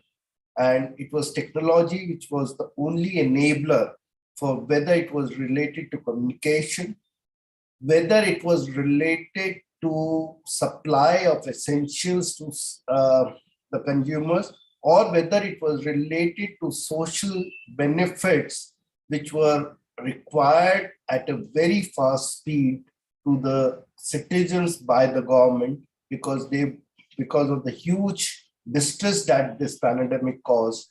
Technology was the only enabler. Dr. Ajay? Yeah. I'm sorry, sir. Just for our information, may we know how long do you require for your keynote speech, sir? Just for 15 minutes. 15 minutes. Okay, thank you, sir. Okay. So, that technology was the only enabler which was there, not only for handling the healthcare challenges, because the healthcare was healthcare was challenged to its maximum and technology was being used to actually enable healthcare in a manner that it able to reach everyone. It was technology which was used for very efficient vaccine distribution in India. What we had was the COVID app. But at the same time, let me also come up with one more perspective on this, that in this, we also are in the era when industry 3.0 is moving to industry 4.0. Now, what is the difference between industry 3.0 and industry 4.0? In industry 3.0, it was technology which was giving better experience to the consumers, whether it was related to your friends connecting through a social media platform called a Facebook, or you are able to get information through a Google network. These were all for better consumer experience. The industry 4.0 is that where technology or digital technologies actually will enable future productivity and future efficiency in all sectors of economy. My earlier speaker talked about how the energy sector will be impacted by technology, and that is especially the digital technology. So in every field of technology, whether it's energy, whether it's logistics, whether it's agriculture, healthcare, education, technology will be the key enabler for future productivity and increase. Now, this is the challenge, that how we create a common platform where innovation around technology impacting all sectors of economy is actually made available. In India, what we found that, yes, there is a huge traditional industry which is making an enabling environment for industry growth. But we found that the startups will be the pillar for such infusion of technology into the traditional sectors of economy. In India, we have more than 70,000 startups, which are not only creating products which are globally acclaimed, but at the same time, they are making products which are low cost, frugal, and which have penetration to the last person on site. And that's the enabling mechanism the 70,000 Indian startups is doing. And government is providing a huge amount of grants to the various startups to support this ecosystem. In MIghty, we have a number of schemes being enabled by the MIghty Startup Hub, which is an interconnect platform. And I'll request my national and international partners to actually connect with the MIghty Startup to see the number of facilities that are.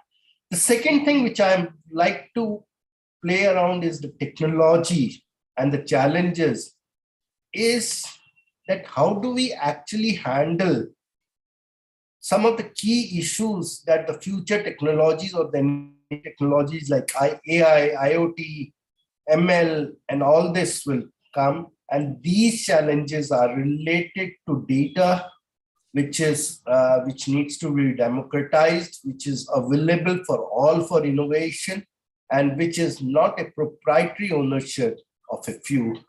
The second important is that how do we create standards and regulatory frameworks so that these technologies, which have the potential to do disruptive changes, these changes should only be disruptive in a sense that they are developmental. Not disruptive leads to destructive.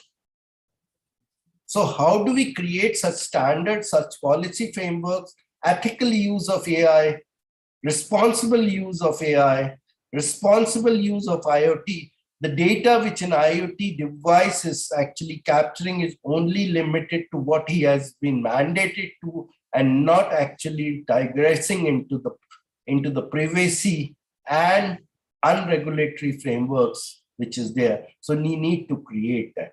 The cross-border data flows or data becoming a proprietary ownership of a few proprietary players is another issue of concern which this emerging ecosystem will face in future, that if data remains in the hands of few, that innovation becomes constrained.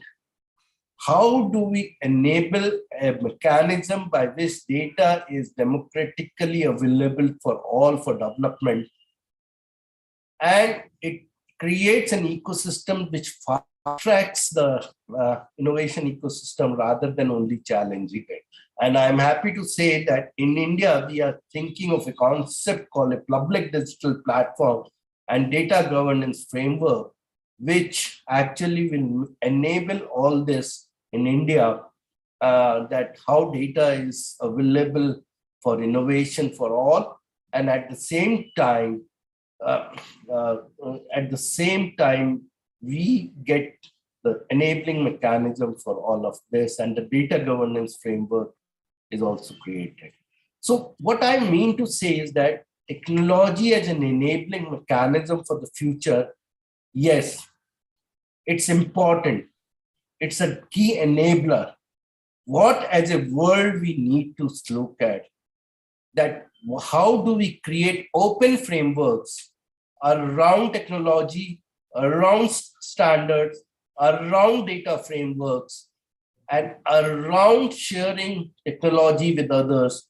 And those enabling frameworks are important if we have to handle the opportunities which the future framework has made available. The second important thing is that partnership is important for a fast track process. It cannot be one country, one company, or a few individuals who can make a difference. If they don't cooperate, if they don't collaborate to innovate, it will be a challenge to actually usher the benefits of that. So a partnership between the academia, the corporates, and the startup ecosystem is very important if we have to look at that. Future tech will actually make the present system into a world where technology makes the life of a farmer better. The technology makes the life of a healthcare worker better. Healthcare is available to all 7 billion population of the world. The financial benefits or the fintech ecosystem is able to reach everyone, and everyone is on an enabling mechanism. And all this has to be looked at. We all need to cooperate and collaborate together and take the opportunities which the future tech has thrown to us. Thank you for giving me this opportunity to talk to you. Look forward to the outcomes of the deliberations of this conference. Thank you.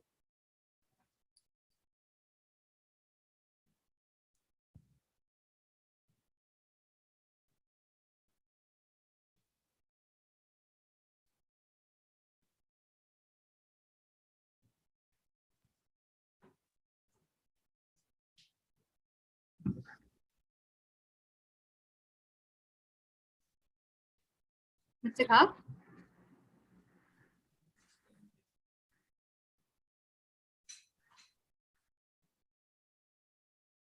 Mr. Kak, can you hear me? You're on mute, sir.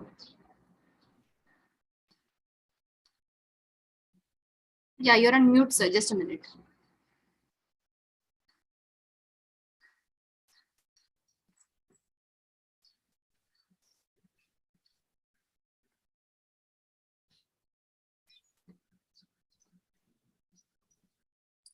Yeah. Yes, sir. You have unmuted me. Thank you. I'm through. Thank you so much. So thank you so much for your wonderful speech, sir, and for keeping it short and pleasant. And it was really informative and really energetic as well. So thank you to both the keynote speakers for your wonderful efforts and energy that you have given for this conference. IFERP is very grateful to that, as well as the organizers. So I think many of the virtual presenters, you would have received your instructions to go into the breakout rooms.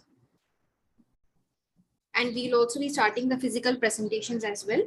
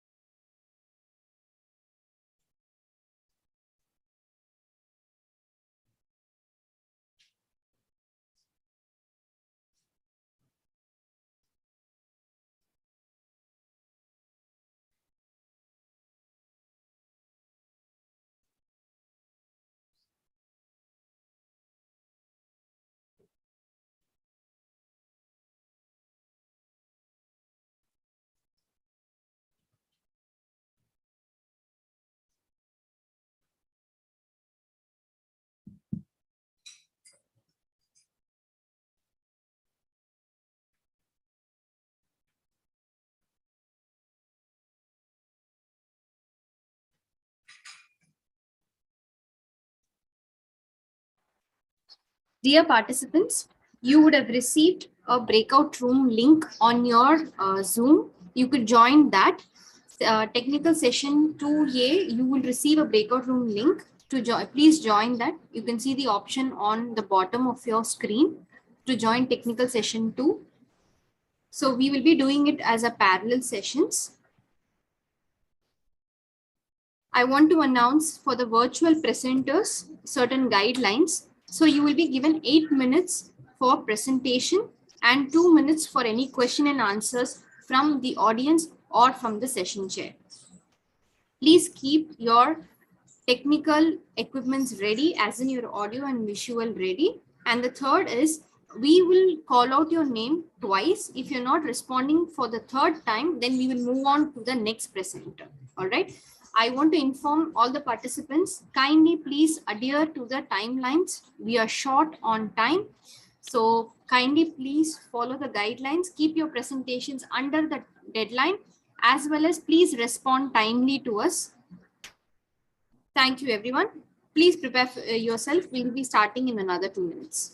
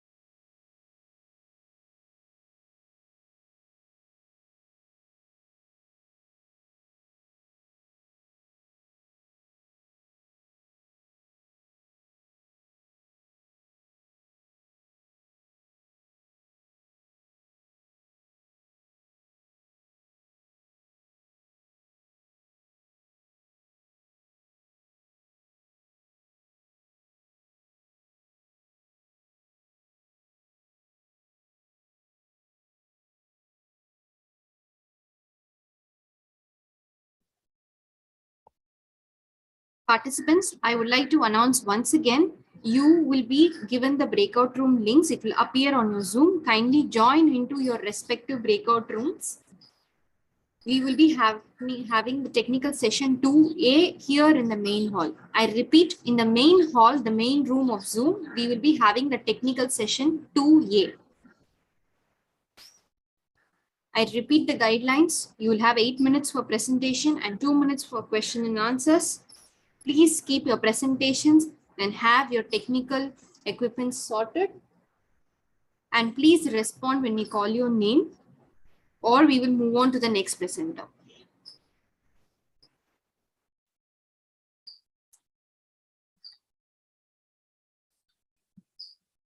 So on that note, I'm going to invite the session chairs for this technical session 2A. I would like to invite Dr. Anil Sidnarayan Dubey and Dr. Halim Devi Putra. Can we have Dr. Anil and Dr. Halim to preside over this session? Can I get a confirmation from the session chairs, please? Yes, you can proceed. Okay, thank you, sir.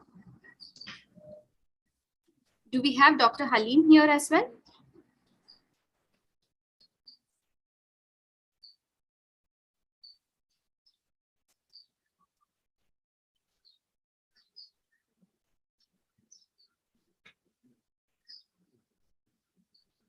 Okay, so we are starting the presentation, sir.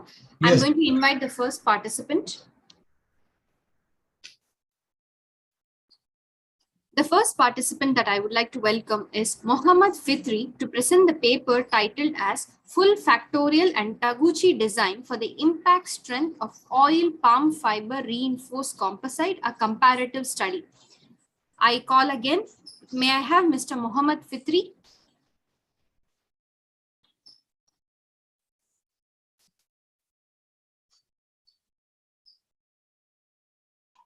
I cannot unmute. Okay. Okay, thank you very much. Yes, sir. Please go ahead. Okay. Let me share my screen.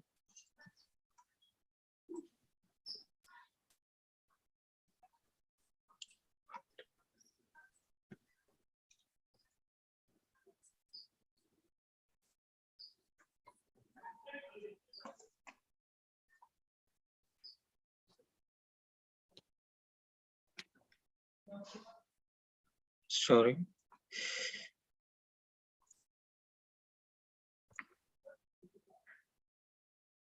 Have you seen my? Yes, sir. We can see your screen. Is it okay? Yes, sir. Please go ahead. Okay.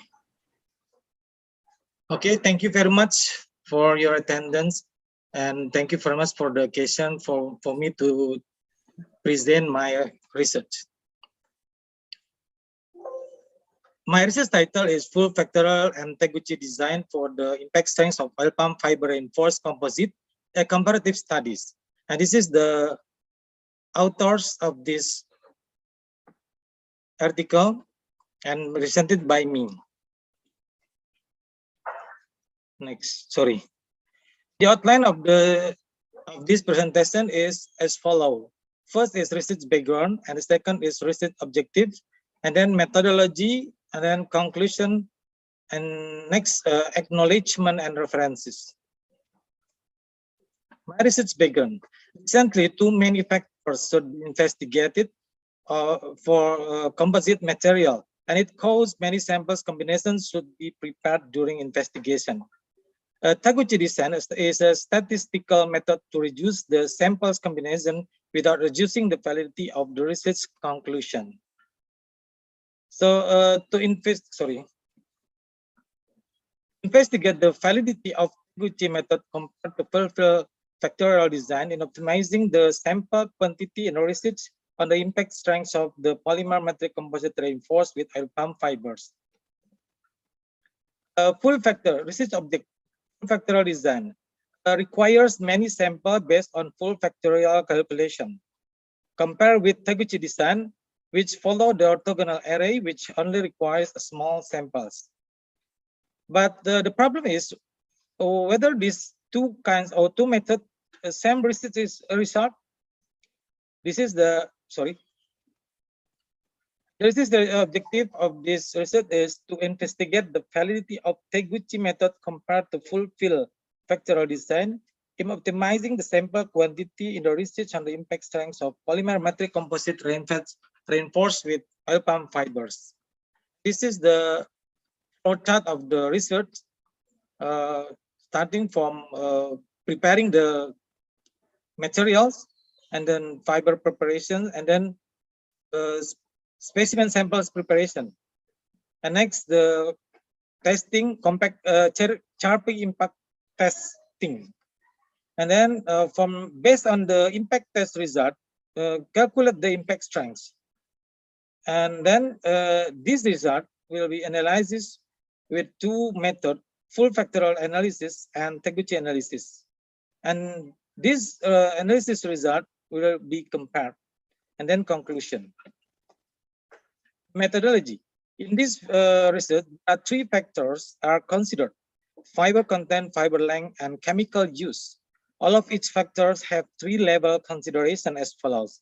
Fiber content consists of three levels: 5%, 7%, and 10%. Fiber length with three levels also: 5 millimeters, 7 millimeter, and 10 millimeter. And then chemical treatment with three levels: untreated, alkali treated, and coupling agent. Next, for full factorial, a full factorial experiment consists of an equal number of replicates of all possible combination of the levels of the factors. So based on the full factorial design, total number combination equal with number of level to the power of number of factors. So in this research, consists of three levels for every factors. So the number of combination will be 3 to the power of 3. equal with 27 distinct test conditions. Every test condition consists of 5 samples. So totally there are 27 times 5 equal with 135 specimen samples should be prepared. The combination of sample is shown in table 1. This is the combination of the sample. This is sample number 1 until 27. And this is the factors: fiber content, fiber size, and fiber treatment. So there are, based on the full factorial design, should be prepared 27 combination of samples. Next, for Taguchi method, since there are 3 levels on every factor in this research, the arrays should refer to 3 to the power of n. So in this, should refer to 3 to the power of n series. Yeah. Example here, L9 for L9 orthogonal array, 3 to the power of 4. And which is that L9 orthogonal array can be used for this research, because this enough to be used in this research. And using this array, only 9 combination test samples should be done. And totally there are 9 times 5 equal with 45 specimen samples to be prepared. Compared to a full factorial design, 27 test combination, which totally 135 sample specimens should be prepared. The orthogonal array can also be directed chosen by inputting all factors and level on this research in a Minitab application. The L9 orthogonal array are obtained as shown in table 2.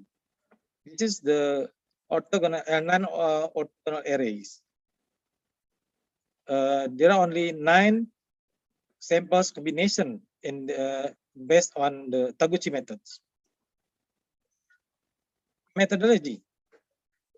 So, first is the oil palm fiber were washed with plenty of water, and then the oil palm fiber were dried under sunlight around 2 until 3 days, and then the dried oil palm fiber were then divided into 2 sections, untreated and alkali treated.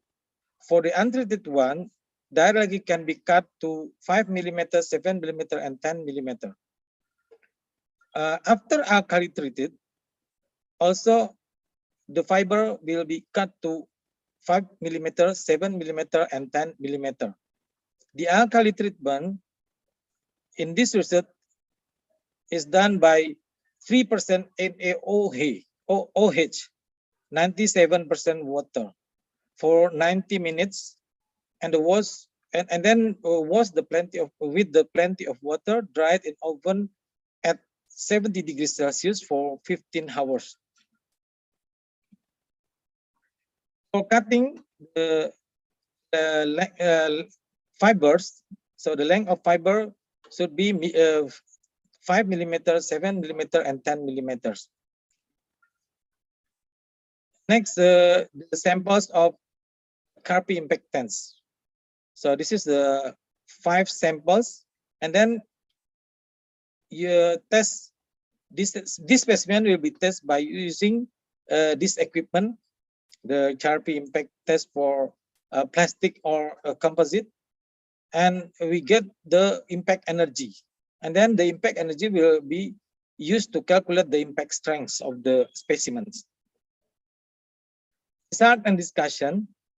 So this is the carpy impact strengths of untreated fiber composite material in kilojoule per square meter. This is based on full factorials. And then this is also the carpy impact strength for alkali treated. And then this one for coupling agent.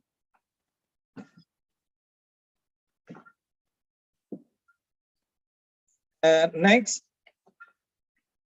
for full factorial, of course, this is the recapitulation result of full factorial design. and this is then analyze it with Minitab application. And for the Taguchi design, we just only use this, yeah, for fiber content 5% fiber length 5 millimeter for the untreated one, and fiber length 7 for alkali treated, where the 10 millimeter only for coupling agent. And next 7% fiber content with 5 millimeter fiber length for alkali treated, and then 7 millimeter fiber length with 4 coupling agent, and fiber 10 millimeter fiber length for untreated one. And then for 10% fiber content, 5 millimeter fiber length for coupling agent, and 7 millimeter fiber length for untreated, and 10 millimeter fiber length for alkali treated. This is the result of the analysis using Minitab application. So we can see from this figure that the tens of the graph for all of the parameter almost same. You see this compared to this, and this one compared to this, and then this one compared to this. So by setting significance level 0.05, every variable in the regression equation will be classified as significant variable when the p-value lower than 0.05. The result above is found for all dependent variable, fiber content, fiber length, and fiber treatment, obtain p-values lower than 0.05, even using Taguchi or full factorial design. This indicates that based on Taguchi, also full factorial, all independent variable, fiber content, fiber length, and treatment have significant effect on the impact strength of the specimen. Conclusion: the effect of fiber content, fiber length, based on this research, while a 27 sample combination used in full factorial method compared to 9 combination sample to Taguchi design. Yeah. From the analysis graph, the two methods obtain almost same graph. Multiple regression analysis also result similar regression equation. The p-value of all independent variable also below 0.05, which indicated all independent variable are significant. Even there are little different in coefficient number of the two equations, but still too small. Thus, this study has proven that the Taguchi method has succeeded in making research more efficient.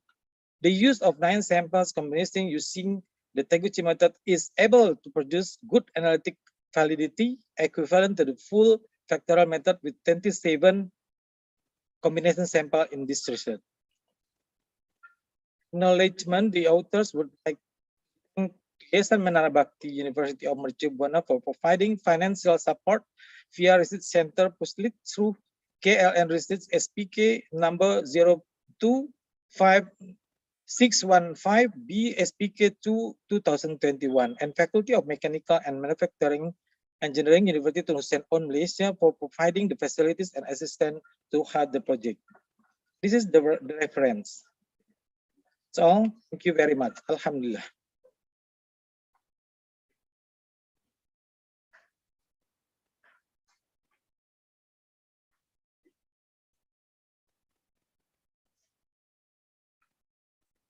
Are there any questions from the session chair?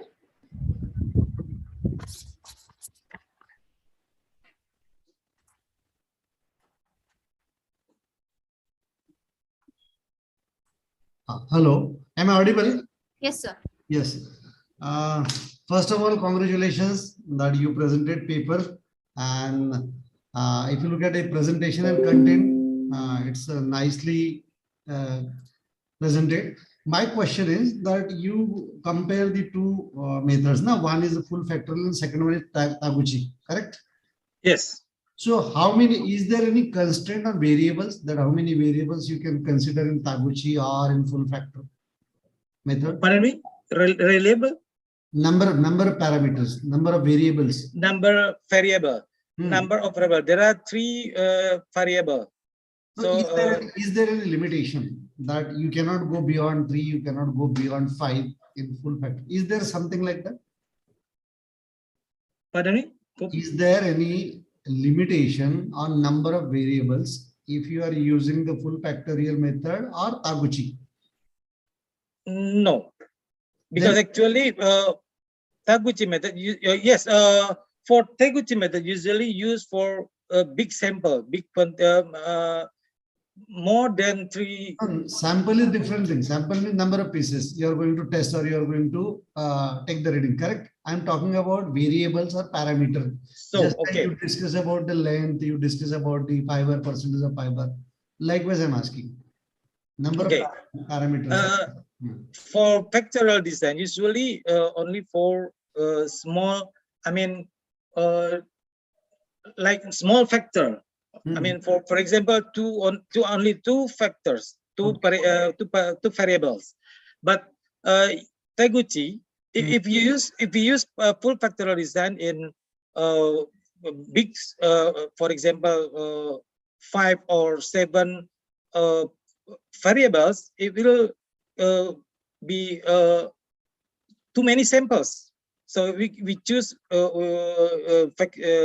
Taguchi method to decrease to reduce the quantity of the sample without without reducing the validity of the result. Out of these two, which one is more precise or accurate? Out of these two methods, which one is more precise or accurate? Of course, actually, full factorial will be more accurate. But if we use full factorial design for in research with many parameter, many variables, it will be too many samples, and of course it takes time, and also it takes so many costs. Okay. So to reducing this, we use the Taguchi method. Okay, thank you. Thank you. Are there any other questions before we proceed to the next participant? Okay, moving on to the next presenter. Thank you very much. Okay. Next, I would like to welcome Nanang Ruyat to present the paper titled as Utilization of Waste Heat Recovery to Reduce Water Content in Low-Calorie Coal with Fluidized Wet Dryer. Can we have Nanang Ruyat?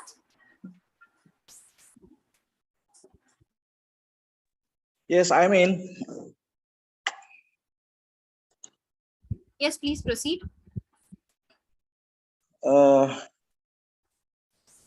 Yes, I'm ready, but I'm still connecting to my PPT. Yeah.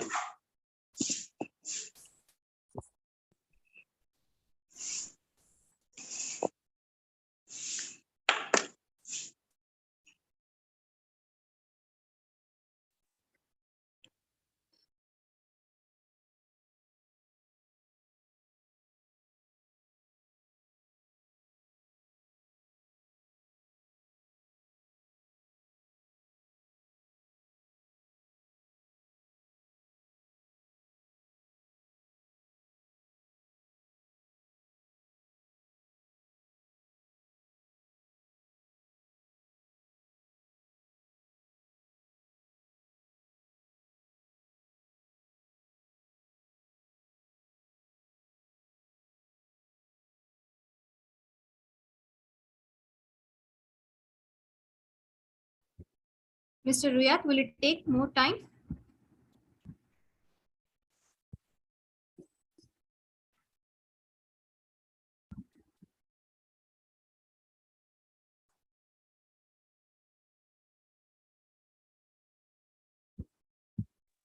Mr. Ruyat, will it take more time?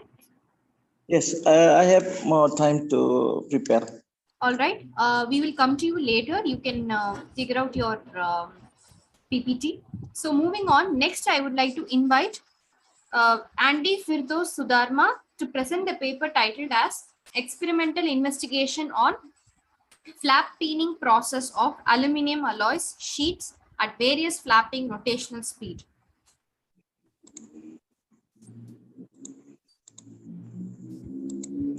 Share screen. Mana sih? Banyak banget ya. So do we have Andy Firdos?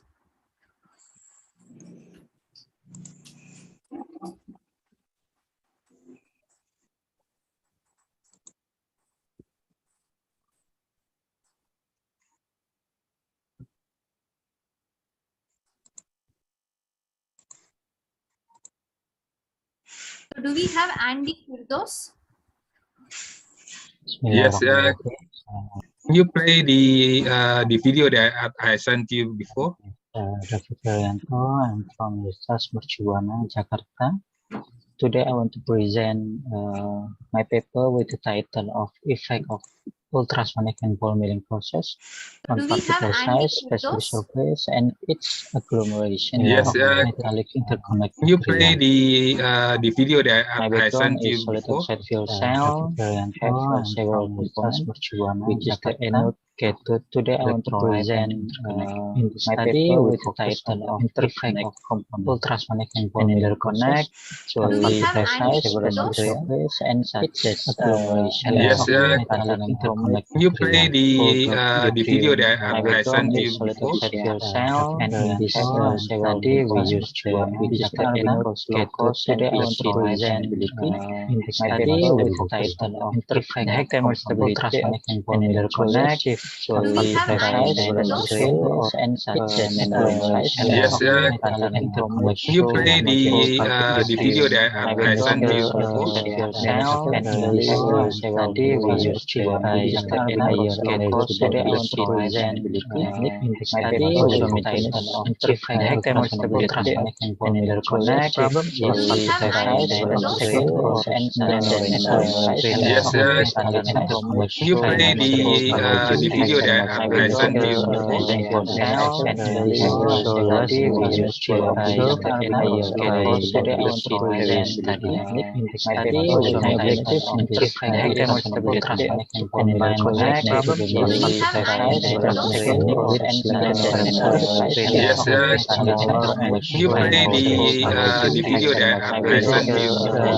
cell, and in this study we use which is the anode, cathode. Today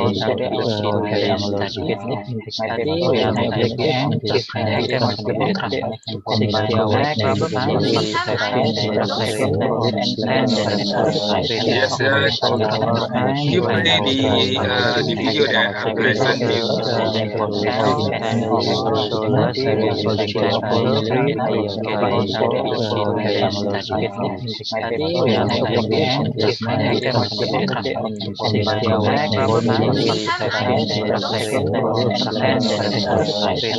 metallic interconnect can you play the video that My I sent background you is before? fuel cell, and in this study we use which is the anode, cathode. Today I want to present my paper with the title of Effect of Ultrasonic and Ball Milling Connect, actually size, specific surface, and agglomeration Yes, of metallic interconnect can you play the video that My I sent background you is before? fuel cell, and in this study we use which is cathode. Today I want to present my paper with the title of Effect of Ultrasonic and Ball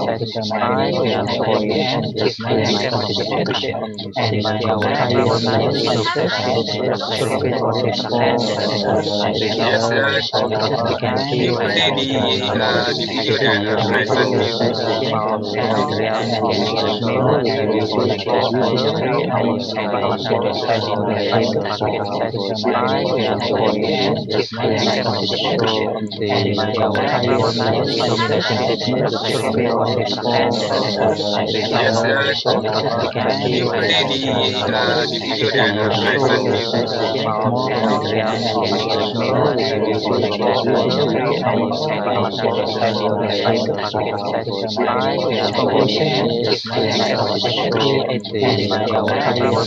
you play the video that I sent you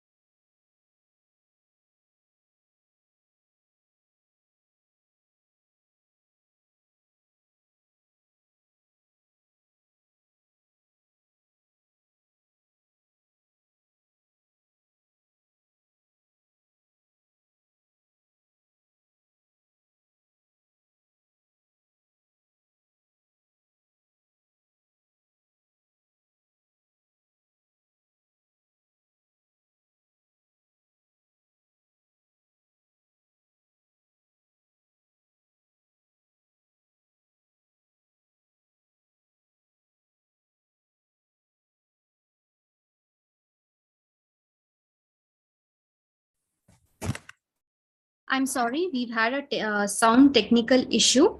So that was a recorded presentation by the participant. Does the session chair have any questions?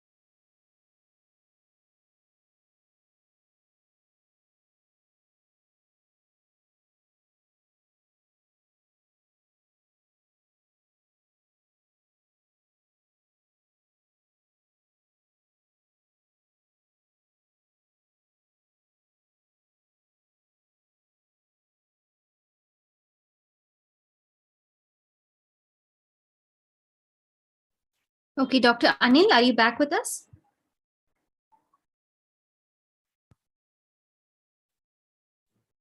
Hello. Yes, yes.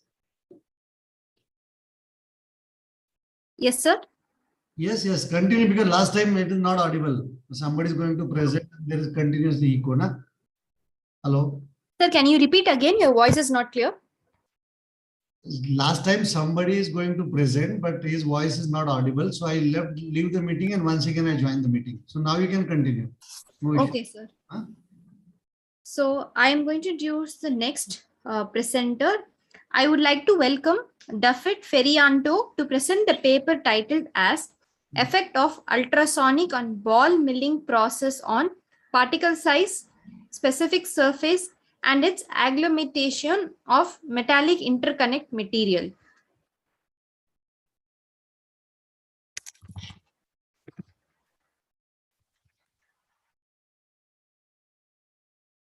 Do we have David Ferianto?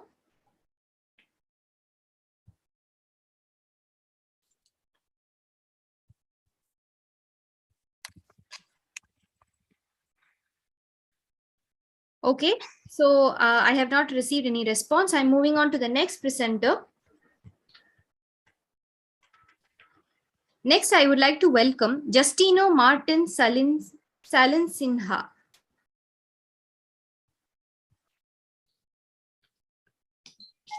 Yes, I am.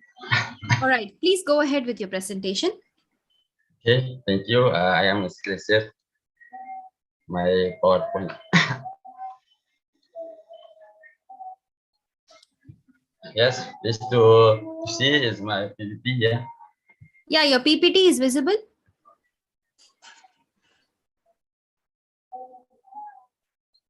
Yes. All right. It's clear. Yeah. To see my PPT. Sir, your voice is not clear, Mr. Justino. Can you maybe cut your video and just connect on audio alone? Yes, I have the video. Yes, can you just stop the video and just Okay. talk? That will be better for the connection. Yes. Wait.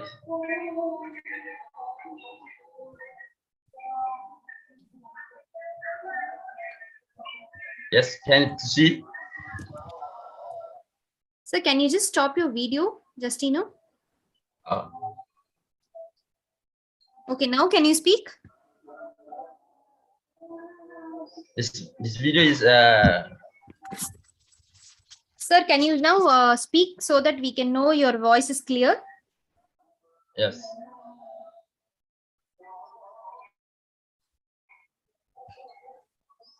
Go ahead with your presentation, please. Yes. Thank you very much. Today I am presentation my video. The virtual presentation, the video. Thank you.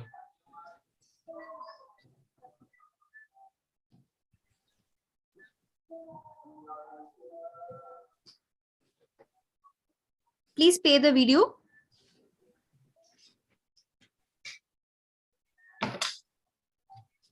Yeah, is this? No, can you please play the video? We are not able to view the video. Oh. I'm share again the video. Yeah.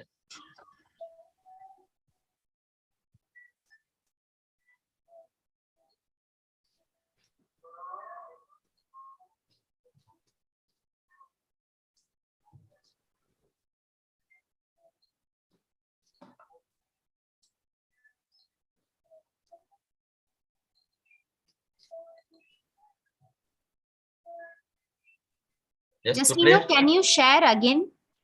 Yeah, to play. Yeah. Can you share again, please?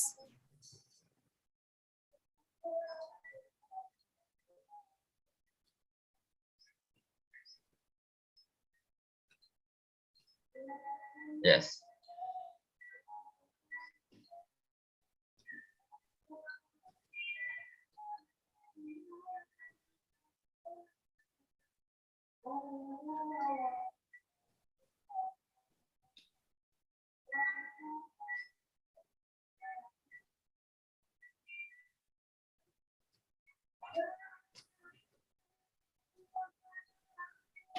I would like to suggest to all the participants, please keep your presentations, your video presentations, everything ready on hand, please.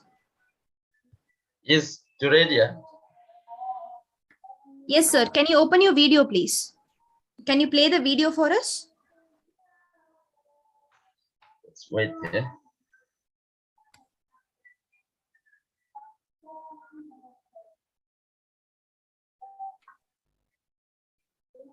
Justino, do you need some more time? Can we come back to you later?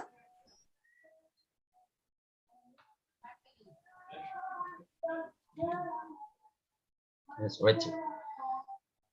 Yes, sir. We'll wait. We'll come back to you later. We'll move on to the next presenter now. Next.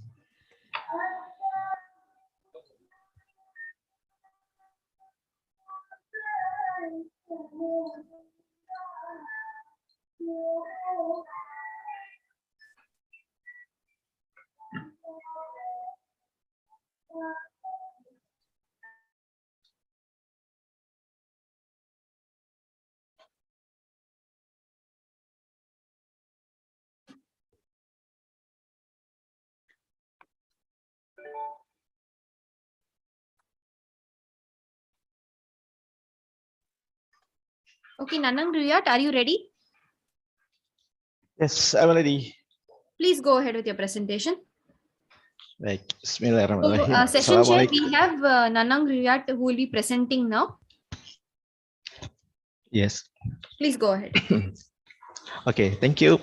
Assalamualaikum, selamat pagi. Thank you for allowing us to present our paper, which we have entitled Utilization of Waste Heat Recovery to Reduce Water Content in Low-Calorie Coal with FPD, Reduced Bed Dryer. Introduce my name is Nanang Ruhyat from Department Mechanical Engineering.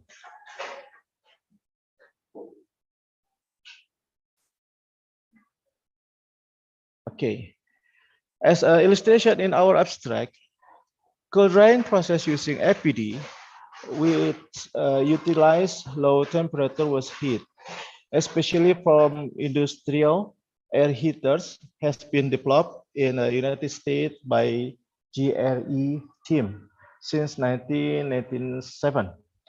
Technology is still considered an expensive investment. So the study uses a prototype APD with a drying heat source.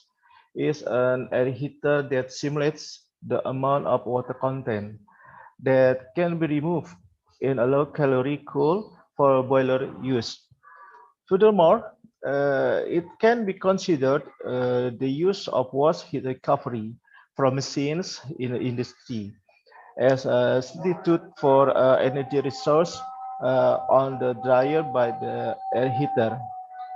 The water content or total moisture content that can be removed by using FPD with an air heater dry energy source is 20%.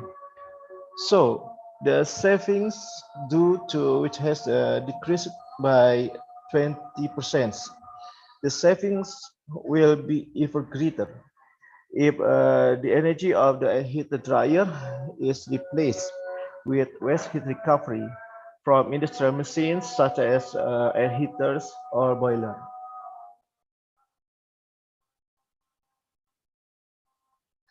Okay, the power generation system in Indonesia mostly uses fossil fuels, coal or fuel oil as a heat source to produce superheated steam at high temperature and pressure to be converted into electrical energy.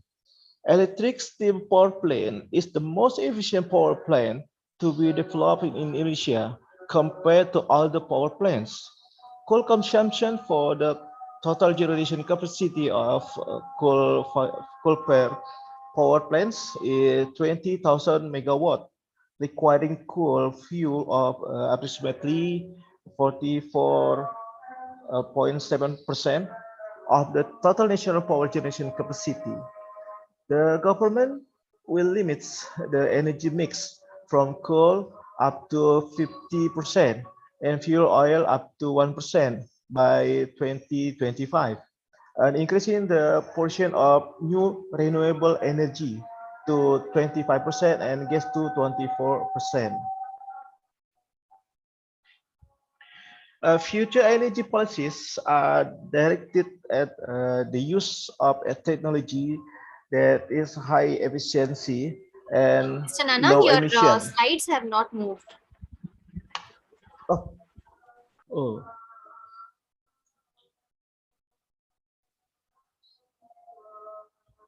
That's good. It is not moved. Not moved.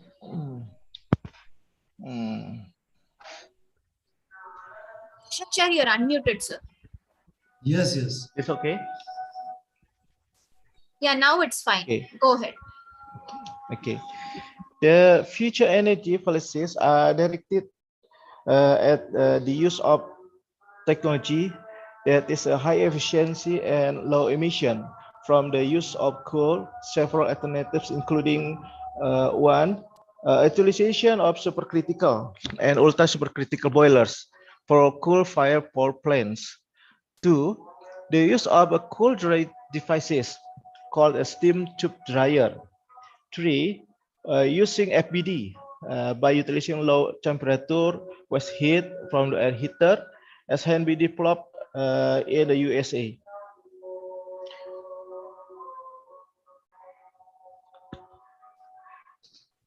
Okay, waste heat recovery from steam boilers, for example, is wasted and not utilized in industry.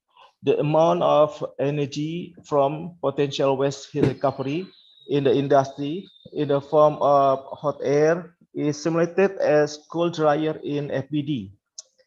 Thus, it can save energy used to dry the cool and can reduce the impact of rising electricity prices in the future.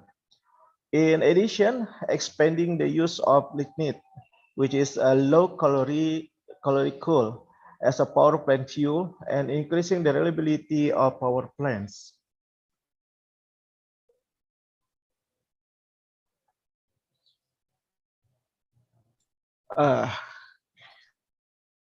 This is coal commonly used by company in Indonesia is low calorie coal, which has total moisture of 46%. See at the table, the low total moisture causes the boiler efficiency to be low as well, which around 80 to 81%, and CO2 emission increases. Cool characteristic table like proximate analysis, ultimate analysis, HHV, LHP, was carried out determine the effect of change in water content in coal.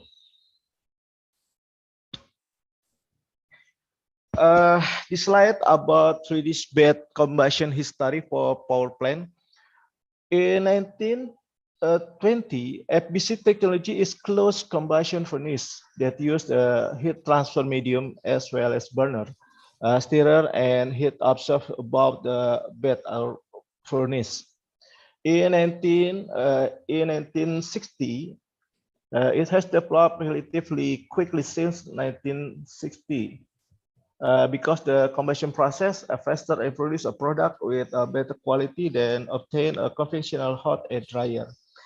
Since 1970, it has been used the power plant after until now.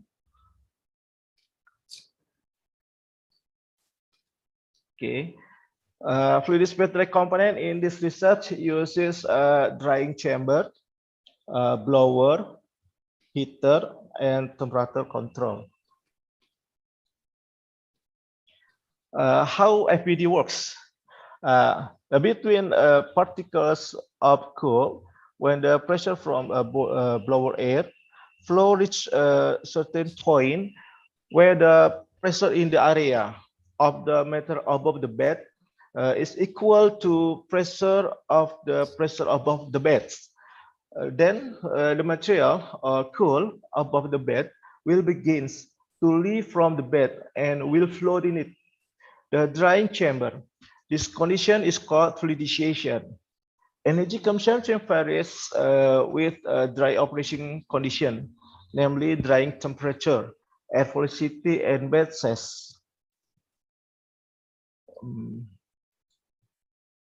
Okay, this is a cool test report for cool example.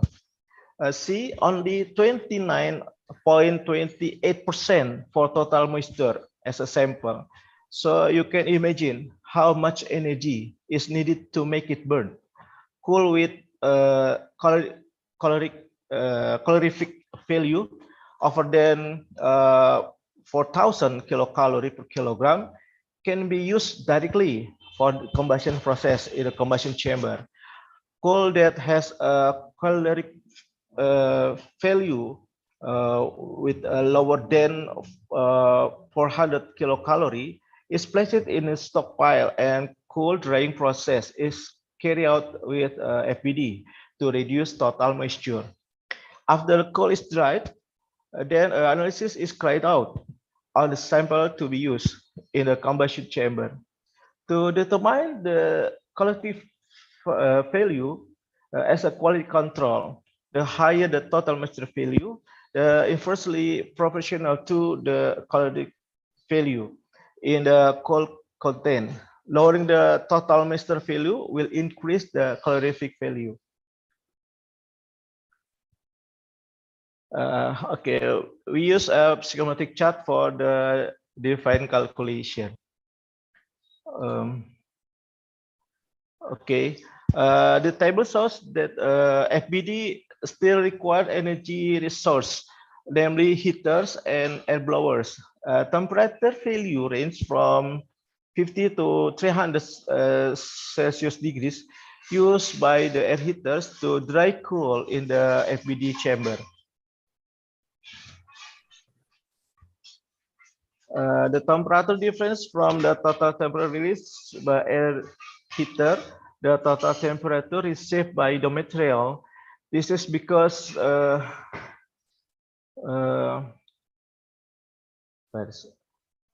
amount of heat energy from a heater to decrease. Okay, next. Okay, yeah. As a result, cost saving to reduce total moisture from 43.5% to 20% can be seen from this calculation. Actual consumption is 13.69 ton per hour, and after improve with FBD, we find 9.57 ton per hour. Differences is 4.12 hours.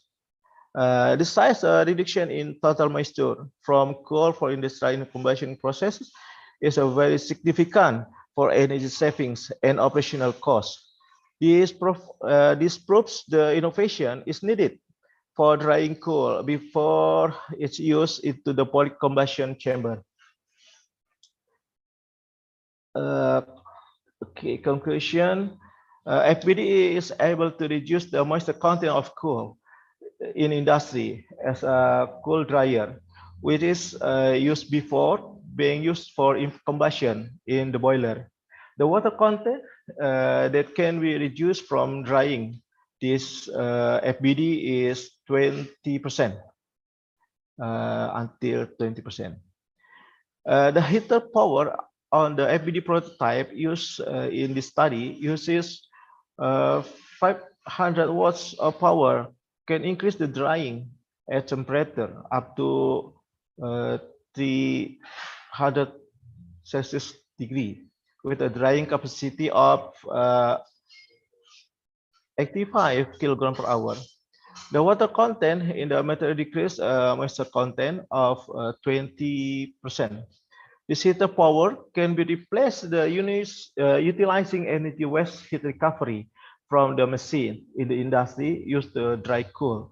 In this FBD room chamber, assuming amount of saving due to 20% decrease in total moisture is converted as the amount of coal consumption in boiler combustion chamber with maybe 6 euro per hours. Okay, thank you. Session chair, do you have any questions to ask the participant? Yes. My question is, how much percentage of energy you recovered? Because your title is how much waste energy you recovered?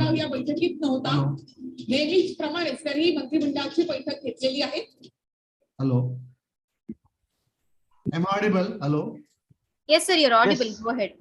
My question is, how much percentage of energy you recovered?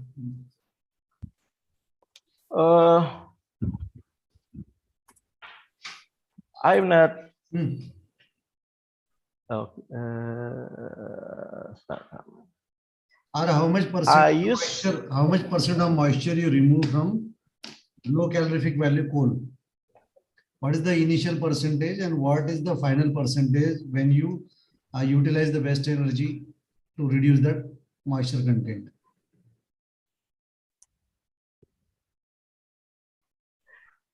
Sorry, sir, I'm only.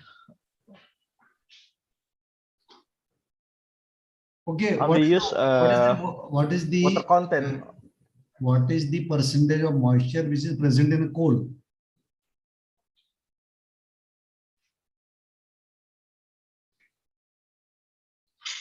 Oh. Okay. Thank you. Okay, thank you, Nanang Royat. You can stop sharing your screen, please. Okay. Moving on, Thank you. next, I would like to welcome Mohammed Issa Lufti.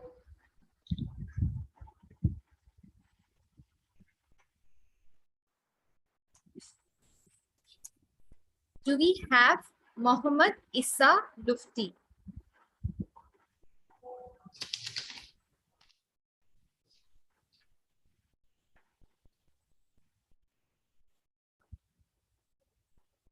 Okay, I'm moving on to the next presenter. Can we welcome Fad Rizki Damanik?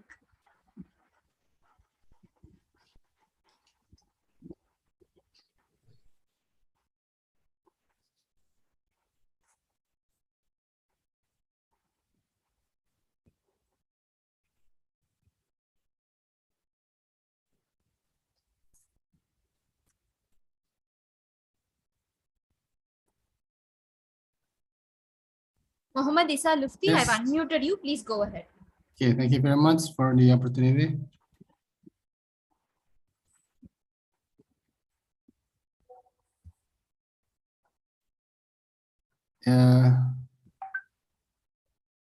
Okay, good afternoon. Yes, we can see your screen, sir. Okay, thank you very much. Thank you very much for the opportunity. I would like to... Sir, can you speak a little louder? Your Yes, voice is hello. not audible. Yeah, now it's audible. Go ahead. Okay. Thank you very much for the opportunity. I would like to present our paper. First of all, I would like to introduce myself. I'm Muhammad Issa Lufti from Mercubuana University, and this is our team member, Mr. Jafat Haikal, Mr. Muhammad Khalil PhD, and Mr. Rizaldi Mukmin. And our paper title is The Integration of Business Process Engineering and Snell X Enterprise Resource Planning for Efficiency and Effectiveness, a case study of SMEs in cosmetics and household industry.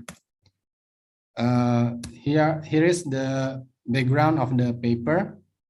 There is a SME in the cosmetics and household subsector company in the Depok near Jakarta area. They experiencing problems with company data integration, especially in the inventory department, which is having difficulties in managing finished goods inventory.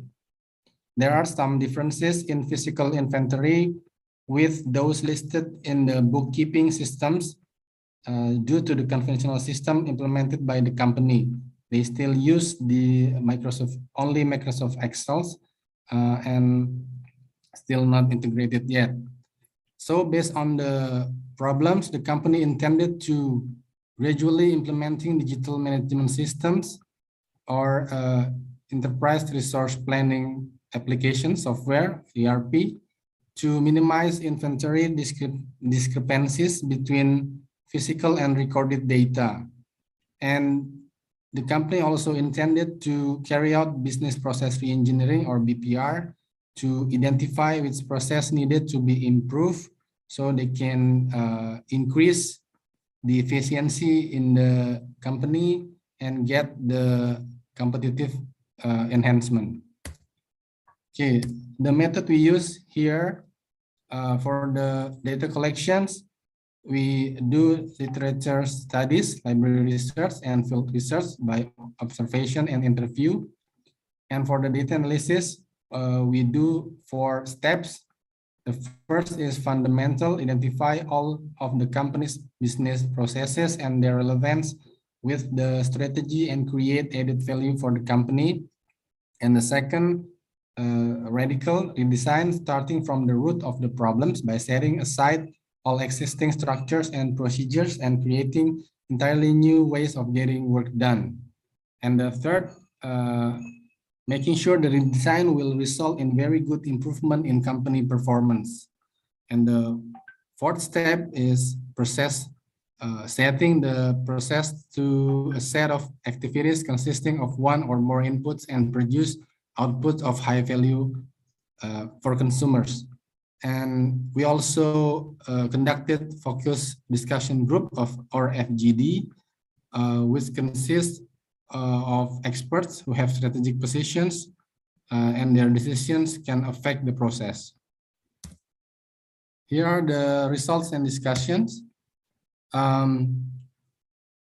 From the business process reengineering identification, we know the as-is or existing system need 11 days and 174 minutes, and the projected system and after we analyze and projected the business process reengineering, we are projecting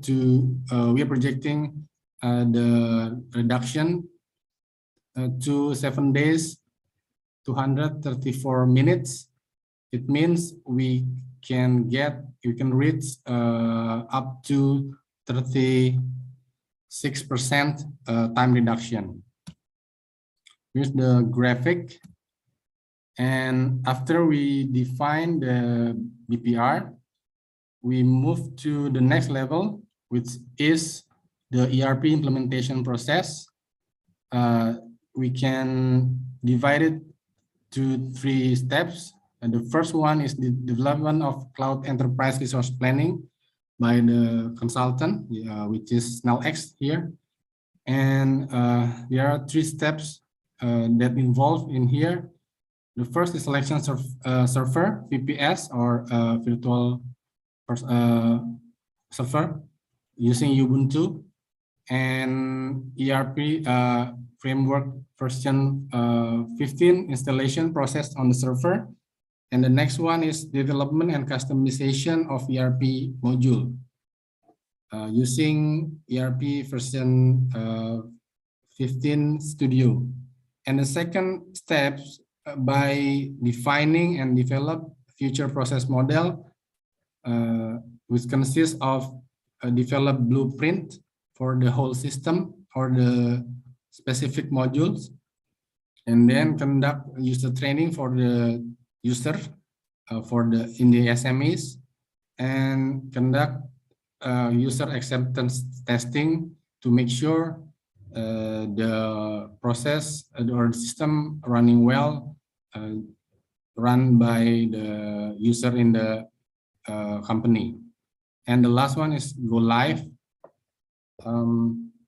to make sure the server is good, in a good condition, can run well, and go live implementation of the cloud ERP. Based on that, we can see this diagram. Here's the sales process diagram. We can see in the existing or before the implementation of BPR and ERP, we can see the sub-process of checking finished goods stock data is still done conventionally, manually, by aligning existing stock data in Excel with the availability of finished goods in the warehouse physically. So after the implementation of ERP, we can see the sub-process can be reduced by only looking at the inventory module and then menu of product of on-hand quantity. So they don't have to back and forth confirm to the customer and see the physical items in the warehouse. They can only see by system on the computer display. Furthermore, it is also easier to show a report which can be seen from its sub-process. Okay, here are the conclusion. The result of the business analysis will be used as the design of an ERP software by SnellX, specifically in the SMEs in cosmetics and household industry. So the system will be dedicated only for the company.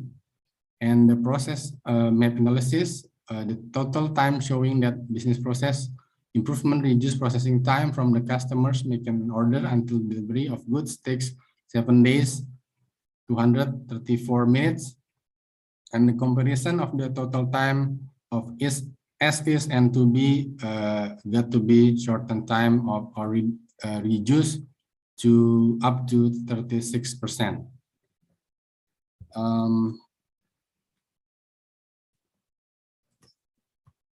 Okay, thank you very much for the.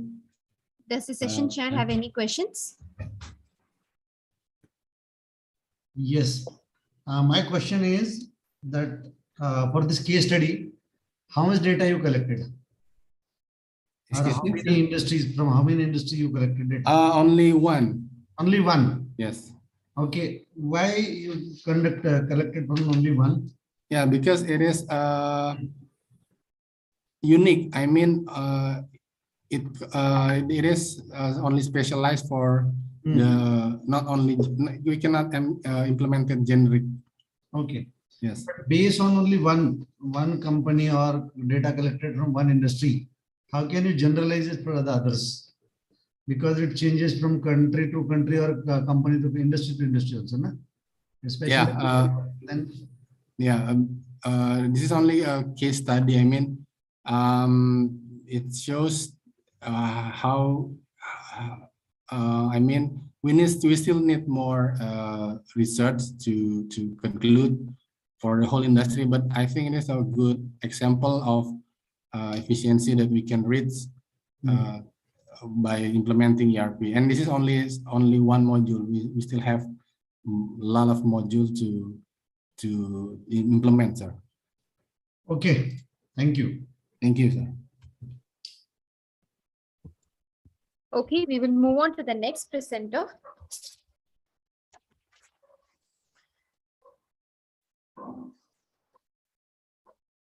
Can I have Fad Rizki?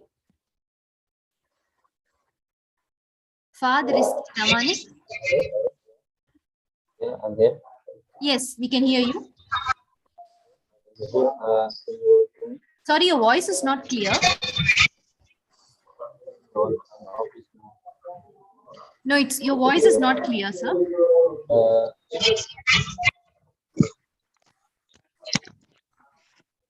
Okay, can you hear me? So yes, we can hear you. Okay, I will presentation with my research now. Okay, wait a moment.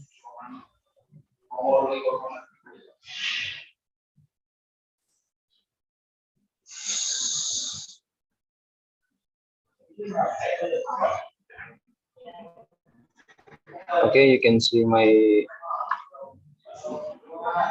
Yes, we can PowerPoint see your now. screen. So, okay, I will start my presentation on my research. Assalamualaikum warahmatullahi wabarakatuh. Thank you for the time and chance given to me, Mr. Dr. Daniel and the committee and the committee. I will presentation about my research. I'm sorry, Mr. Fad, your background noise is very noisy. Can you maybe move somewhere or something? Okay, I will take wait moment.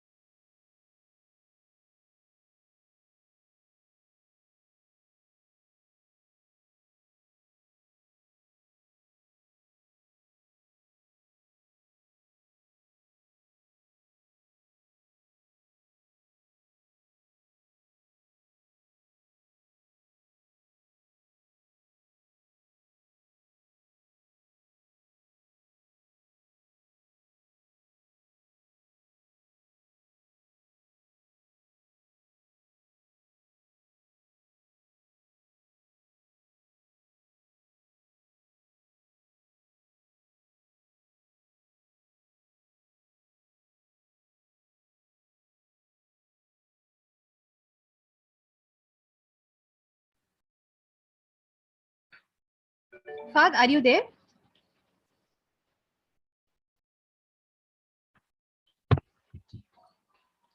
Okay, in the meanwhile, we are moving on to the next presenter. So I would like to invite Uli Amrina.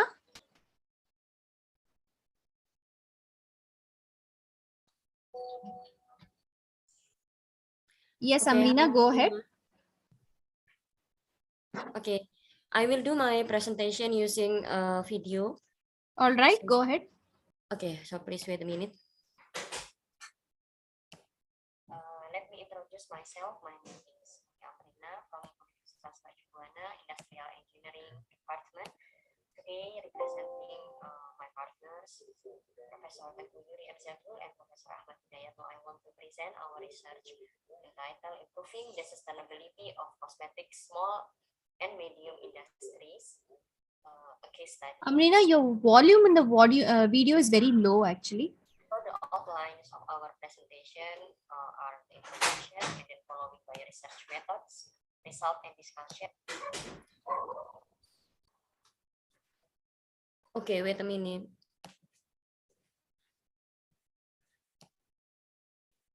I think I will present directly, maybe it's better. Yes, go ahead. Okay, so could you see my screen share? Okay, I will move on. So yes, you can see it. Go ahead. Okay, thank you, Fatima. So our paper entitled Improving the Sustainability of Cosmetics, Small and Medium Industries, a case study. We wrote it in a team, me, Uli Amrina, and Tengku Yuri Erzagul, and also Ahmad Hidayatno. So this is the outlines of my presentation, beginning with the introduction and then following by research methods, result and discussion, and also conclusion. So as an introduction, the inefficiency and low regard for environmental issue pose a challenge to cosmetic small and medium industries. So currently the cosmetic industry must comply with a regulation to produce safe and environmentally friendly products. There are two general regulation. It's called Good Manufacturing Practices or GMP, and also Green Industrial Policy. However, there are no clear sustainability performance measurement in cosmetic SMIs. And cosmetics SMIs face several obstacles in complying with these obligations due to the workforce limited skill set, capital constraint, and also limited facilities and equipment. So our research objective is to help SMI managers to understand and assess the implementation of lean and green principles to achieve a sustainable production processes. So we hope our research contribute to details about simple and suitable scientific steps to help SMI manager understand and assess their manufacturing process sustainability from the early stage. So this is our research method. There are four mainly steps. At the first step, we identify the goal and scope in the evaluation study. We use some methods and tools in here. So we define the product family, we use lean and green metrics, and then we also define the research goal and boundary. So in the step 2, we collect the input and output data in the manufacturing data input using current state mapping. And in the step 3, we measure the performance and analyze the waste using PMA or manufacturing cycle effectiveness. And also we use LCIA, life cycle impact assessment, and we also analyze using 5 whys analysis. And finally, in the step 4, we recommend improvement strategy using Kaizen events and also future state map. This is our identification in the step 1. So in the goal, we state that we want to analyze body care cosmetic manufacturing company sustainability performance and identified areas for improvement. And the scope is gate-to-gate manufacturing. So we collect the inventory database supported by green value stream mapping here.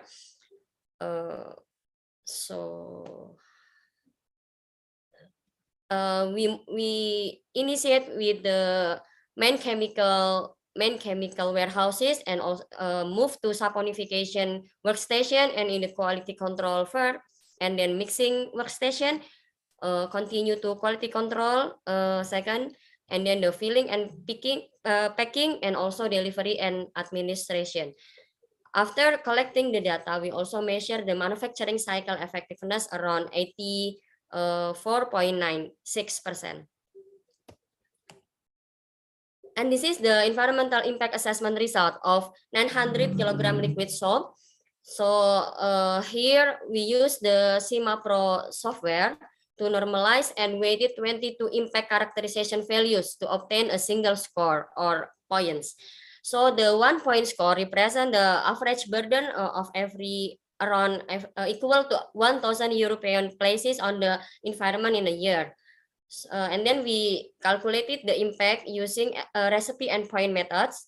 So the impact score, as you can see here, is around 40.42 points, and the human health damage contributed around 98.7% of the score. Here, the administration workstation approximately had the same damage score as those of saponification and mixing workstation. And also the electricity consumption in the administrative and warehouse location was 8.44 kilowatt hour, or equal to 58% of the total consumption. So this percentage is still unacceptable for non-production workstation. So we discuss and conduct improvement or Kaizen ideas. So basically we use brainstorming method, and then there are 3 categories of Kaizen recommendation that were developed. The first is the SMI managers have to optimize the operating procedures by reducing walking and waiting time, and also reducing the inventory by collaborating with other cosmetic manufacturers to share the truckload, reduce the drum size, and also implement the Kanban system. And then installing a green facility by replacing the desktop computers with laptops and facilitating shared air conditioning between rooms. This is our proposed future state map that we propose to the SMIs. There are some improvement, as I said before, that can conducted by them. There are some alternative improvement that can impact to reduce inventory or cycle time, and also the value of the environmental impact. So this is the estimation of before and after improvement evaluation. So basically we propose that the Kaizen ideas can level up the MCE and also LCII score of the SMI cosmetics, and also cost saving around 41% from the energy cost. So as a conclusion, the result of this study can provide a blueprint for the assessment of the sustainability of cosmetic SMIs. The generality of using a combination of lean and green methods and tools in this research has made it applicable in various industries other than cosmetic. So we have future studies can explore additional improvement to increase the MCE value above 90% through chemical material substitution and advanced engineering methods. And also the scope of this research, we believe that is still limited to gate manufacturing. So it requires a further and more in-depth study of sustainable performance at the whole supply chain level from upstream to downstream. So thank you. I think it is the end of my presentation.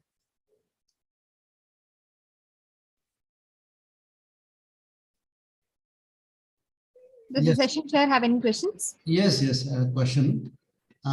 Your topic is improvement in sustainability, correct? So how you measure the sustainability? What parameters we can measure?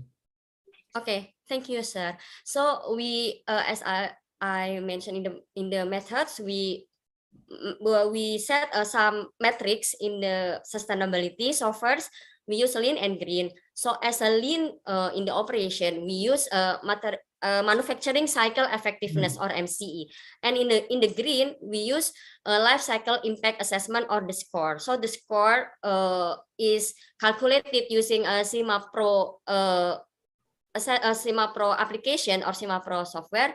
So it indicates the evaluation impact of environment impact of the manufacturing process. So by those 2 indicators, so the manufacturing cycle effectiveness and also the life cycle impact assessment score, we believe that 2 indicators will meet up the guidelines set up by the government. That's all. So have you collected any data? Have you collected any database data?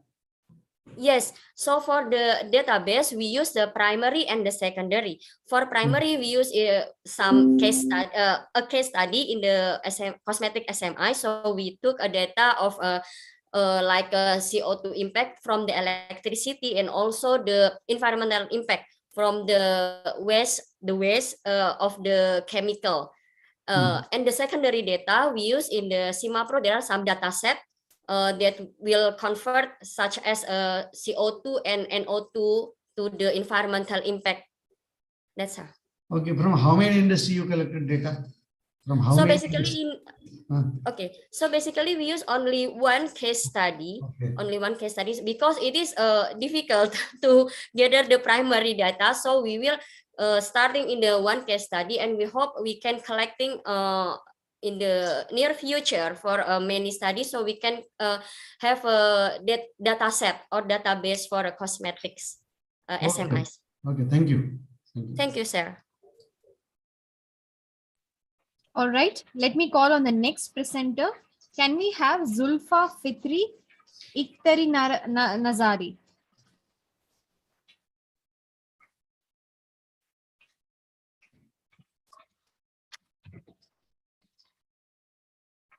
Zulfa Fitri.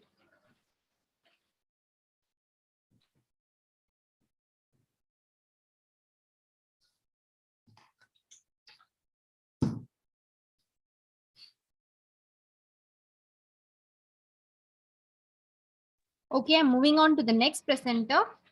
Can we have Hadi Pranato?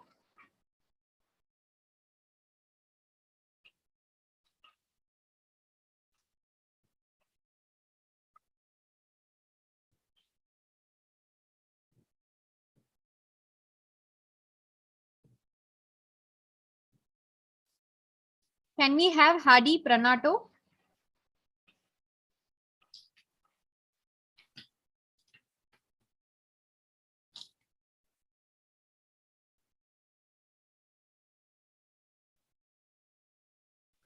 Okay, Fad Rizki, are you ready now?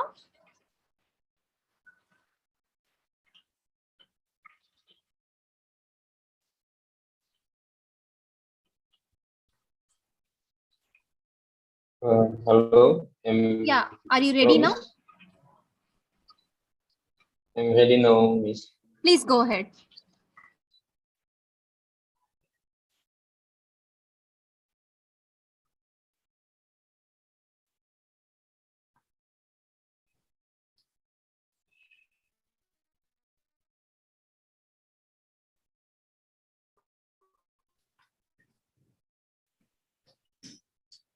Okay. Assalamualaikum warahmatullahi Fad, your voice is not audible. It's not clear.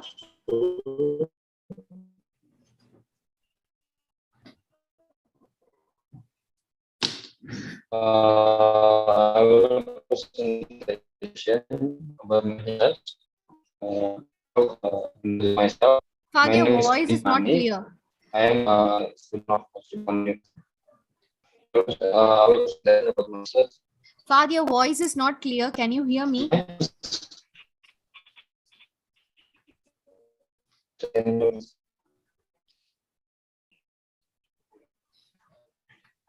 I'm sorry, Fad, your voice is not clear. Please sort out your issues.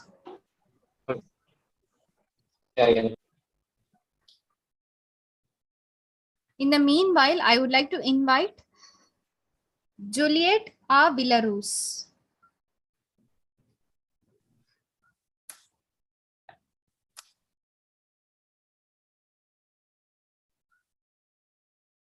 Can I invite Juliet A. Belarus?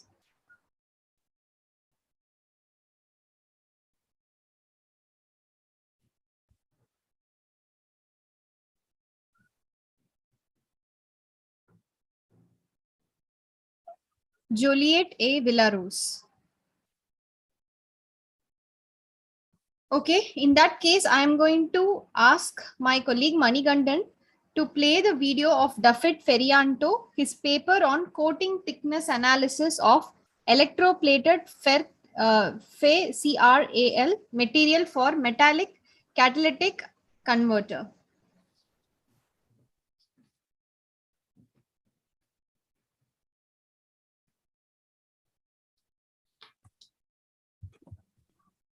Mani, would you play? Yeah, thank you. My name is David Ferianto. I'm from Universitas Pajajaran, Jakarta. Today, I want to present my paper with the title of Coating Thickness Analysis of Electroplated FeCRAL material for catalytic converter application. This is the catalytic converter actually used to convert the pollutant like hydrocarbon, carbon monoxide, and nitrogen oxide to green air, which is the water and CO2. Actually, the pollutant have several problems. Several problems influence the several problems, such as 44% of outdoor toxic emission, 50% of cancerous, and 74% of non-cancerous health problems. In catalytic converter, in existing catalytic converter, have two types material, which is the metallic and ceramic material. In this study, we focus on the metallic material because it have low pressure losses, like frontal area up to 90% and cheaper, and also have higher specific surface area as compared to ceramic material. Therefore, in the study, we focus on the metallic catalytic converter, which is the FeCRAL substrate, and also we coat by gamma alumina was coat and nickel oxide catalyst. This is the problem referred to a previous study. The method have limitation in powder form. In applying the catalyst, nickel oxide was not directly diffused to the substrate. And also second problem is the was coat layer is falling since with addition and unstable oxide growth in long-term oxidation because the transformation into alpha alumina form is inevitable. The objective of this study is to investigate the coating thickness on FeCRAL metallic material for catalytic converter. This is the methodology. We have several raw material, which is FeCRAL foil as a substrate, gamma alumina as a was coat, nickel oxide plate is catalyst, sulfamide type solution, and also ethanol with the purity of 95%. We have several coating technique, which is the ultrasonic baths, nickel electroplating, ultrasonic bath during electroplating, also combination between ultrasonic bath and nickel electroplating. In analysis and characterization, we use the SEM machine for morphology, composition, and coating thickness analysis. This is the cross-section and VDS analysis. We can see that after the coating technique, the gamma alumina and nickel oxide was embedded on the FeCRAL, which means that bonding activity is successfully developed. And the some compound potentially developed, such as natrium oxide, nickel chromate, ferrum chromate, gamma alumina, ferrum oxide, nickel alumina, and FeCRAL. That compound as a protective oxide layer to improve the high thermal stability. This is the coating thickness analysis. We can see that the highest coating thickness is located at the UV plus AL sample, which means that treatment is influenced to the higher thermal stability as compared to AL sample, UV sample, UV sample, or raw material. This is the conclusion. The gamma alumina and nickel oxide has been embedded on the FeCRAL metallic substrate. There are several compounds that have been developed during the coating activities such as ferrum chromium oxide, ferrum oxide, gamma alumina, ferrum chromate, nickel oxide, nickel alumina, nickel chromate, and natrium oxide. Higher coating thickness will lead to higher thermal stability of ICRCET catalytic converter. This is our reference, and thank you very much.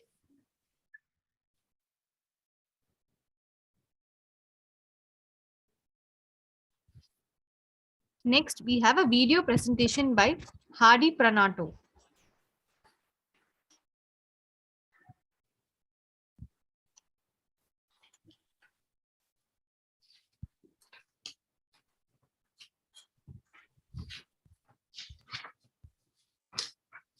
So Hardy Pranato has also given us a video which we will be playing.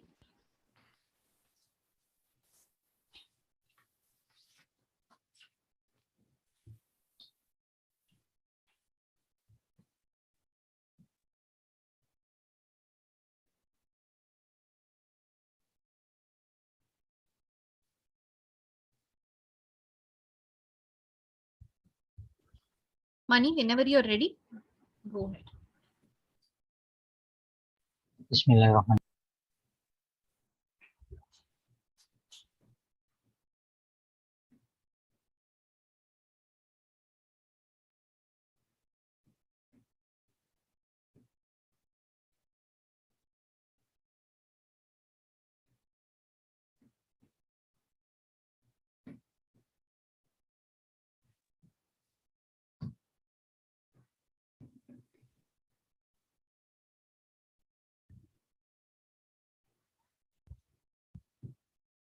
I would like to suggest in the meantime, the My name participants is who did David not have a Ferianto. strong I'm connection. from Universitas Jakarta. I present on behalf of my friends, Mr. Hadi Pranoto, this paper with the title of Resistivity and Conductivity Analysis of Coated Metallic Catalytic Converter with Wavelength Shape of Monolith. This is our background, where the catalytic converter we use to convert the pollutant such as the hydrocarbon, carbon monoxide, nitrogen oxide to the water and carbon monoxide, carbon dioxide. The pollutant actually influence the several problems such as 44% of toxic emission, 50% of cancer risk, 74% of non-cancerous health problem. There are two types of catalytic converter material, which is metallic and ceramic material. The metallic have lower pressure losses, high frontal area up to 90%, and cheaper as compared to ceramic material. And also metallic material have specific surface area, higher specific surface area as compared to ceramic material. And then the existing catalytic converter is mostly used the ceramic material. Therefore, in this study, we use the metallic material to investigate the efficiency, effectiveness of this metallic on conversion of pollutant. This is our objective, to investigate the resistivity and conductivity of ICRCET metallic material for catalytic converter. This is methodology. We have several coating technique, which is ultrasonic baths, nickel electroplating, ultrasonic bath during electroplating, also combination between ultrasonic bath and nickel electroplating. In this study, we use 4-point probe machine to analyze the resistivity and conductivity, and also in this machine, we have 5-point object for measurement.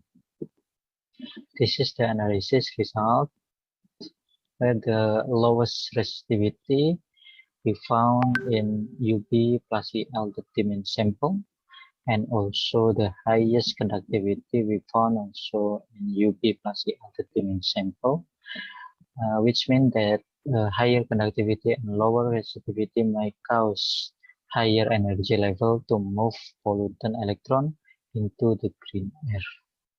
This is the comparison method and parameter, and the results we can see that UV plus EL sample has lowest resistivity as compared to ultrasonic bath during electroplating and electroplating sample.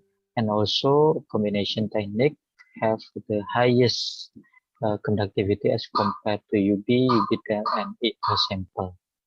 This is a conclusion. The combination technique that called by UV plus EL sample have highest conductivity and lowest resistivity as compared to raw material, UV, EL, and UV12 sample. This technique is recommended to produce the catalytic converter to achieve highest performance in converting the pollutions. This is our reference, and also thank you very much. Thank you, Manikandan. So, is Martis Salinha ready?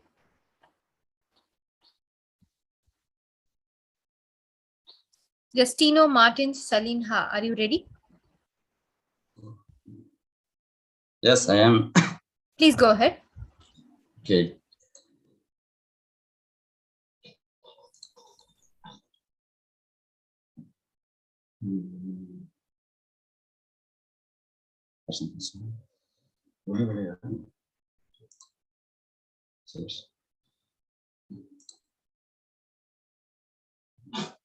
Okay.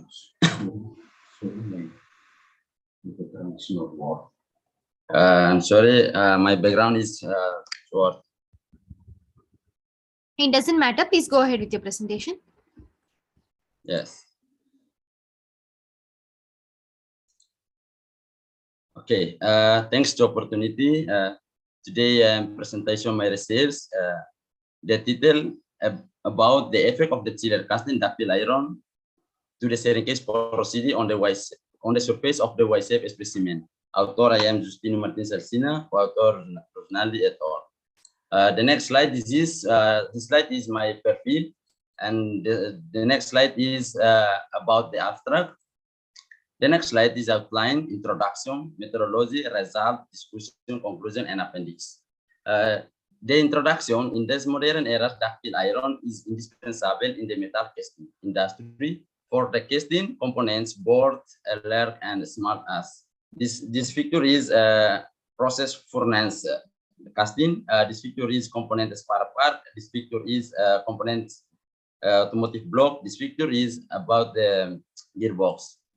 The next slide: nodular cast iron is superior to older cast iron because of its high ductility, good machining, and can be heat treated to obtain high hardness and strongness. This is a picture from nodular cast iron. This table is chemical composition. The next slide, the RW 2005. This explains about the several processes have been used in the surface hardening of steel and cast iron. Plasma hardening, and flame hardening, induction hardening, corrosion hardening, laser hardening, surface hardening, and chill casting.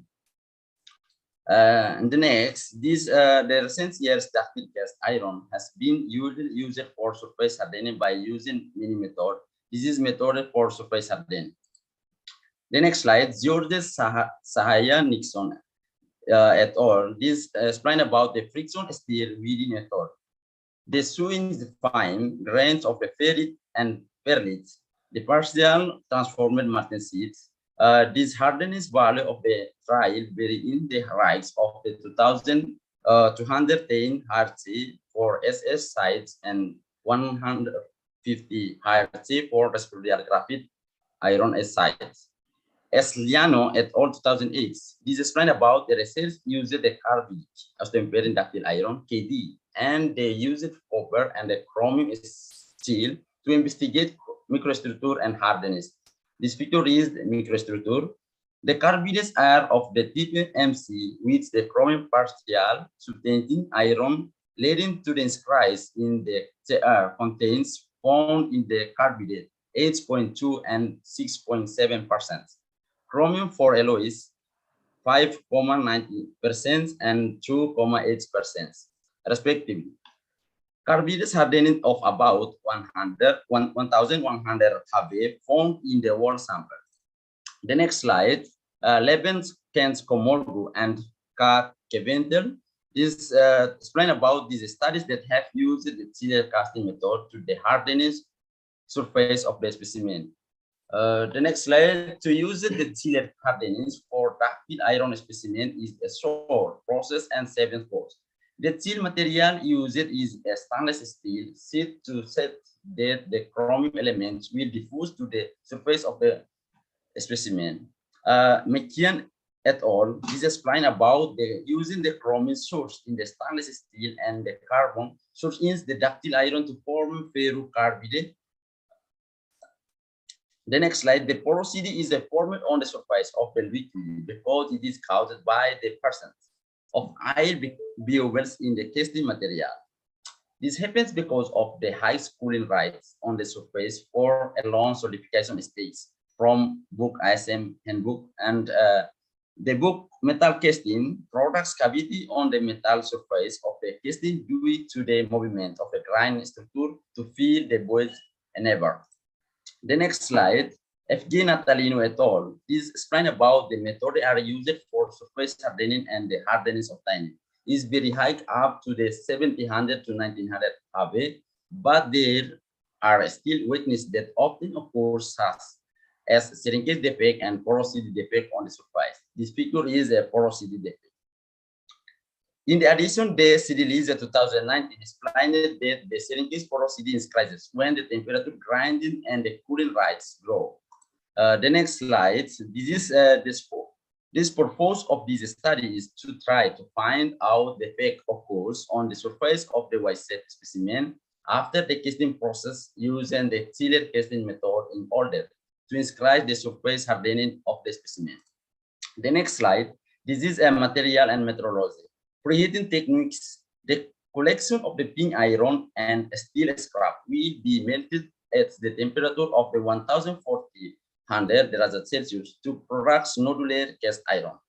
The same process uses an electric furnace that has the capacity of the 75 kVA and output power of the 50 watts. This figure is the step of the operation temperature furnace.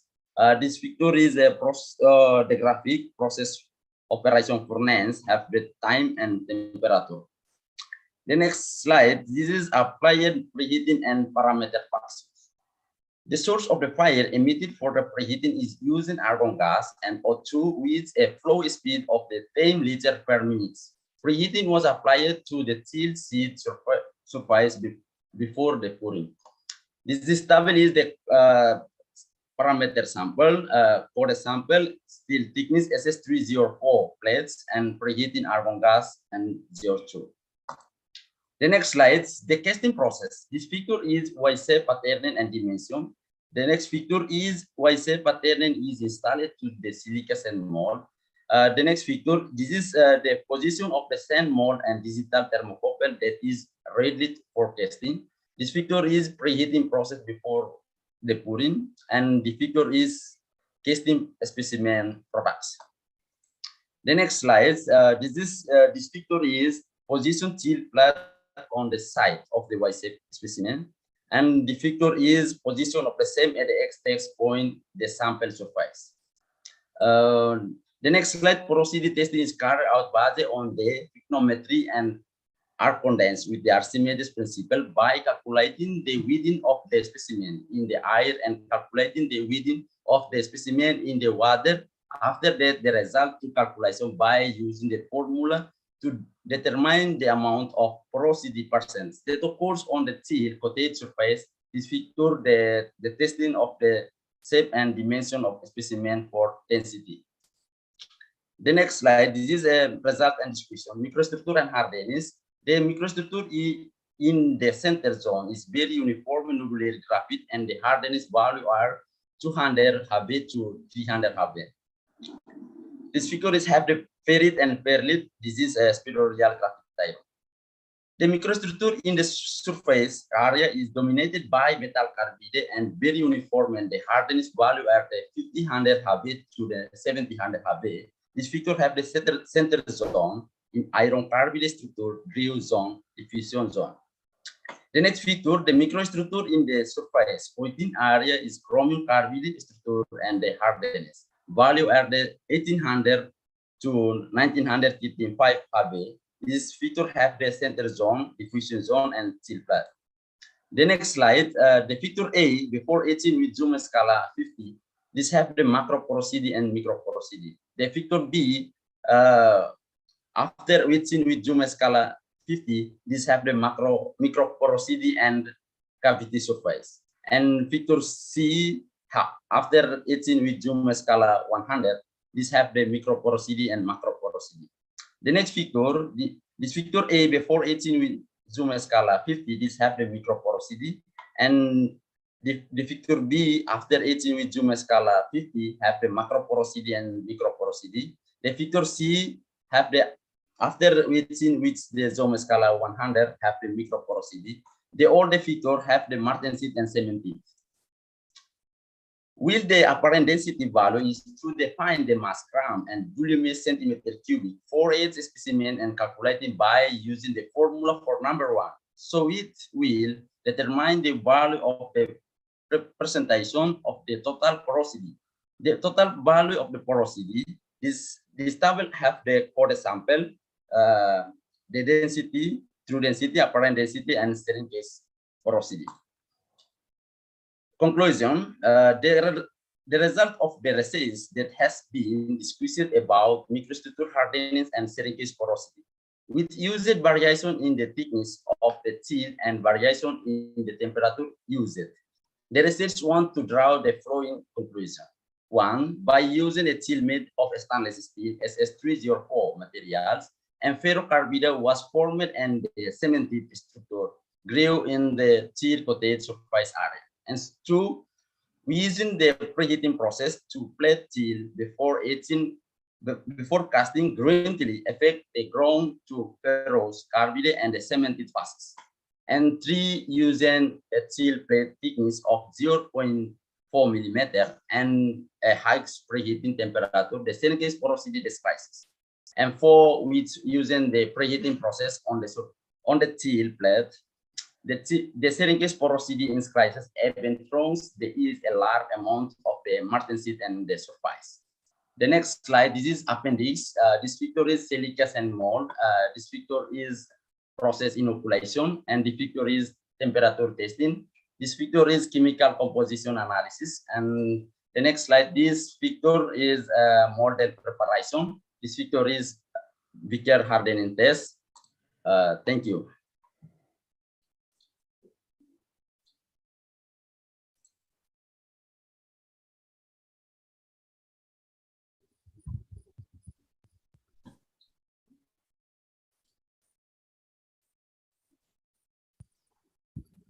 Session chair, do you have any questions? No. Okay. So thank you so much, Martin. You can unshare your screen. Is Fahd Rizki ready now?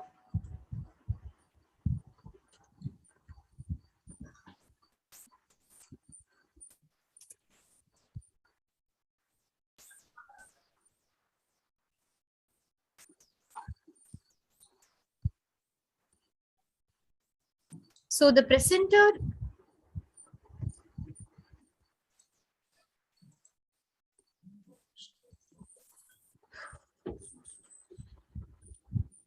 So Andy Firdaus, are you ready now to present?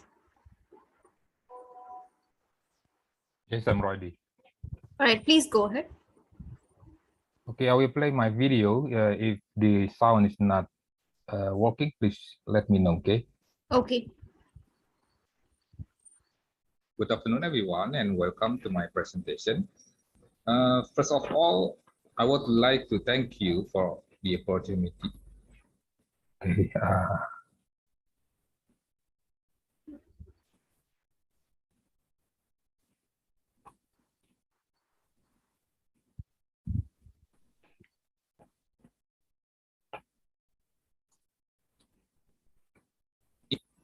Good afternoon, everyone, and welcome Yes, to it my is audible, Andy.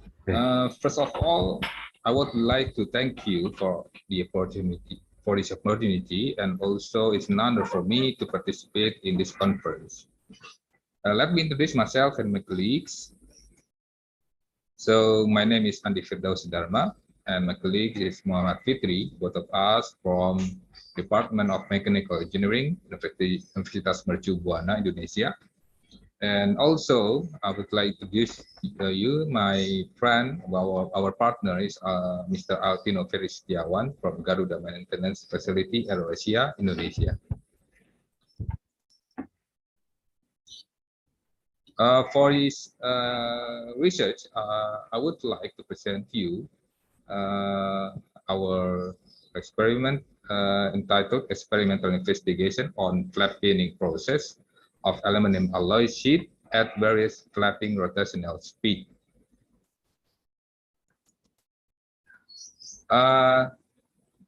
As you can see in this figure, this is the waste fall from the aircraft fuselage. So usually there is a corrosion on the aircraft fuselage, especially in this area. In this case, the corrosion usually appear in near the area the aircraft was fall, where the lavatory fluids accumulated, and sometimes it will trigger the event of corrosion.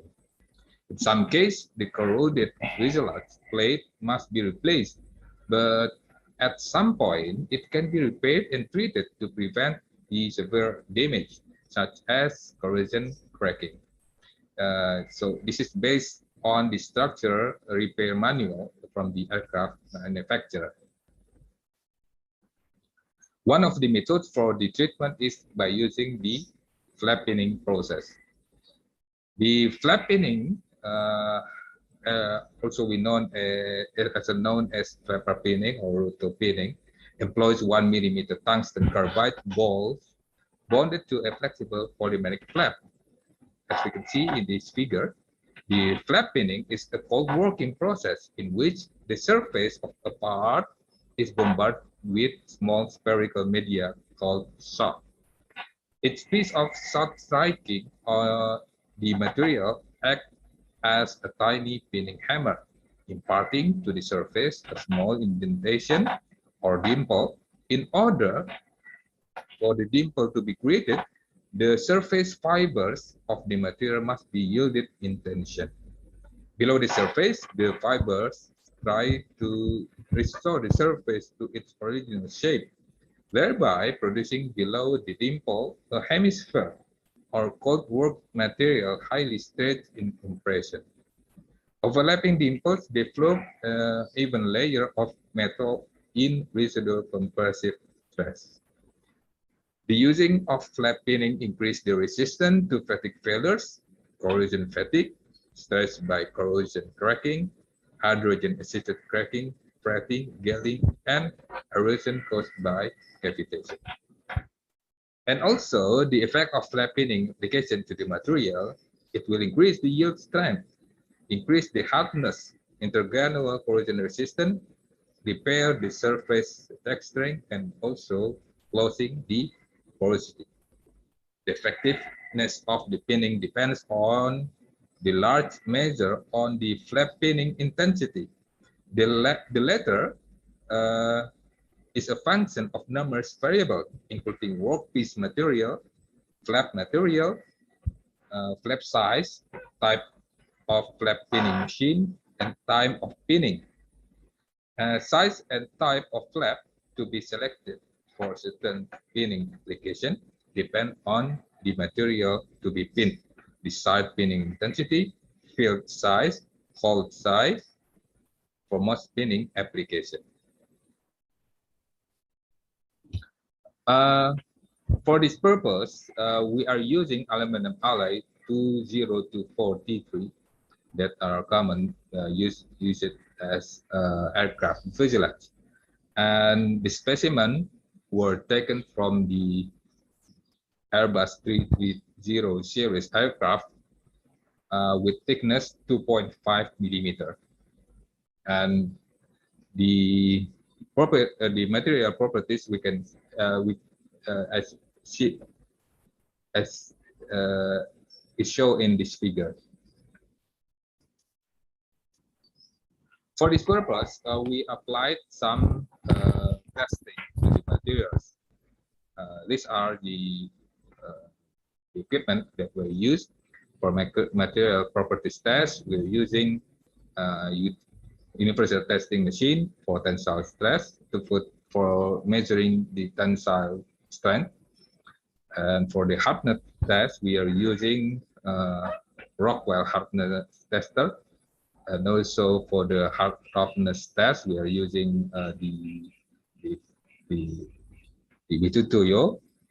And for the microstructure test, we are using metallurgical microscope with 200 times magnification. This is the materials.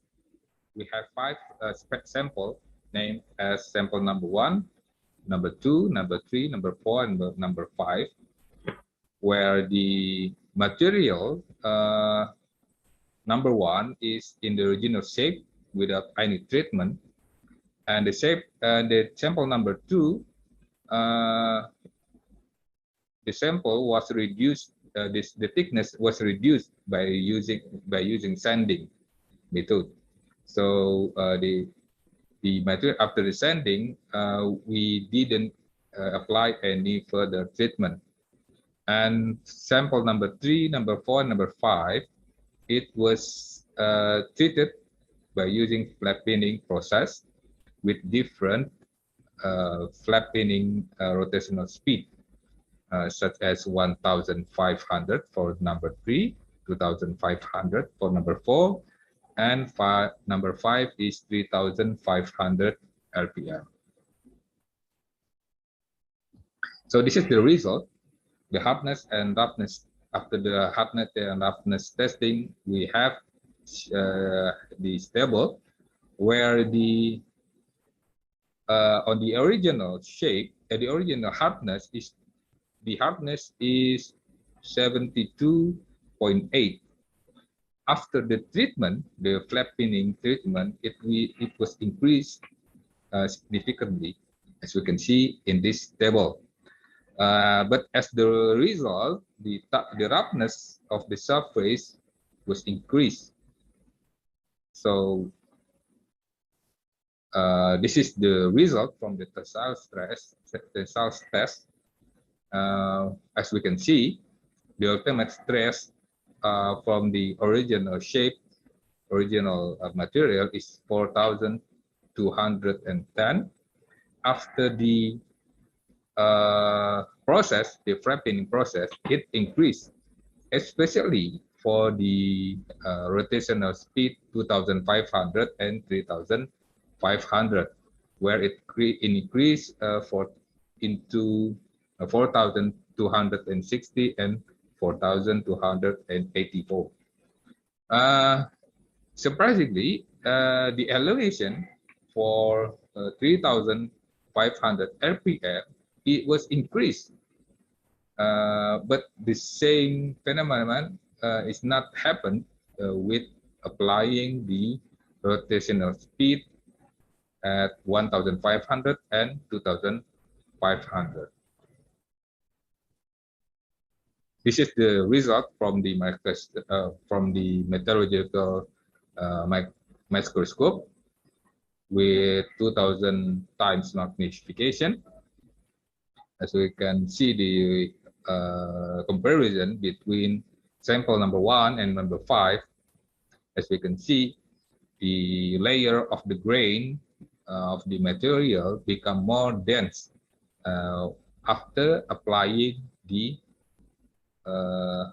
flat pinning process. For the conclusion, flat pinning process increased the hardness of surface of the metal, and also the grain layer of material becomes denser. As the result, the ultimate strength increase. The ultimate strength increase. In the other hand, the application affect the surface of material, such as roughness and thickness. Thank you for joining me.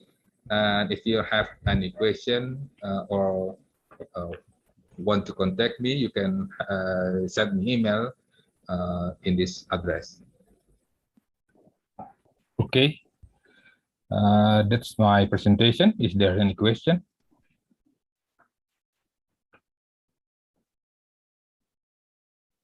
Is there any questions from the session, sir? Yes, yes. I had one question.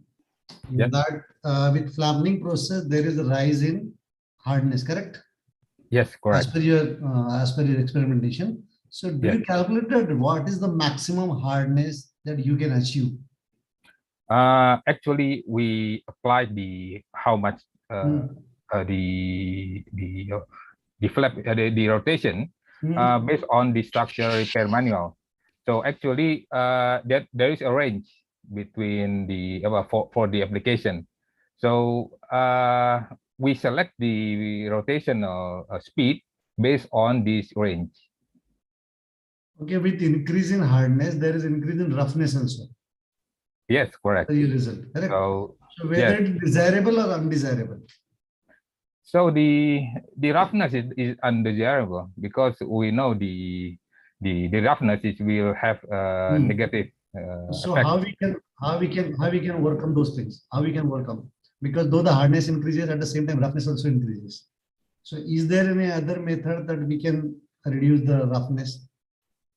Yeah, of course. We have to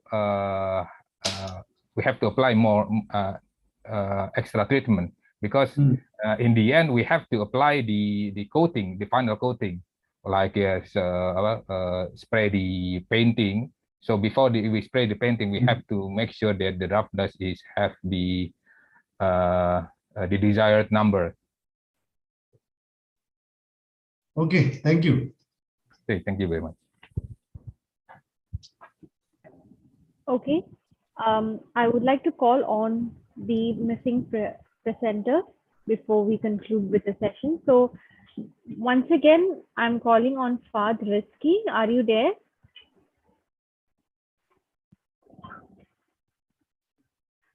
Fad Rizki, are you there?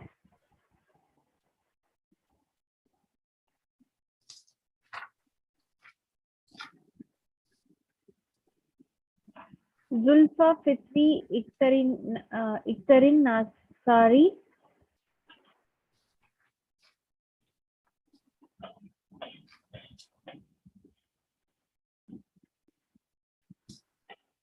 Zulfa Fitri.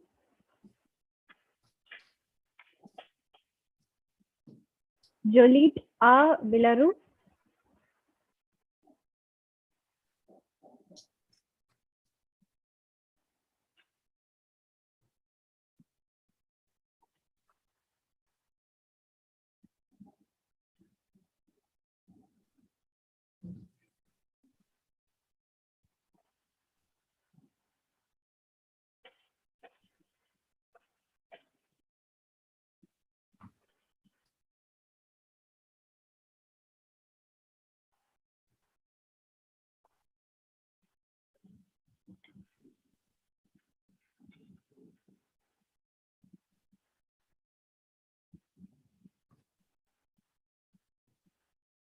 Okay, so I believe that we have covered all the presenters, excepting for the 3 that I have announced.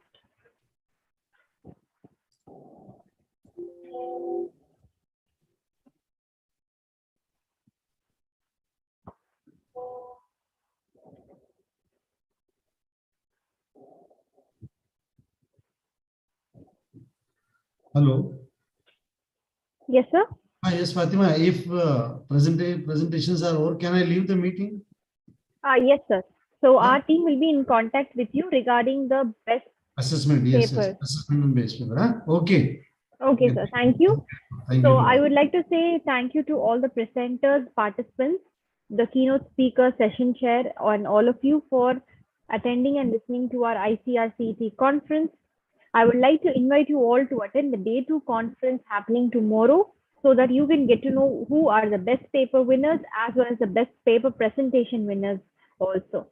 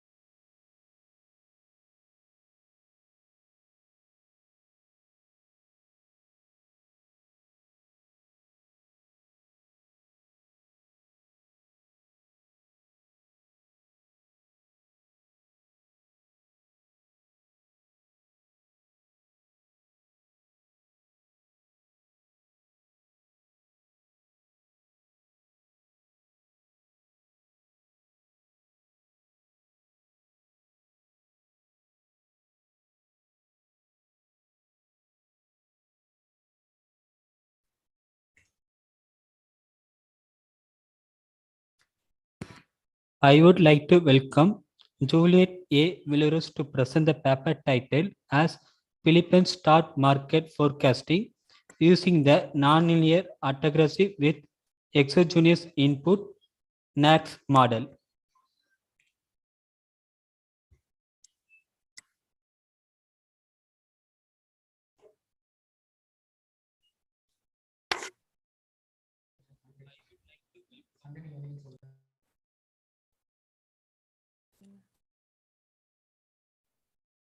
Good afternoon, everyone. Am I audible now? Yes, ma'am, you are audible. Okay, thank you. My warm greetings to everyone. We appreciate this opportunity to present our research, Philippine stock market forecasting using the nonlinear autoregressive with exogenous input NARX model. I am Juliet Villarus, and this study is co-authored by Dr. Gerardo and Dr. Medina.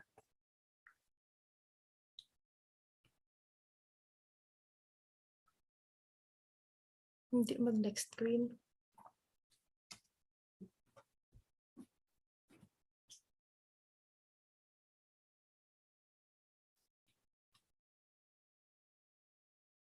I'm sorry, but I am having problem with my slides.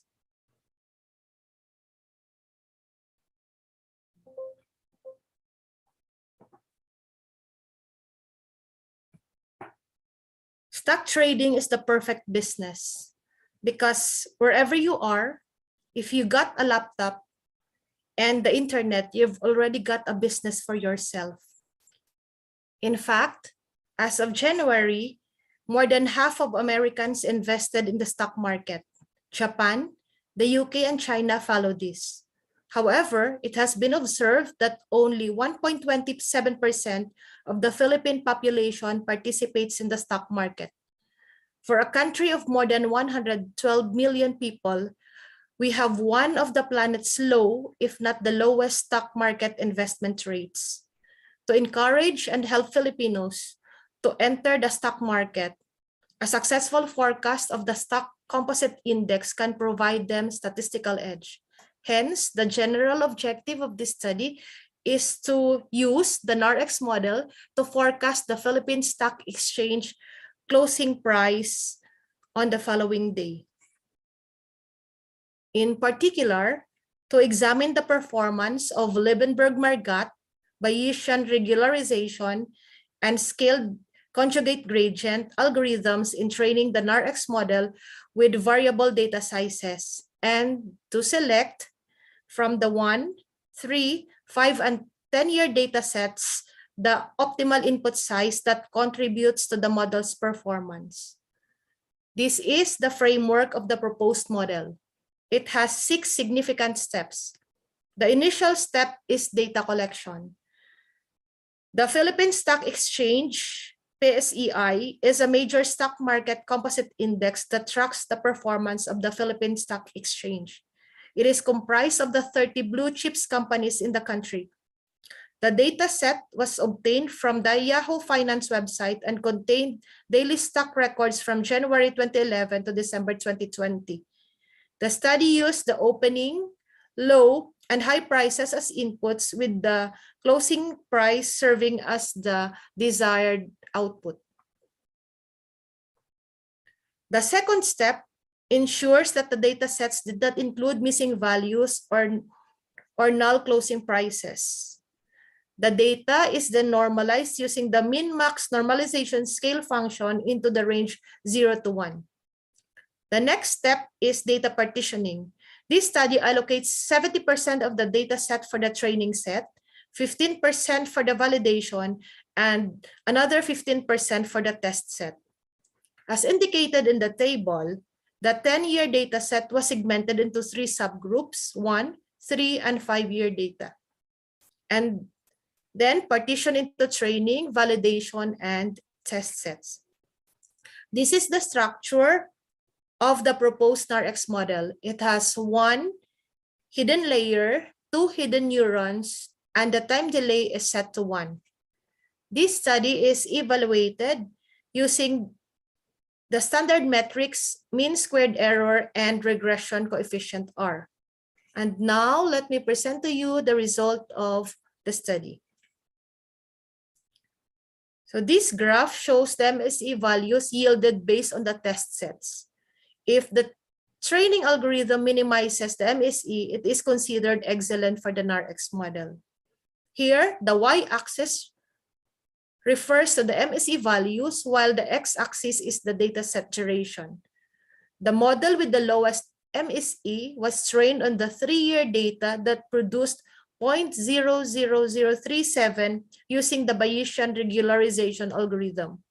Hence, it is evident that the Bayesian regularization obtained the best result, followed by the Liebenberg-Margat, then scaled conjugate gradient. The yielded accuracy R on test data is presented in this figure. It should be noted that the regression value R of 100% is the perfect score. As shown, again, Bayesian regularization produced the most outstanding R. Likewise, the results revealed that the dataset size affects the network's accuracy. A 1-year dataset, for example, only got 98.57% accuracy. The model's performance improved dramatically when the amount of input data was increased to 3 years with 99.41%. However, there was little indication that the model's performance improved significantly when the sample was expanded to 5 and 10 years. Hence, it is preferable to use a dataset with 3 years or at least 728 samples to train the NARX model. Overall, Bayesian regularization obtained the lowest total error, followed by Liebenberg-Margat, while scaled conjugate gradient had the most significant error. Here, the regression plot shows the correlation between the actual versus forecasted graphs utilizing the Bayesian regularization algorithm.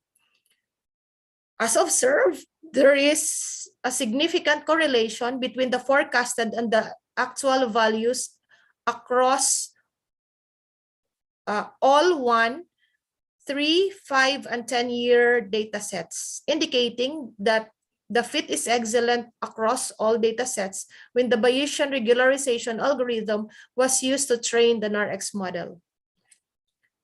We therefore conclude that the proposed NARX model is of sufficient quality for forecasting the future value of the PSEI. It is strongly suggested that the proposed model be used to predict the values or direction of the PSEI to identify better investment opportunities in the Philippine stock market. Additionally, the model can be utilized to forecast other emerging financial markets as well. This research contributes the following to the current body of knowledge. First, the use of data sets that have not been implemented to forecast the closing price of PSEI for the following day. Second, forecasting the PSEI by training the NARX model with 3 distinct algorithms. And lastly, the proposed model achieved an accuracy greater than 99%, suggesting higher performance than most current methods that forecast the PSEI. Thank you very much for listening, and for research collaboration, you can email us. That's all. Thank you.